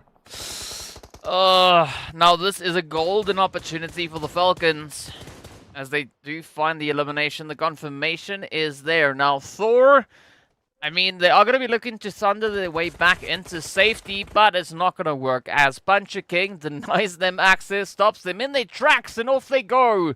Devoid of placement points and only picking up eliminations. I mean, Virtual Gaming Squad and Wave also getting ready to take it to the next level, but who's going to be the one? Definitely, I'm not convinced about Hardy because that nade, I mean, that wasn't exactly according to plan. Not at all. I don't think that's what he meant to do. But anyway, it's currently a 2v2 if you're going to count that knocked player, or 1v2 in this term. Monster has to see if he can grab that revive. Petrox doesn't seem to be quite close. He's got to cross the road first as we start to see shots coming in through. A little bit of third-party action coming in from the side of Special Esports, but we start to see Hardy now. Maybe he can thread this grenade better. He's got the grenade in hand, sends it into the wrong building, doesn't quite get it. At least not yet. He starts to push up a little bit as that revive comes up. Definitely hears that heal up, but the Molotov comes through, the burn is there. Wait a minute, Hardy mollied himself. Oh. And he's showing more. Yeah, maybe lay off the cocktails. I mean, it's not the way it's supposed to go. I mean, this is a golden opportunity now for Virtual Gaming Squad to just lock that play in. A good bounce coming through on that one. I mean, right? the trigonometry could have been pretty exciting on that, but let's see. It works. Nice! Come on, did they get Monster? Yes, sir! GG, that was beautiful. I mean, math. I know. Math, right? That's where math comes through. But no, look at this. Ra'ad, superpower. Yeah, very sweaty spot right here on the edge. And Ra'ad looking to have that high ground advantage, and they're playing with it as one player there from Superpower does fall, and Faluji in the background looking to do a lot of damage, but barely completes it, but takes the fall. Reno now having to form up as Alphalugi continues to hold the angle. Zuxi gets caught with a grenade in hand, and Alphalugi now has to hold on the fort while the side of Ra'ad grab their revives. Oh, I mean, some pretty exciting pacing that we've got coming through here. That is going to be the end of Zuxi as G-Brute locks it in. Unab also going to be falling, so a lovely triangle of doom coming in between our three teams right here. I like the fact that Broly is going to be looking to dip out of here, just playing for position, trying to get that anchor point secured. But that is going to lead them right into the clutches of Toxin from Greedy. And as we've seen from Toxin, there could be a little bit of trouble on the horizon. Meanwhile, Special Esports, they got to get themselves fully rotated up into zone. So having Ramsey and Broly already securing that anchor, that foothold, I think is a good play now for Special Esports. Hopefully, because they need to move. Well, at this point, I'm not going to be too harsh on them in terms of movements. The zone does look to be empty, but then it's empty because it's open grounds, and XENON is ready for all of this, right? I see them holding the 3-1 split. Senke is still holding in that compound. He's barely had to move. He's just watching and waiting. He's basically waiting for anyone to just walk in his line of sight, and it's going to be GG well played for them. Well, I mean, if that is the approach, if that is the play, then, well, might as well just go with it. Meanwhile, the zone, quite vacant. Right, we've dropped down to 12 teams, but we've got 28 players remaining, so quite a few wounds now, just all over the place. It is Hardy, yay, clutching it out with the DVS. taking down Torm and alleviating a little bit of that pressure as +18 will get sent away with 2 eliminations up. But again, things not looking all too great because, well, Falcons, right? They're going to be right here as well. Exactly, and they're already looking to bring the action towards the side of Smash Team. With Blacklust and Knights kind of holding up in that compound, Falcons looking for that entry knock. They hear a little bit of Hardy doing quite the damage on the bottom of the hill there, but they're not really focused on it for the time being. There's a little bit of XENON also in their background, so it's currently Falcons trying to work with as much information as they've got before they start to make this push onto the side of Smash. Want to see whether or not Smash are going to be finding a bit of a play here. I mean, Falcons, right? They just look so comfortable, so confident moving through. And, I mean, sometimes a little bit of confidence can do wonderful things for the team. Other times, I mean, a little bit of overconfidence could end things quite abruptly. So let's see how this one is going to play out. We, of course, still have Senke all the way out over towards that far western side. Focus testing the waters. That could be very risky. I'm surprised that Senke has actually allowed Focus to get that close to them. In the meanwhile, we await our zone shift. No idea where it's going to go, but maybe I think it's going to pull back a little bit towards the Vampires. We hope so, because if he goes anywhere else, it's going to be a lot of trouble. XENON still have quite the advantage in this zone, but as they have one of the only compounds in the circle, it does look to be down on the bottom of the hill, so it might not be too fun for them. With Falcons just right on top doing a lot of shots towards them, it becomes quite troublesome. We're down to the final 9 teams. Everywhere is scanty, and I think everyone's going to be forced to fight. It's hard to believe that there's 9 teams alive, but that just goes to show it's because there isn't too many full squads left alive. Yeah, but I think that's part of the thing. I mean, the teams respecting the space, that was phase 1, phase 2, right? We are now already much further into this game and only left to 25 players, so the teams are now looking to get quite aggressive. I mean, even Falcons are going to be experiencing a little bit of difficulty here as they get 2 of their players brought to their knees. Exactly, and that is XENON now starting to pick up the pace. Do the damage. I was about to question them. When do you want to start to find those elims? And I guess the answer is now, as they increase that elimination count to 3. Falcons forced to move, and they're going to have to play this one out, you know, a little bit cowardly. It's just one of those things, right? I mean, such a challenging zone. I think Falcons, I don't necessarily think it's going to be a cowardly play. I think they are just quickly looking to re-strategize before they look to pick that that ball back up again. But now it's going to be Hardy going in for the confirmation. Ooh, a little bit of an Ogre-eager play. So as you can see, the reach coming through. I mean, that is the Vampires now just trying to lock Wave out of the zone. We do, in the meanwhile, say goodbye to RUKH as they will get shipped out in 8th place with 5 eliminations up. Black Hand also going to be falling in 7th, also with 5 eliminations. Yes, sir, and that is just the trouble that was going up on the north. Clear Vision were there to clear out whatever was going on there. They're like, hey, you guys are in a skirmish, we're going to settle that quickly for you. And that is exactly what they've done here. Falcons cannot catch a break as Wave Esports, the final player, looking to do too much work, making too much noise as a solo, and the players there from special teams show him exactly why that shouldn't be happening. 8 eliminations towards the side of Special Esports, and they're looking to have a good game. Yeah, they definitely are looking to have quite a good game. But in the meanwhile, still a very challenging play that has to happen down towards the southern side. I mean, XENON, Falcons, still trying to ride out the storm as best they possibly can. And I'm not quite sure how this one is going to pan out. I mean, a very challenging bit of terrain to try and work their way through. But again, this is the beauty of Miramar. The terrain allows for some pretty I don't know, surprising approaches to be taken by teams. Because you're not really expecting teams to send it into your location given how long they have to drive. The map is such a big one, so it becomes quite crazy to move. But that being said, Clear Vision, I do not see that revive coming on through onto VanKid, so I think Focus would have to play this one as a solo. We're about to get yet another zone shift as everyone needs to move now. Side of XENON holding a 2-2 split, still looking quite alright as they still try to gather more information up on that southern edge. I do feel like they could spread their wings a little towards that center as we see that zone now moving up towards the north. But I know they have quite the information. They might be able to just work on that. Yeah, but you see, the thing about Xenon here is they've played this before, and they've gotten themselves a very, very favorable finish. I mean, this is like deja vu nearly for them, right? They've been here before. They know exactly how to handle the situation. So I'm curious to see what the rest of the teams are going to do in response to this, because I'm pretty sure that they can see the similarities to what we had all the way back in day 2 of phase 3.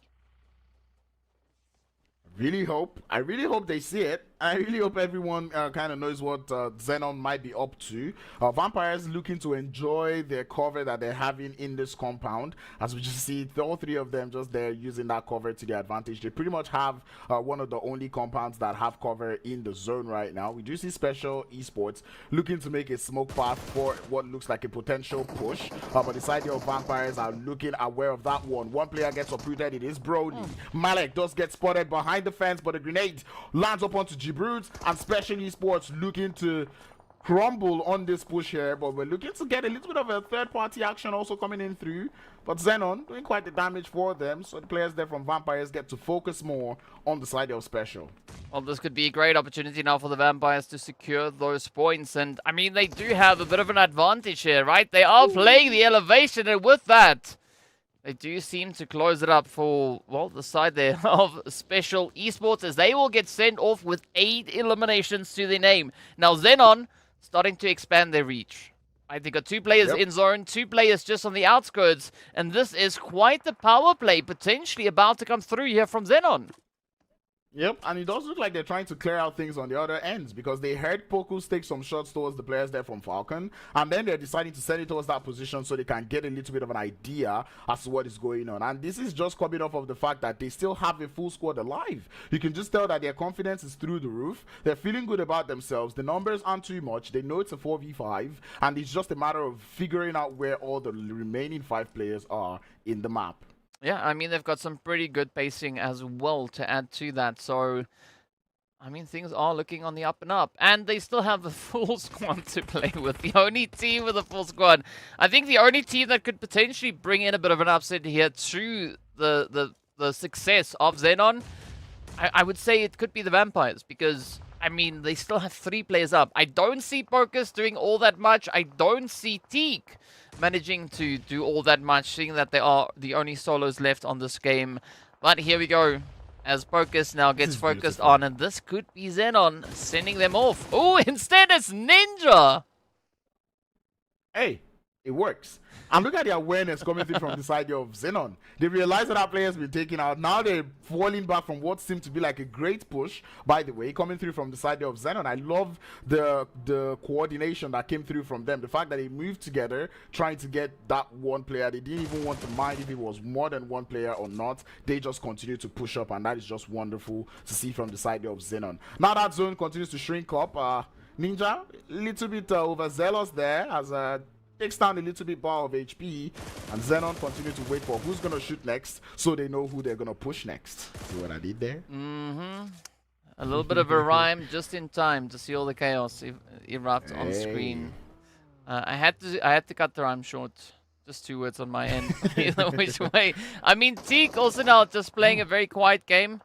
We do have that drop that they are utilizing as a bit of a hard cover, but now still a great opportunity available here for the Vampires as they start with a bit of pressure. Do you find the angles on towards Senke? Ooh, almost getting the knock. One more. Oh, but instead, Marshall. Wow, this is the plays we love to see, and I'm saying I don't see why Vampires should have gone for this play. Now the zone has moved. Now they're supposed to make this play. But anyway, they're able to initiate a little bit of a trade, but not when the side of XENON have found the angle. And this is looking like a XENON game to take home. Teak is prone in the glass, but that ghillie cannot protect you, nor can it hide you for so long. As XENON get their second chicken dinner of the day, doing it now on the map of Miramar. Beautiful, beautiful game. I mean, you got to appreciate the confidence coming through from XENON. I mean, I think the moment the zone shifted over towards that far western side, XENON was like, you know what? We got this. We got this. Senke, you go to that spot again. just go there, just go do your thing, and we'll see whether or not the zone is going to work out. But, I mean, it worked out in their favor. 7 eliminations, 16-19 with regards to damage, and of course, a beautiful winner chicken dinner to accompany all that aggression as well. So, phenomenal play coming through from XENON, but a very challenging one. I mean, even though they got the winner chicken dinner, they didn't get the most eliminations. The most elims actually went to Special Esports, who picked up 8 in this game. Yeah, you just love to see the way Special Esports was taking all the fights on that eastern edge. I enjoyed that third party that they decided to pull off on that northern ridge where the side there of, I forget who it was, but I think it was Smash Team, where they were going up against themselves. And that was pretty much a courageous play coming through from them. And it indeed got them more eliminations, which I'm pretty sure will push them onto better positions up on the boards. Yep, 100% on that. And of course, as we know, it's about that time, right? We almost getting ready to just relive a little bit of the magic that we had happening in this last game. But, I mean, the momentum from XENON just looking so great. I think this was potentially in a little bit of preparation, seeing that we are going to be having Sanhok come up next. I think there's going to be a little bit of a thing starting to happen here, but of course we'll only get confirmation on that once we actually see it all unfolding. In the meanwhile, yeah, we are going to be hopping into a few of those highlights to see exactly all the amazing moments. No, it doesn't seem like I'm going to be doing that. Instead, let's take a look at stats, right? This is better than replays, right? We gotta relive the magic moments through stats. Hardy. Yep. Ooh, look at that. Packing quite a bit of a punch. 6 eliminations and 1,007 damage being brought through. Yep. Topping that with 1 grenade elimination. It was actually on fire. I enjoyed watching the plays that they made currently going towards the ending of the game. Where we started to see them take some shots, steal some eliminations here and there. That was pretty much nice to see coming through from Hardy. Zoxy, seeing them, I believe that is the longest elim distance, and that's 393. That man is the eagle eye. I cannot say more than that. Yeah, that is definitely the longest hit that we've had so far in the finals, right? Back in League, the longest hit we had was like, I think 504 meters. That's insane, right? That is, I don't even know how you can even render something at that distance, but you know what? Well played either which way. But, I mean, XENON definitely looking to make quite a bit of an impression here. They've been able to secure themselves at least 24 placement points. And 20 of those points have come through from just their winner chicken dinners. So, I mean, XENON, it's a happy day on their end. Well, that is our cue for the highlights. So let's take a look and we'll be back very soon.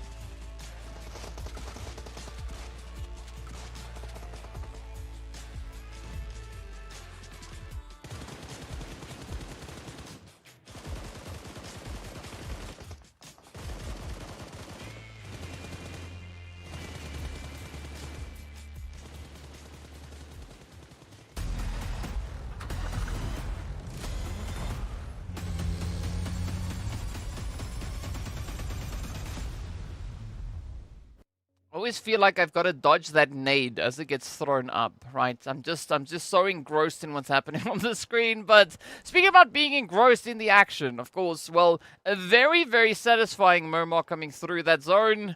Yeah, doing its thing. I think the main question is going to be, how all of that is going to result once we eventually get over into Sanhok. But seeing while we were still on the Miramar game itself, I mean, look at the XENON coming through with a beautiful 17 pointers there. Falcons winging it in on 12. A very balanced approach. And then, of course, the Vampires also with a bit of a winging there, right? 11 points just alongside Special Esports with 8 eliminations. The most aggressive team in the lobby. Yep, love to see that one coming through from Special Esports. But I've got to say, the Vampires, they definitely used their sunscreen. In the first game, their sunscreen kind of wore off. I was talking to some of them. They said it wore off because they had to get in the water. Ooh. So now that they didn't have to get into the water, the sunscreen did work well for them. And, well, third place finish overall. I love it. I think they might have also invested in waterproof sunblock this time around, right? Now knowing that there is a bit of an opportunity on the map of Miramar that it could go down to the water, right? But it makes sense. We said, the water washed away the sunscreen. I mean, who would have known? Yeah, right, who would have known? Yeah. But in the meanwhile, speaking about sunscreen, speaking about water, there's quite a bit of it as we head over onto the map of Sanhok. And again, we get the opportunity to see what these teams are going to be bringing in. Who's going to be the ones to just let it rip and go absolutely crazy, come through with some pretty surprising plays. Hopefully the zone is not going to be the one to bring the crazy to this match. I want to see a little bit more of a comfortable shift, something that's a little bit kinder to our teams, but of course, then we want to see the aggression making up for the zone behaving a little bit better this time around. Yeah, I really hope so. I'm starting to see a little bit of a decline from the side of 77K. I really hope it is not a decline. I would want to see them pull up better performances as we head into this Sanhok game. Other than that, RUKH beginning to step up, able to get themselves 8 points out there in Miramar. I'm now heading into the fifth game of the day, which is not other but Sanhok. We hope they're able to step up to the challenge. Well, as the saying goes, right? Time's fun when you're having flies. So let's see what these teams are going to be doing here. As on Sanhok, flight path, it's not that important. We are going to be looking at the zone, though. So also curious to see if we are going to be having a little bit of hot drop action. We did have a slight taste of that over into Paradise. So let's see whether or not Paradise is going to be packing heat yet again, or are the teams going to be looking to take the fight elsewhere? Superpower +18. They're going to be coming in hot right in towards Quarry, so I like that setup. Clear Vision going to be opting for a little bit of a wide spread. I mean, I say little, but that is quite a bit. As you can see, Focus all the way there to Lakawe. Vito and the rest of the squad down on towards that southeastern edge. And now the big weight comes in, right? The zone loves to take its time right here. Already Paradise looking to follow what we had in match number 2. I'm not going to complain. As I said, the play path maybe not the most forgiving in terms of options, but it's something that I saw, happening. But I really hope this doesn't happen anymore. Hatin is currently empty, so I think either one of Smash Team or Greedy can decide to go over there. Other than that, I would also be looking at +18 and Superpower, who went against themselves in that first Sanhok game, and now it does look like they're going up against themselves. This time, Superpower find themselves down by 1 player. Well, let's see if they are going to be able to survive it. Ooh, nice play here coming through from Nagato as they just strafe the edge. I mean, we want to see this step up here. +18. Right, this is the opportunity to bring a bit of a change to the table. As we know in the previous game, they did finish all the way in 5th place with 4 eliminations up. So, Superpower, this is their chance to maybe avenge, right, the outcome of game number 2, but it is going to require quite a bit of focus, and Berlin, gets the hit into Tome.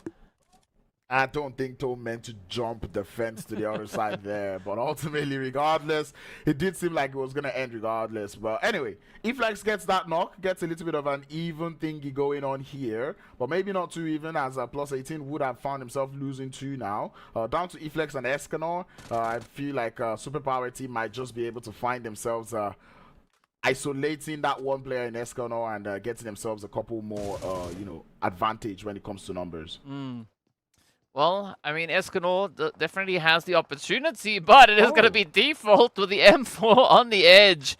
Coming through to save the day, at least for Superpower. So, this does potentially look to turn the whole situation on its head. I mean, eFlex, they're going to be keeping a distance. I don't think they are going to be looking to risk the continuation for the team, at least in this game. But with RUKH Esports now moving in, Superpower, they could have their hands quite full.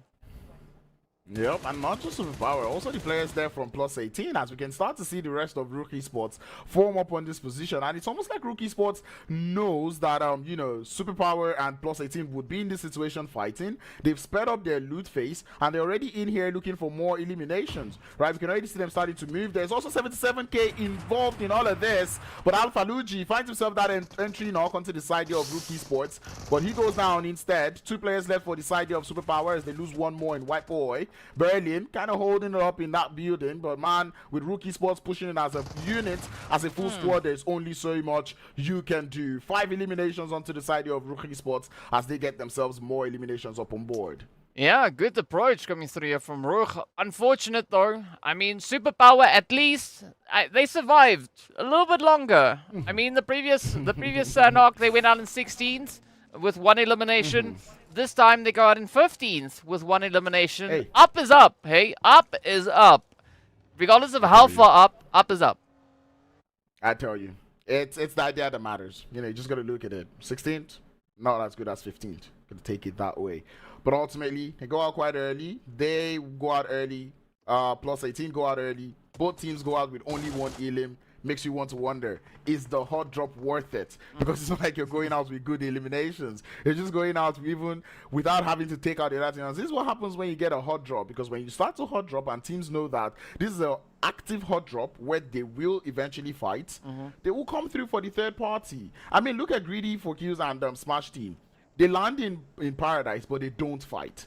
Hence why we don't see the likes of RUKH or XENON speeding up their rotations to try to get towards Paradise Resorts, right? Right now, I'm looking at the map right now. Smash Team has completely disengaged from Paradise, right? So that is a hot drop that is kind of worth it because you're not taking any fight, but you get to see, or you get the chance to get towards the later phases of the game. But as for, you know, Superpower and +18, it's not working out.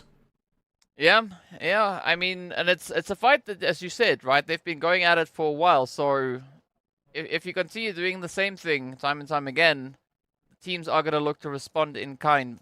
Now, speaking about responding in kind, Falcons, they're in a little bit of a different situation here. I mean, there's no one around them for quite some distance, right? They have the luxury of, you know, just running about freely, trying to figure out what exactly it is that they feel like doing at this point. The World of Battle, also not too far away, but they now approaching Camp Charlie, and that is exactly where we see the players here from Special currently holding that occupancy. So I think there could be a little bit of contention coming through, but a good split here from Special is going to be that 2-2 that they have adopted, right? They've left Broly and I believe Ramsey over into Camp Charlie, sending Weiss and G-Brute all the way over towards Cave. So definitely a position that S-Proxy would approve of. Yep. Works out well. If anything happens in Camp Charlie, Camp Charlie's a place where you can easily disengage. So if Broly and Ramsey, actually, if they do get you know, company, they know how to leave Camp Charlie easily, try to form up on that cave area that is being held by the rest of their teammates. So it's a pretty nice split. I love to see that one. But if things go wrong in the cave area, it becomes trouble because forming up on that position becomes quite hard. XENON, on the other hand, deciding to make advantage of that vehicle spawns that we have more increased now in the map here of Sanhok, and it's playing out well for them, you know? Yeah, but I mean, I've always been a little bit weary with vehicles on a map this size.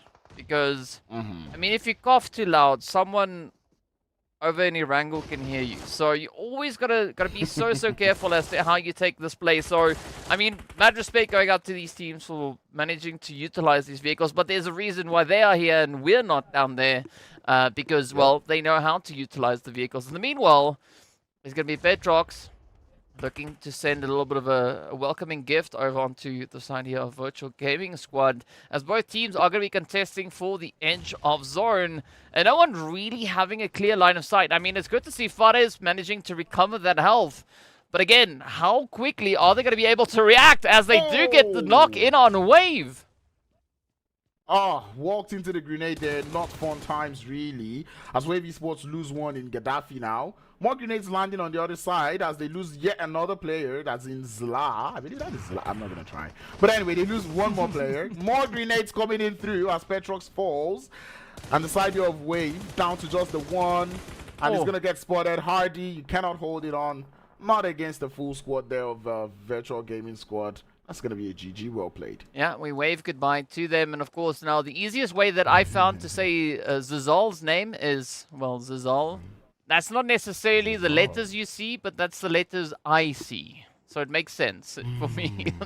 Otherwise, also I sit there with the so Zizal, I think. Yeah, I think that could work. But in the meanwhile, speaking about it working, look at the World of Battle looking to just fortify their position up here onto the edge of Camp Charlie.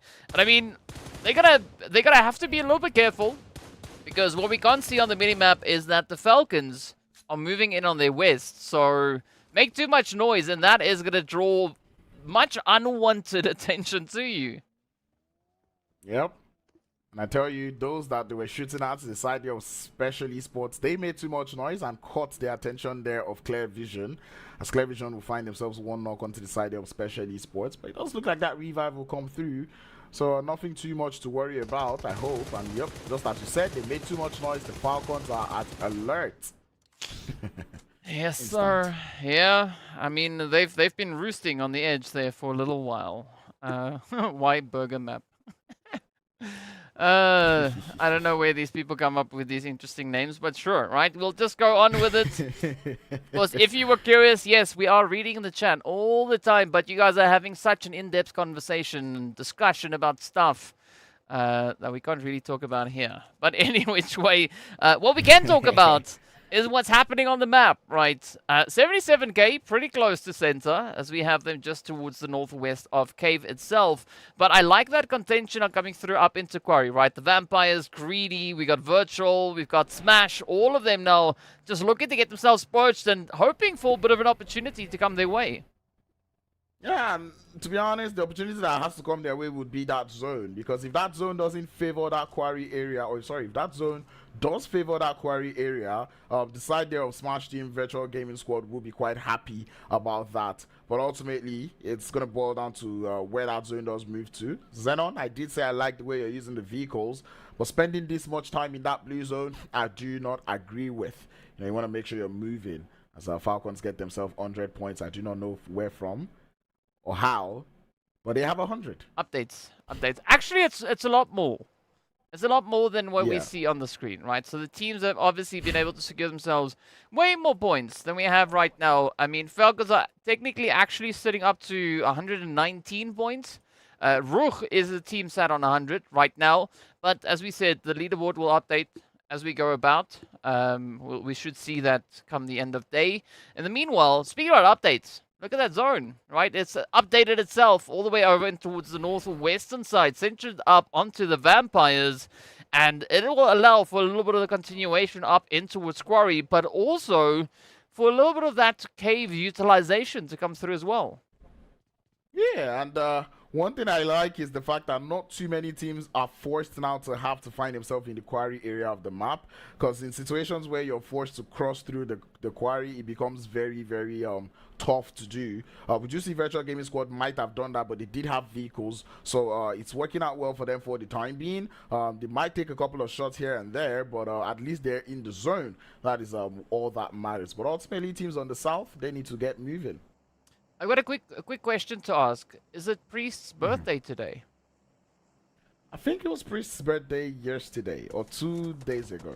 Oh. But man, he's eating up the month of September, you know. He's like, you know what? September belongs to me. Anything that happens in September will eventually be a birthday gift for me. I like the idea. Well, Priest, belated happy birthday, or if it's an early happy birthday, whichever one. Hope you had a very happy birthday. In the meanwhile, let's see what presents we can find out on this battlefield, as I did see you saying that hand going to MEA would be the best birthday birthday gift you can receive. But first up, they're going to have to make it through this engagement, right? They're going to have to settle their differences here with the World of Battle. And, I mean, the World of Battle, they've just been packing quite a bit of a punch in the other games. I mean, the previous play, they just secured themselves 5 eliminations on this map. So I'm curious to see what the World of Battle will be bringing in. Yep, it does look like Blackhand want to fully commit to this fight as Storm swallows the grenade to get things started. Arthur gets that memo as the flank comes through from Azem. The instant thirst would follow suit, and the rest of the Blackhand, they need to get themselves in check. The grenade coming through from Mozzie, not quite able to find any knocks just yet, and Mohammed is still in the water. That is going to be quite a bit of a challenge for Muhammad. I mean, you can't really do much in the water unless, as we saw before, you are situated in a vehicle or something that floats. But in the meanwhile, this is a golden opportunity now for Blackhand to get themselves the heck out of Camp Charlie, back into zone. But that rotation into zone is going to be disrupted. As you can see, Corona coming through with the spray onto Koa, and I'm not quite sure if Plaza is going to be able to save them. Yeah, Plaza also has to get the HP back up. Same thing can be said about Koa. The HP is back up, but now the revive has to come through. If Krona gets too close, it's going to be that one grenade on the money. We already see the pin being pulled. Do you want to say it, or should I say it? Boom. Plaza down to a Slater. The Blaze Zone will take him down. Krona reads that kill feed. Definitely knows what is going on. And that is going to be 2. And talk about birthday gifts. This is 2 gifts to them. Like, hi, thank you. 2 eliminations to the name. Love to see that one. As Blackhand now down to the final player in Mozaro. Yeah, I was pretty curious as to where Mozaro went. I couldn't exactly see Mozaro on the map, but as we can see now, well, Mozaro is going to be trying to make that play, looking to get themselves out of the blue zone, and that could definitely play into quite a favorable option, you know, that longevity, the survivability, which XENON are having a little bit of a tough time with here. As you can see, Knight just saying good night to them as they will get taken out and off they go. I mean, beautiful plays. Beautiful plays there. Beautiful defense, though, coming through from the side of RUKH Esports. And they were able to work with that third party coming in through from the side of Smash Team. They're holding up quite nicely. 1 elimination to Smash Team, but ultimately, RUKH Esports will survive for the time being. Rami, there is no getting out of there. I don't even think there is a revive possible over there as they're out there on that northeastern edge. But the Falcons go up against 77k. 1 player down, make that 2 for the side of 77k. As Falcons continue to hold down their fort. Smoke's being thrown. Monteza tries to hold down the fort for the team. Well, speaking about forts, right? RUKH Esports, they can't afford to play further through this match as they will get sent away. Morteza trying to defend, but it's really, really close. I mean, Psych, beautiful nade, and there we have it, the end of 77k. As they will have to settle for 12th place and only 2 eliminations getting acquired in this game. Again, a very, very contentious match. I mean, everything so far that we've been looking at today has just been so dang challenging.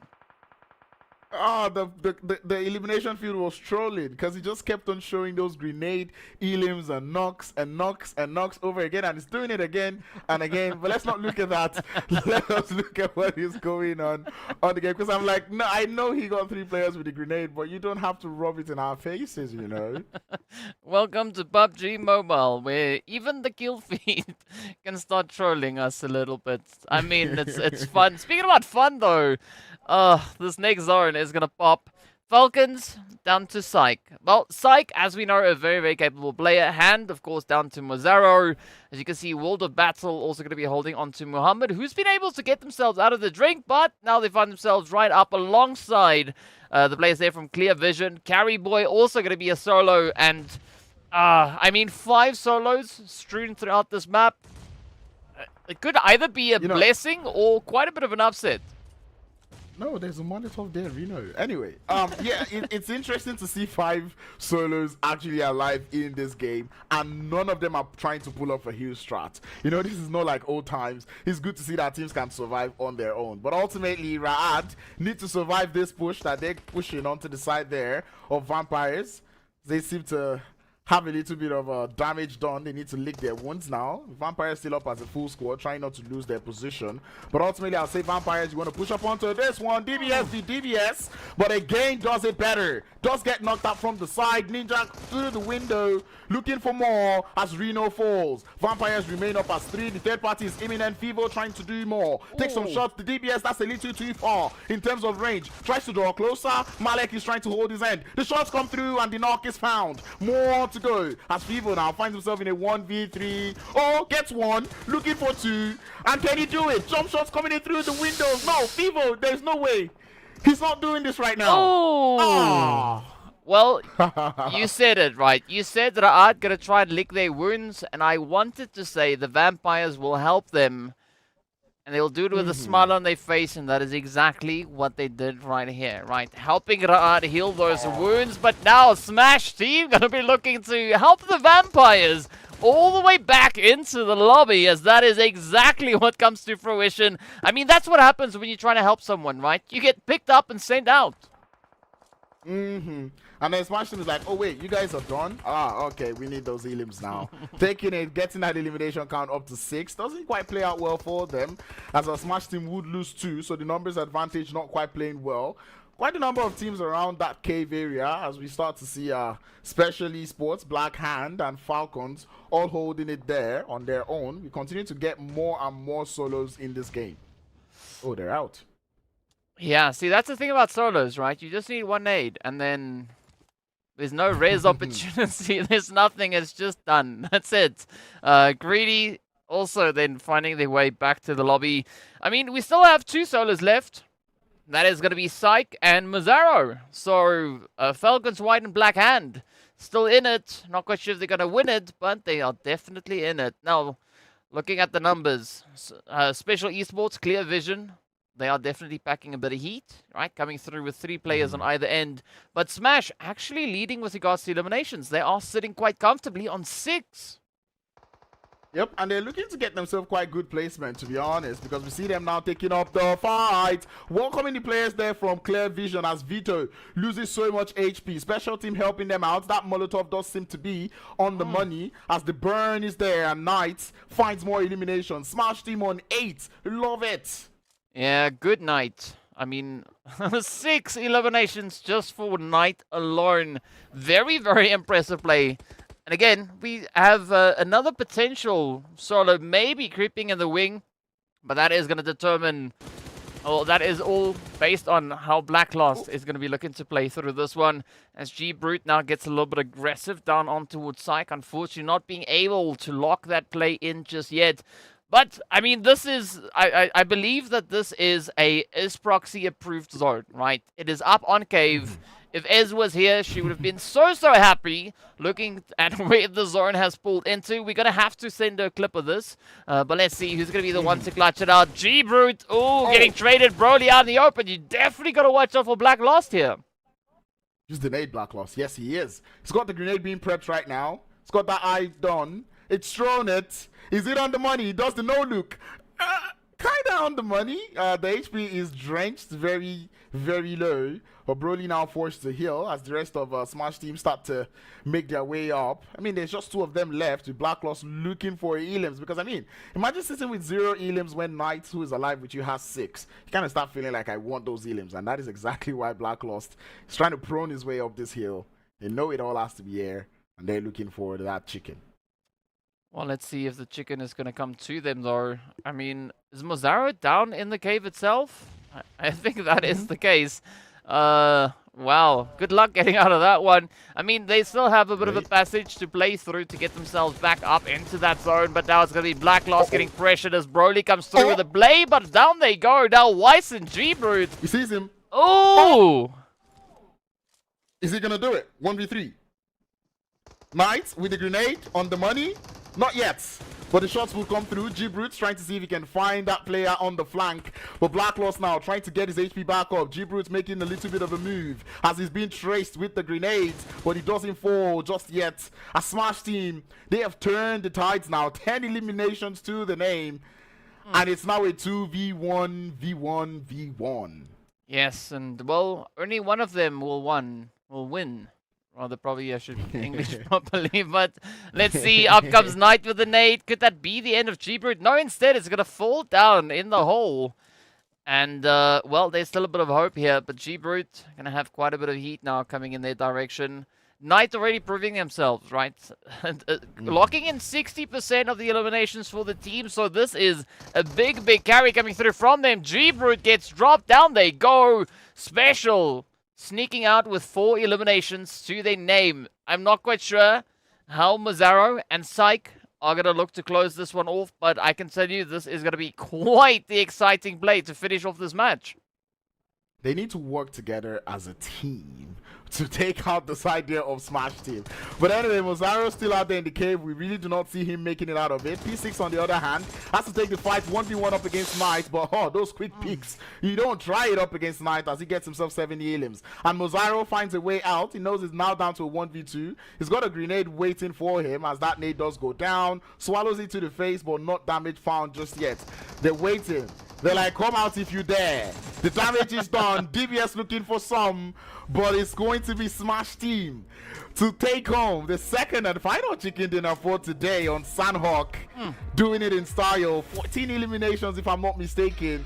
But one thing they've done is take home that chicken.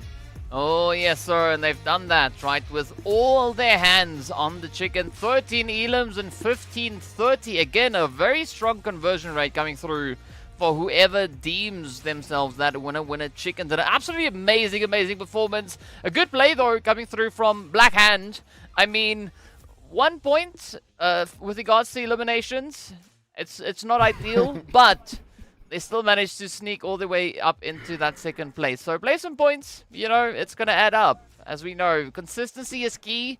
So whether or not Black Hand is now going to be able to find themselves a little bit of that consistency, je ne sais pas. We don't know, but we'll find out very, very soon. And of course, well, you just got to give it up to Smash Team. I mean, that was a smash hit.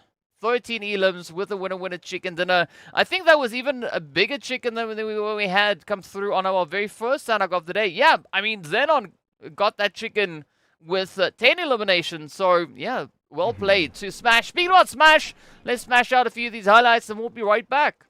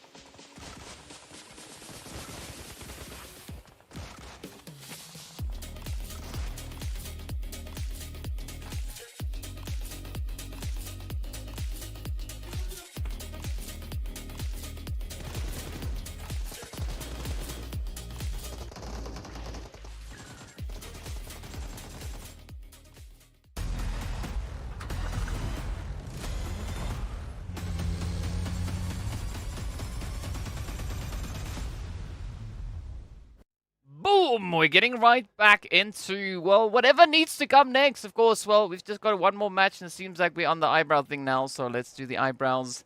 But again, so looking at what we had in Sanhok, I mean, so many teams actually trying their utmost to get as much aggression as they could out onto the battlefield. And speaking about that, of course, we are going to be taking a look at our MVPs. Knight just went night-night and just took out so many of the opposing players. I mean, this was literally Smash just, you know, going over and above. I think this was probably one of the best performances that we've had from Smash on the map of Sanhok itself. Yeah, and we could just tell from the way they moved, making that proactive decision to leave Paradise early, going towards that quarry area, playing from there on out, starting to push down south, going up for the push, and the courageous push coming through from Black Lost there, up onto the side of Special, even despite not even knowing how many players were on the top of that cave, was absolutely wonderful. Taking a 1v3 head on is very, very courageous, and I like the fact that Smash Team went on with their idea that, you know what, we just want to get those eliminations, we want to frag out, and that is indeed what they have done. I mean, they've taken it even further, right? If you look at the total amount of eliminations that they got for the entirety of league stage on Sanhok, it was 24. In one match, they got 13. So they made up half of their entire league stage performance in just one match. Well, it's good to know that they're learning. That is ultimately the one thing that would always, you know, stay on. Like, you just need to learn. Black Hand, you need to get elims, because finishing second place with 1 elimination makes you end up in 5th position with 7 points. But ultimately, they got themselves the 2nd position. I do see a couple of people in the chat saying, you know what, at least they got the placement. That's all that matters, isn't it? I mean, yeah, points are points at the end of the day. I mean, Wave, unfortunately, they're going to be the only team walking away with no points for this match. But I think it's a good trade-off because, you know, we've had so many teams in the previous matches not being able to find themselves those points. And, I mean, this time around, it seems like the teams have definitely come through with a different approach moving into this match, right? There was a lot more shared aggression across the board. And speaking about shared aggression, let's take a look at that aggression, right? 15-30 coming through for Smash, 14-24 for RUKH Esports. I mean, they've been backing quite a bit of a bunch, but I gotta say, though, the conversion rate for me is gonna be, I think, leaning towards Smash. Virtual Gaming Squad coming in a very, very close second on that. Yeah, Virtual Gaming Squad, you know, they did quite the number, but man, RUKH Esports, to be honest, I'm like, wait, when did RUKH Esports do all of these numbers? Like, how? I kind of missed it. But ultimately, I've not really been enjoying the RUKH Esports I'm seeing today, and I'm really hoping that this final Erangel game, they're able to, you know, show me that RUKH Esports that I know. But man, look at what I was saying about, before I even start talking about that top 6 being taken away from Clear Vision, the fact that Raad is no longer on this top 8 just says a lot about how they've played today. Yeah, I mean, it is a little bit troubling. It is a little bit worrying, but hopefully they can make it up in, you know, in what is yet to come here for today, because currently sitting on 68 points. Yeah, I don't quite know, but what I do know is that also I'm not quite sure if these are the exact points that we are looking for, because I mean, from what we can see, Falcons are sitting on 129 points. So maybe there's just a little bit of a thingy. It'll get fixed. Don't stress about that. The exact points will be displayed. From what we can see, there is still a bit of an opportunity here for several shifts to come through. I mean, the gaps that we have now between first and second, 18 points. Then there's a 4.8723333. The biggest gap essentially is going to be between 9th and 10th place. 22 points currently separating those teams. And as we know, the fight is essentially for the top 6, because those are the teams moving forward, moving up into the MEA Championship. Now, the trouble about the finals is, seeing that it's only 3 days, right? There's only so many matches that these teams are going to be playing. They need to lock in on target as consistently as they can. And I mean, we were talking about this before, maintaining that mental fortitude, right? That focus through all 6 matches, in fact, all 18 games. It's quite a heavy task. So, you know, mad respect going out to these teams still being able to perform like this. And they've played 78 matches coming through that league stage. Now, speaking about matches, speaking about league stage, let's get into the final match for day number 1 in the finals. It is, of course, the lovely, lovely Erangel. We are going to be starting it out over here at Stolber. So no funny pronunciations coming through from areas on this match. As we can see, this looks almost exactly like what we had in our previous Erangel. I mean, was this not the flight path that we had prior to the rehost? Or was this the one after, yeah, after the rehost? No, this was before the rehost. So yeah, it is pretty much the same. If the game restarts, then we know there's something up with this playing path, and we're definitely not going to be working with it anymore. But this time we're going all the way from Stolba down to Primorsk. Nothing too crazy. Stolba to Kameshki would be the regular XENON splits that would normally see. Blackhand going all the way to Yasnaya, and I'm kind of enjoying these splits coming through from Blackhand, where they get 2 players land on the outside to find vehicles, and the remaining 2 players just get into Yasnaya to loot up. And I think that's the kind of confidence that comes through when you know that there is no hot drop in your position. Kind of looking forward to that southern edge. Looking at the side here of Clear Vision. Oh my God. Anyway, Clear Vision to make sure they're not going to get in that early engagement that we saw them in the first Erangel game of the day. I'm sorry, but that was just golden. Like, oh look, oh, what is this?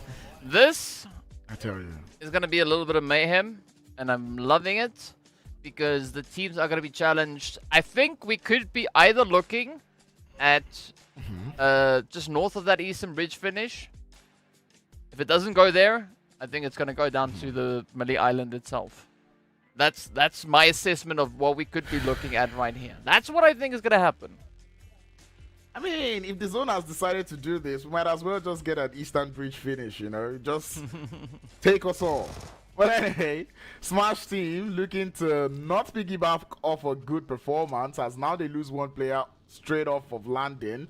And it does look like the rest of the team not quite in very good position, especially Esports. I do not know if they want that smoke too much or not. They do look to have gone away from here. And yes, Mike, I understand you. You're not the only one who is bothered about the zone. I tell you, it's giving me a headache right now. And I mean, we're just watching, right? Imagine what these players are experiencing. I mean, they are the ones, right? They're having to deal with the difficulty that the zone is throwing at them. But I mean, so the teams are not necessarily going to be all too phased about the zone just yet. Sure, we've got about 50 seconds or so left on the clock until the blue zone is going to start. But I mean, that should be about, what, 3-4 minutes? So there's still a lot of opportunity for these teams to not only get themselves through the looting phase, but also then prioritize those positionings. And a little bit of a proactive play coming through here from the Falcons and Smash, as both teams have now looked to get themselves situated down onto the Sosnovka Island. Better early, and Smash team were the ones that were kind of late, as Falcons find themselves situated in very good position. And Smash team already losing 2 quite early. This is not what they needed. And I know starting today I said you want to get the best game you can get in game 5. So heading into game 6, you have the right attitude and momentum. But it does look like the odds aren't in the favor. Oh, and how many elims do you think Puncher is going to be able to get? Just no way you're trying to do that. Do you think Puncher is going to be able to get from this position? I mean, it's Puncher, so they could be able to get that play. I mean, it all depends on what Clear Vision are going to look to allow moving forward, and we still see the reinforcements on their way. So that is going to be Vito and Vankid now looking to just bring in a little bit of that fortification here. But looking at Falcons and the pacing that they've been showing, I wouldn't be surprised if they were able to get those plays at least up onto, you know, one shot and focus.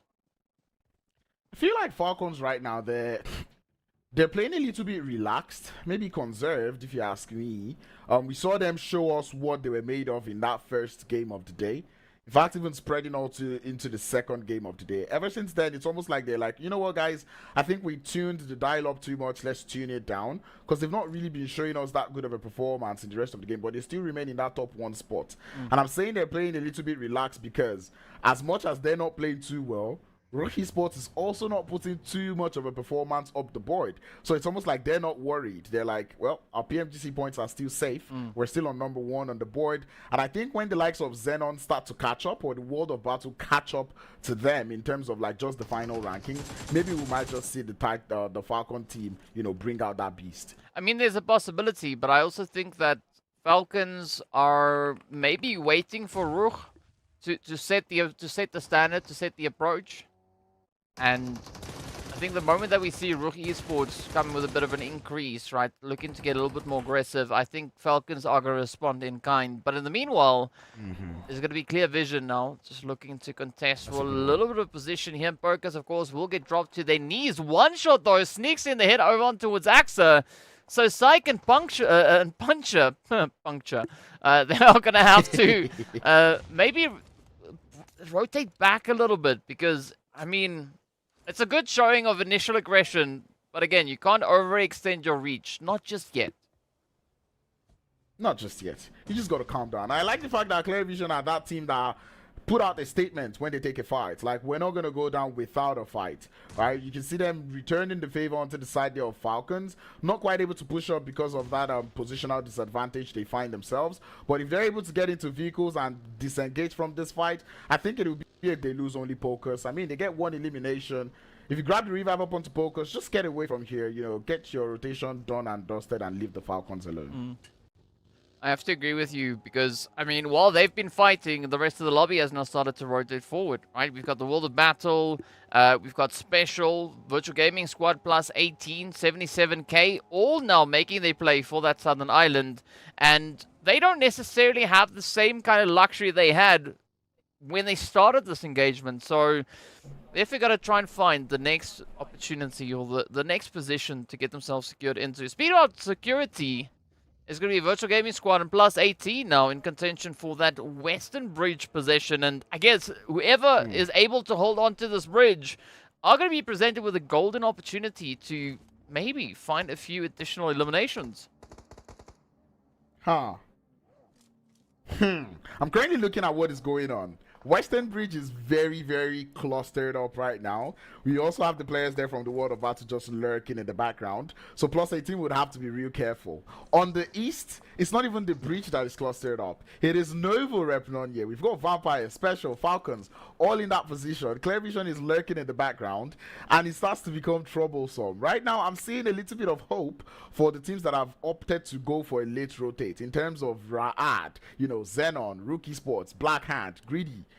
You know, I'm kind of seeing them maybe surviving it in this zone, but we look forward to seeing where this zone is going to, because so much has happened right now, and this is just the first zone shift we're about to get. Well, let's see where it is going to take us. Raad? I don't quite know what is going on all the way up in towards Georgia Ball. There must be some phenomenal loot there for them to stay there that long. In the meanwhile, Novo is going to be receiving quite a bit of love as the zone commits to the Millie Island and Smash.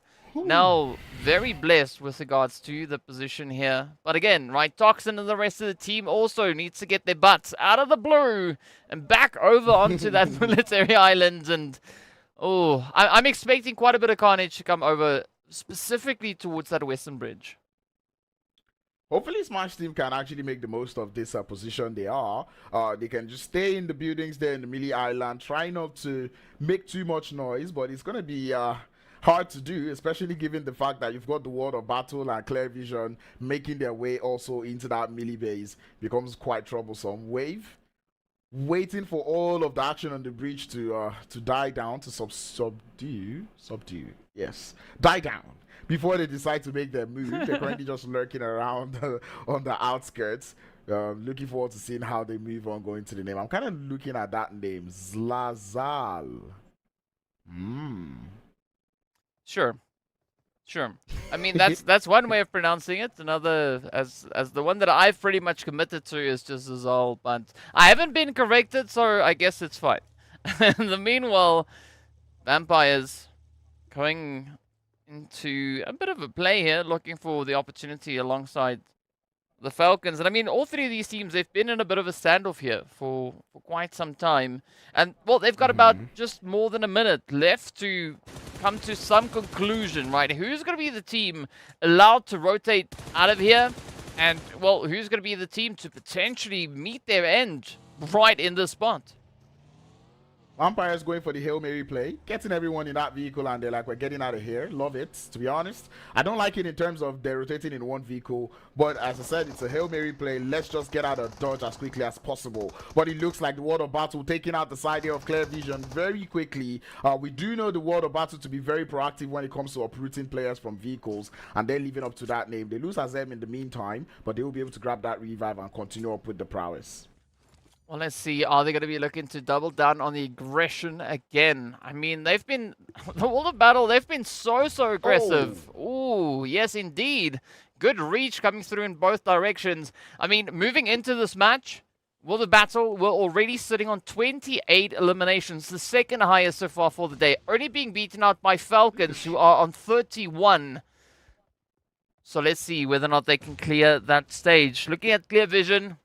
I mean, they've been only able to secure themselves 18 points today with 11 eliminations. So, looking at these two teams, I mean, the World of Battle, they have the odds and the stats leaning in their favor. To be honest, I really hope they can work towards that advantage and the favor that they have. And yep, the zone would favor them, so I guess it's working. Look at what is going on the north of that western bridge. There is so much colors. This is more than Skittles that are spilled. This is looking like a salad out there. Maybe a salad in a sweet factory or something, but oh! All right. That is going to be a very abrupt end, then coming through over onto the side of RUKH. RUKH Esports also laying into the side there of Virtual Gaming Squad. All of this still happening over towards this western bridge. I mean, Virtual Gaming Squad now taking their chance as they are going to be looking to get themselves secured across the way. Kind of weighing up their options here, right? They've already had quite a few devastating blows getting dealt to them, and now they bring up the rest of the team. RUKH from the one side, +18 from the opposing end. I mean, that is not the kind of sandwich that you want at this stage. I mean, I'm quite intrigued to see that +18 are still on the bridge, you know? They've only gotten one elimination so far. They know there's so many teams that are trying to cross, but drinking the blue zone just to that end, I don't know about it. You know, you've got to move. Well, I mean, this is taking trolling to an entirely different level. And a very costly troll indeed. But, I mean, it's costly for Virtual. It's costly for RUKH. Wave also suffering here. So, someone's got to disengage. I mean, if +18 hold this position, it's going to cost them dearly. Sure, they might get a few additional eliminations. But as you've said, at what cost, right? Are they willing to let their own HP bars just slide on down just to pick up their second potential elimination? It's only a matter of time before the blue zone starts to chunk their HPs, you know? You can already see that happening. Default fall into that blue zone. And it's just going to be them using utils and using utils. And speaking of that, XENON and the players there from Special Esports find themselves in a similar situation. They lose one, or make that two, in this engagement there, Special Esports to the blue zone, as they finally get into the vehicle with the hopes to leave. Marshall, not quite happy about that decision coming through from their end. Takes a couple of shots towards them, but they'll be fine for the time being. But here is where that rotation needs to be sped up, because that blue zone is starting to get more unforgiving as we advance in the game. Look at that, peaceful rotations. Well, at least peaceful for the time being. Now, of course, the sprays are going to be finding their way on in as well. Carry Boy getting dropped along the way. Now the push is there, right? RUKH, Virtual Gaming Squad, they still need to get off of this bridge. The blue is just tanking those HP bars. And Rami at least managing to get the hit up into Fares. But Hulk now trying to reach from down below. Ooh. Yeah, this is not looking all too great for Virtual, as instead they will end their run on this bridge. Yep. That's going to be all for Virtual Gaming Squad. RUKH Esports get themselves 3 eliminations. +18 decided to leave the bridge when things started getting hot, which but defeats the point of waiting in the blue zone in the first place. But now they do look to have left that bridge with only 1 elimination. Now they're getting into that next zone. Hopefully it's not too late for them. RUKH Esports following behind. Wave Esports, the call to wait for all of that action to happen was good, as they're looking to just drive behind the players there from RUKH Esports, not looking for too much trouble as that zone continues to move south. Well, speaking about the southern zone, it does at least take a little bit more of a shift up in towards that more northwestern side, right? So, Vampires, clear vision, very, very close to center. The World of Battle still going to be pushing through that northern approach. 77k and XENON prepping for a bit of a standoff. Great opener coming through here from 77, as they are going to be looking to maybe play quite a bit of pressure onto the side here of XENON. Oh, Vampires and Smash also in a bit of a back and forth here. As you can see, the devastation being dealt into the side of Smash. I like the fact that Vampires are able to stay alive, really. I'm enjoying the Vampires I've seen in the last 2 games so far. Right now in this game, they're looking to be up to a good start. Hopefully, I'm not speaking too early. But the players there from P18, that's +18 Esports in case you're wondering, are looking to take out the remainder of RUKH Esports. They found 2. And they're looking for the remaining 2. Default's currently out of utils in terms of meds. And is looking to do the same thing for the rest of +18. Does look like he's got a little bit of cavalry, or maybe not. As Wave Esports send him crashing hardy, uprooted from that buggy with immediate effect. As the side here of +18 now start to get eliminations that they would have gotten if they didn't wait in the blue zone, you know? Yes, sir.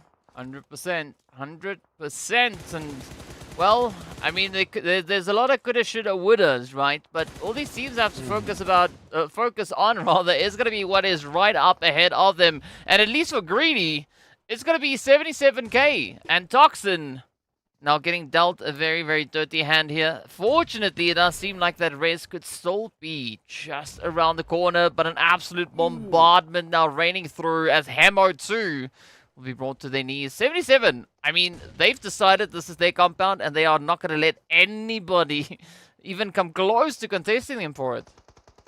Yep, and you can already see them holding up that defense quite nicely. Really not quite looking to have that revive in their minds just yet, as they're very bad. Oh, no! How devastating was that? Oh, it was a smoke. Oh, that was very, very close. RUKH Esports go out in the meantime, but that was close. That's how you know that we are invested in whatever's happening on the screen. Even if a smoke grenade comes a little bit too close, you know, there are holes in seats then happening as a result of that. But in the meanwhile, it's going to be Thor getting hammered as NASA drives through the spray. Lovely Bison work coming in here. But now it's down to Cacao, and I'm not quite sure whether or not Cacao is going to be able to fend off the full force of Greedy.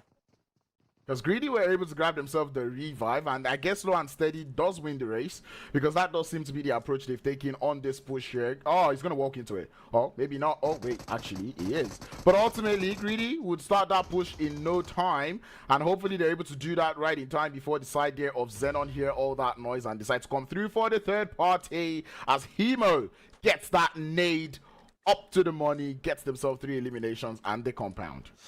Well, I mean, just in the nick of time. You were talking about XENON, but it does seem like they are instead interested on getting themselves a little bit more of a favorable position moving through into this phase, because the moment that zone popped, there was nobody, not a single player in that zone. So everyone is now going to start to come through with a bit of that hustle, looking to get themselves situated. I mean, Vampires going for a spray a little bit further down towards that western edge, looking to see if they can maybe go for the hills. But first they need to get there. Petrox also now getting trapped on the outskirts of the wall. And again, not the most favorable position to try and fight off of. Superpower getting a little bit emboldened.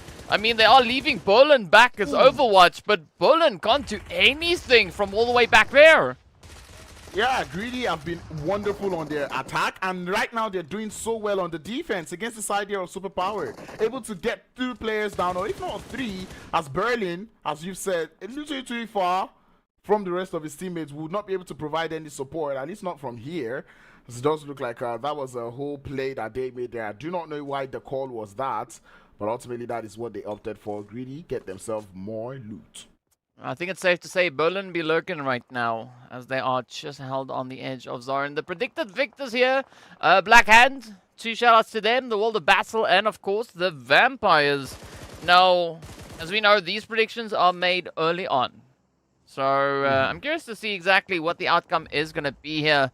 Hand, though, still have quite a bit of a fighting chance. I mean, they've got 4 players up, only 1 elimination to their name, but there's an opportunity here, seeing that they've got quite a bit of control, especially on towards this eastern side of the zone. I mean, that split that they've got on the east is a little bit scary, but they're holding up quite nicely for the time being. I do see a little bit of a condensed play coming in through, making it a 2-1-1, which is nice. They've got their two main fraggers in front in terms of Mozaro and Koa on the edge all alone, and then they've got their backup players who seem to do more of the cover inside there of Storm and Plaza, holding up on the other edge. But ultimately, I'm a little bit skeptical. They're looking a little too spread out. Well, speaking about spread, it's going to be XENON spread all the way back into the lobby as we are down to our final 7 teams, plus 18 down to Tome, all the way up and towards that western edge. Oh, well, it was. And then they got taken on down. Vampires down to 1, as we can see Kalua off in the distance. Malek is going to be bleeding out, so we're not quite convinced that Malek is going to be able to find themselves back in safety. Yeah, as the zone gets the better of them. So we do have a few solos, 3 of them strewn throughout this map. But, I mean, Greedy and the World of Battle, as well as Black Hand, you can see those play accounts, right? Still holding pretty well. So, who knows? They could be a little bit of a glimmer of hope on the horizon. I think I'm going to be on the Greedy for Kills train here because they're holding quite the performance or quite the position out there on that south. You know, their split is looking more convincing as we see them gathering so much intel on what is going on in the game. The World of Battle and Black Hand seems to be their only direct threats in terms of numbers, but the World of Battle is still holding up on that northern edge. I really wonder why they're waiting, but it's a tough decision to try to drive up the hill, especially when you've got the side of Black Hand overwatching. Well, let's see what is going to come through and how this is going to play out. Ooh, Arthur, Krona, not the setup that you want. But it's beautiful for Plaza and the rest of the hand as they can just look to rain down absolute carnage and lead down onto what is left of the front line of the World of Battle. Still, full squad. As they slowly encroach onto the edge. Ooh, Petrox, I don't think they've ever been that happy that they find themselves in such a tiny little structure. But Arthur now getting punished for, well, extending their arm. Oh, the World of Battle, though, able to get themselves at least one flank angle. Kind of slow down the side of Black Hand as Mozaro falls. The rest of Black Hand now have to play that cover so well as Azem continues to pick up there. HP's been jumped down a little too low. Takes a little bit of jump or fall damage too. But he'll be fine at the end of the day. Need to grab that HP back up, but the Blue Zone is going to force this move coming out from the side there of the World of Battle. They would need to play cover fire very nicely. Petrox starts to make the move as Black Hand look for the shots towards the side of the World of Battle, looking to uproot the players, but none to be found just yet. The shots still coming in through as Koa finds one of the knocks, looking for more as the thirst are coming in through as they would not find any. And this is Black Hand now. Too many targets to shoot. It's almost hard for them to keep their eye on one person. Yeah. I mean, and that's the beauty of this position. I mean, Black Hand, I think they are low-key smiling about the fact that they have so many options when it comes to where those eliminations could be coming in from. But they're still going to watch it as Koa now gets reminded of that. Krona not going to be backing out of the fight. And I mean, the World of Battle, even though they've been taking quite a bit of damage, they have not lost a single player. I know, right? I really enjoyed how they've played as a team. As much as one player gets knocked, they use those smokes, they find their way to get back up, and they just have players that are also there, you know, returning the favor. But ultimately, GREEDYFORKILLS telling the side of Black Hand that you've made too much noise as they start to tear them apart. Nasser just find that knock up onto Storm. Askoa also does get spotted there by Toxin. Side of Black Hand now reduced to 1. Things crumble just quite quickly on that eastern edge. Well, speaking about crumbling, let's see how far Kalua is going to be able to take this play. At least sitting with 4 eliminations up to their name. I mean, as a solo, they have more than the entirety of what Black Hand has been able to secure in this game. So another troubling game here for Black Hand. Not exactly getting the elimination counts that they were initially hoping for. And, well, not quite managing to get the confirmations over into the World of Battle. But I gotta say, Greedy, the World of Battle, they are looking pretty confident in this setup right here. I think essentially we could be looking at Greedy and the World of Battle contesting for the winner chicken dinner. Yep, it depends on how much of a trouble Killua can be. Does look to be driving around. As a solo, you're making too much noise. Himo does spot the move coming in through. They're holding such a very controlling split that the rest of the team would just be able to spot Killua just behind that rock. All Himo just needs to do is keep pinging that location. And Killua is just here like, is that place really free? There should be someone behind me. And indeed, he's going to find out the hard way as the grenade lands, the shots are there. Killua does go back into the lobby. We're down to the final 3. Yeah, and that is the Vampires out with at least a decent tally when it comes to the eliminations. I mean, they did finish on 5 elims, but now it's down to the rest, right? Greedy already staying true to their name, sitting with 12 eliminations up. Whoa. We've got the World of Battle sitting on 4. And then, of course, Blackhand Plaza with the only elimination for the team. So let's see if we could potentially have a bit of a carry come through here from them. As well, they do have placement points. That is going to count in their favor. So at the very, very least, they'll at least be walking away with 5, right? If they don't make it past 3rd place. But who knows? Maybe they could find themselves all the way up into 2nd. Oh, no. Muhammad is going to end their hopes and dreams right there as we do say goodbye to Plaza. Hand out in 3rd place. Now, it is up to the last 2 teams. Down to the last 2 teams. A 3v4. I really do not see GREEDYFORKILLS losing this one, as the World of Battle do not entirely have the zone, nor do they have those numbers to work with. But GREEDYFORKILLS, they need to make sure that those players that are on the flank angle do not make too much noise. This is the part where you need an active vehicle for the side of Greedy, because they need to start making those plays to look for a little bit of those runovers. But there doesn't look to be any vehicle in play, and this is one place where I'll start to say, you know, these teams need to start working on keeping those vehicles to that late zone, because a vehicle in this place would really help out either one of these teams. Yeah, and well, based on zone possession, right, Greedy, they've got the spread, they've got the numbers advantage, so there's a very high probability that they could have their eyes set on that winner chicken dinner, but it's all going to come down to how they handle these next few moments. Doxson goes down, Hemo goes down, Dalhap and Nasser left to defend. Fortunately for Nasser, Muhammad doesn't follow through and does not connect up with those sprays. And this is one of those instances where the terrain definitely does bless them. But quite a turn has come through here as Greedy are down to only 2 in the World of Battle. They've not lost a single player. Muhammad now going to be trying to back in the heat as Dalhap and Nasser are on the defensive. Krona going to be looking to creep their way a little bit closer. Of course, they need those meds as their HP bar is not looking all too healthy. But this is going to be the opportunity now for not only Nasser, but the entirety of Greedy to see if they can find themselves in that spot, right? Get that winner chicken dinner secured. Oh, the World of Battle, they've already tasted a little bit of glory here today. But let's see how this one is going to work out and who will be the next one to rise to the occasion. I mean, the World of Battle, now all the way up to 9 eliminations. Yup, and they have 2 more players to take care of. It's a 2v2. Delhap making quite a courageous move. Doesn't quite spot the snake in the grass. As Muhammad takes some shots towards Delhap looking for the rest of the shots, cannot thread it through. Nasser falls. The side of the World of Battle pushing up as Muhammad knows he's behind the rock. Goes into the blue zone, Delhap, and he falls as the World of Battle turn the tides. Get themselves a chicken dinner. And that is wonderful to see from them.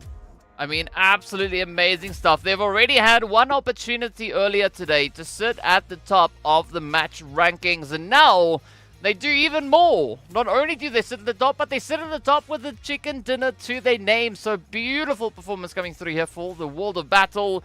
10 eliminations coming out of 23-13. So a very active match for the World of Battle. I mean, they've proven their capabilities all the way back in match number 3 when they got themselves those lovely 15 eliminations. And I mean, the World of Battle, our most aggressive team for the day. 38 eliminations. That is quite impressive to come through. I tell you, those were such amazing numbers. The way they played this game was so good. Like, they took so many fights, even leading to the end. And this is what you call a well-deserved chicken dinner, because they fought for that chicken dinner. They did not just sit around and wait for that chicken to come to them. They battled for it, right? They battled for it, and well, it paid out in pretty great dividends to them. But just gotta love all these plays. We love it so much that we are gonna be hopping into the highlights. We'll be back in a second.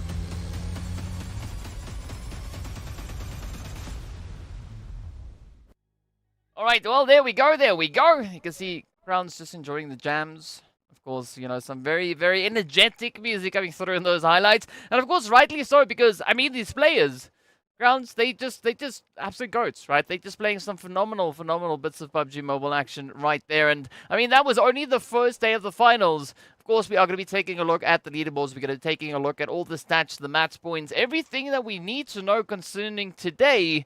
And then, of course, as we know, the next stop is going to be day 2. Copy, paste, rinse, repeat, at least with the map rotation. Hopefully, we are going to be seeing even more insane plays. But I think the big thing is we want to see the zones behaving. Yeah, to be honest, that zone today, or the zones today, were terror, you know? And going into tomorrow, I do not know if I want the same thing.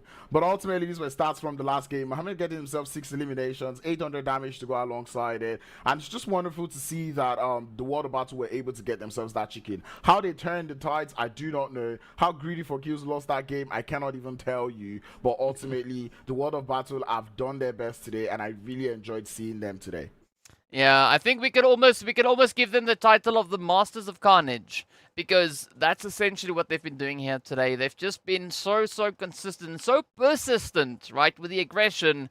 I mean, if this is the kind of momentum that they are looking to bring to the finals, I think they could actually turn out to be quite the formidable force if they get, you know, a few more winner chicken dinners to accompany the aggression that they've been bringing through. But, I mean, they got the most placement points for the day. They got the most eliminations for the day. So definitely a happy day over in the World of Battle camp. And, I mean, of course, a lovely chicken with 10 eliminations. Those 20 points go a very long way. Greedy also holding up a pretty amazing play. 18 points in total. I mean, that does put Greedy all the way up onto 29 total points for the day. Oh, and that just goes to show that Greedy not had the best of days, but the final game of the day, they're able to make it count. But ultimately, we're looking forward to seeing them do better tomorrow. Vampires able to put themselves numbers up on board, finishing 3rd overall this time. Love to see that one. Moving over to the second page, we do see 77K team and Smash team having or taking a little bit of a brunt. I did say it. 77K have been on a little bit of a decline going into today's games. But one team that I'm not happy to see on this page, or two teams, is RUKH and the side of RUKH Esports. Well, it's definitely been an exciting day, right? There's no way about it. I mean, looking at the points that we saw being accrued here today, the lowest amount of points that we had was 20. The highest being 64. So these teams were definitely very active. And of course, well, we need to now translate that over into a little bit of the leaderboard action. Again, I think we need a few things on top of that, but, well, we'll get it all sorted. At least at some point. We had 115 points going over towards the side there of Falcons. We did see the World of Battle then on 105. But XENON ending their day 2 winner chicken dinner strong. I mean, that speaks volumes as to what we could be seeing come through here for them. And, I mean, RUKH Esports still in the chase, right? Still going to be trying to catch up to Falcons. But if Falcons continue on with this momentum, I don't think RUKH Esports are going to be able to catch up. Yeah, to be honest, and you can tell that that's what the Falcons are doing. As I said, they're being relaxed because they can see that RUKH Esports has not started picking up the pace, right? I feel like once RUKH Esports picks up the pace and it looks like their position is in a little bit of a contention, then they're going to step up the play. I really look forward to seeing that happen in the next couple of days. RUKH jumping down all the way to 9th position. I'm pretty sure they're going to be doing the VODs tonight, and I'll be looking for how to work with what exactly they've got. Ultimately, they're in 8th position with the correct numbers, but for now, we're just going to take it that they're not in that top 4 that they were starting the day. So we want to see better through from RUKH going into tomorrow's games. Yeah, we just want to see a little bit of that confidence return, right? I mean, sure, we'll take it as day 1 being the litmus test, right? Teams just trying to get a good assessment as to what the approach is pushing through the finals. But this being only 3 days, right? The litmus test can't extend further than today, right? Tomorrow, we need to see these teams with their game faces on, bringing everything in that they can bring to the table. Yes, you got to look serious. But, I mean, so I think that is going to result in quite an exciting day coming through as we head over into day number 2. And as we said before, hopefully the zones are going to be behaving. I believe that is going to be the case. But But I mean, there's nothing wrong with a little bit of a, a little sprinkle of spanners coming through every now and again, with the teams having to really, really work their butts off. And so far, I mean, the teams have been doing absolutely phenomenal things. I mean, the lowest elimination count that we see for the day is 14. Speaking about elims, it's going to be none other than Koa, being the GOAT for the day, coming through with 11 eliminations and 30-51. So out of the 22 eliminations that Blackhand found today, Koa brought in half of that. To be honest, I don't know how he does it, really. Because I'm expecting the most eliminations to come from the side of the World of Battle. But I guess the World of Battle kind of had more of the elimination being spread across the team. But then Koa out there in that MVP race, all again going in for the finals. We look forward to seeing if they can continue that, and hopefully the rest of the Blackhand team feel inspired by that and they come tomorrow with more elims, because we saw the final 2 games of today, they went out with just 1 elimination, and I'm like, what? Why? Yeah. I mean, it's a little bit odd. It's a little bit odd, but I agree. I think Koa definitely setting the standard as to what we could be expecting to see come through from the rest of the Blackhand players moving into day 2, moving into day number 3. And I mean, as we know, right, they are a very capable team, but we want to see them now materialize that out on the battlefield. We want to see those performances come through. We want to see those winner chicken dinners being secured. And, well, day 1, no chickens going over to the side of Blackhand, but I definitely got to say, over onto the side of XENON, I mean, they've just been playing absolutely amazingly here today. 2 chicken dinners under their belt in the first day of the finals. It's not easy, right? For those viewers who don't know how difficult it is playing against these players, I mean, this is pretty tough competition.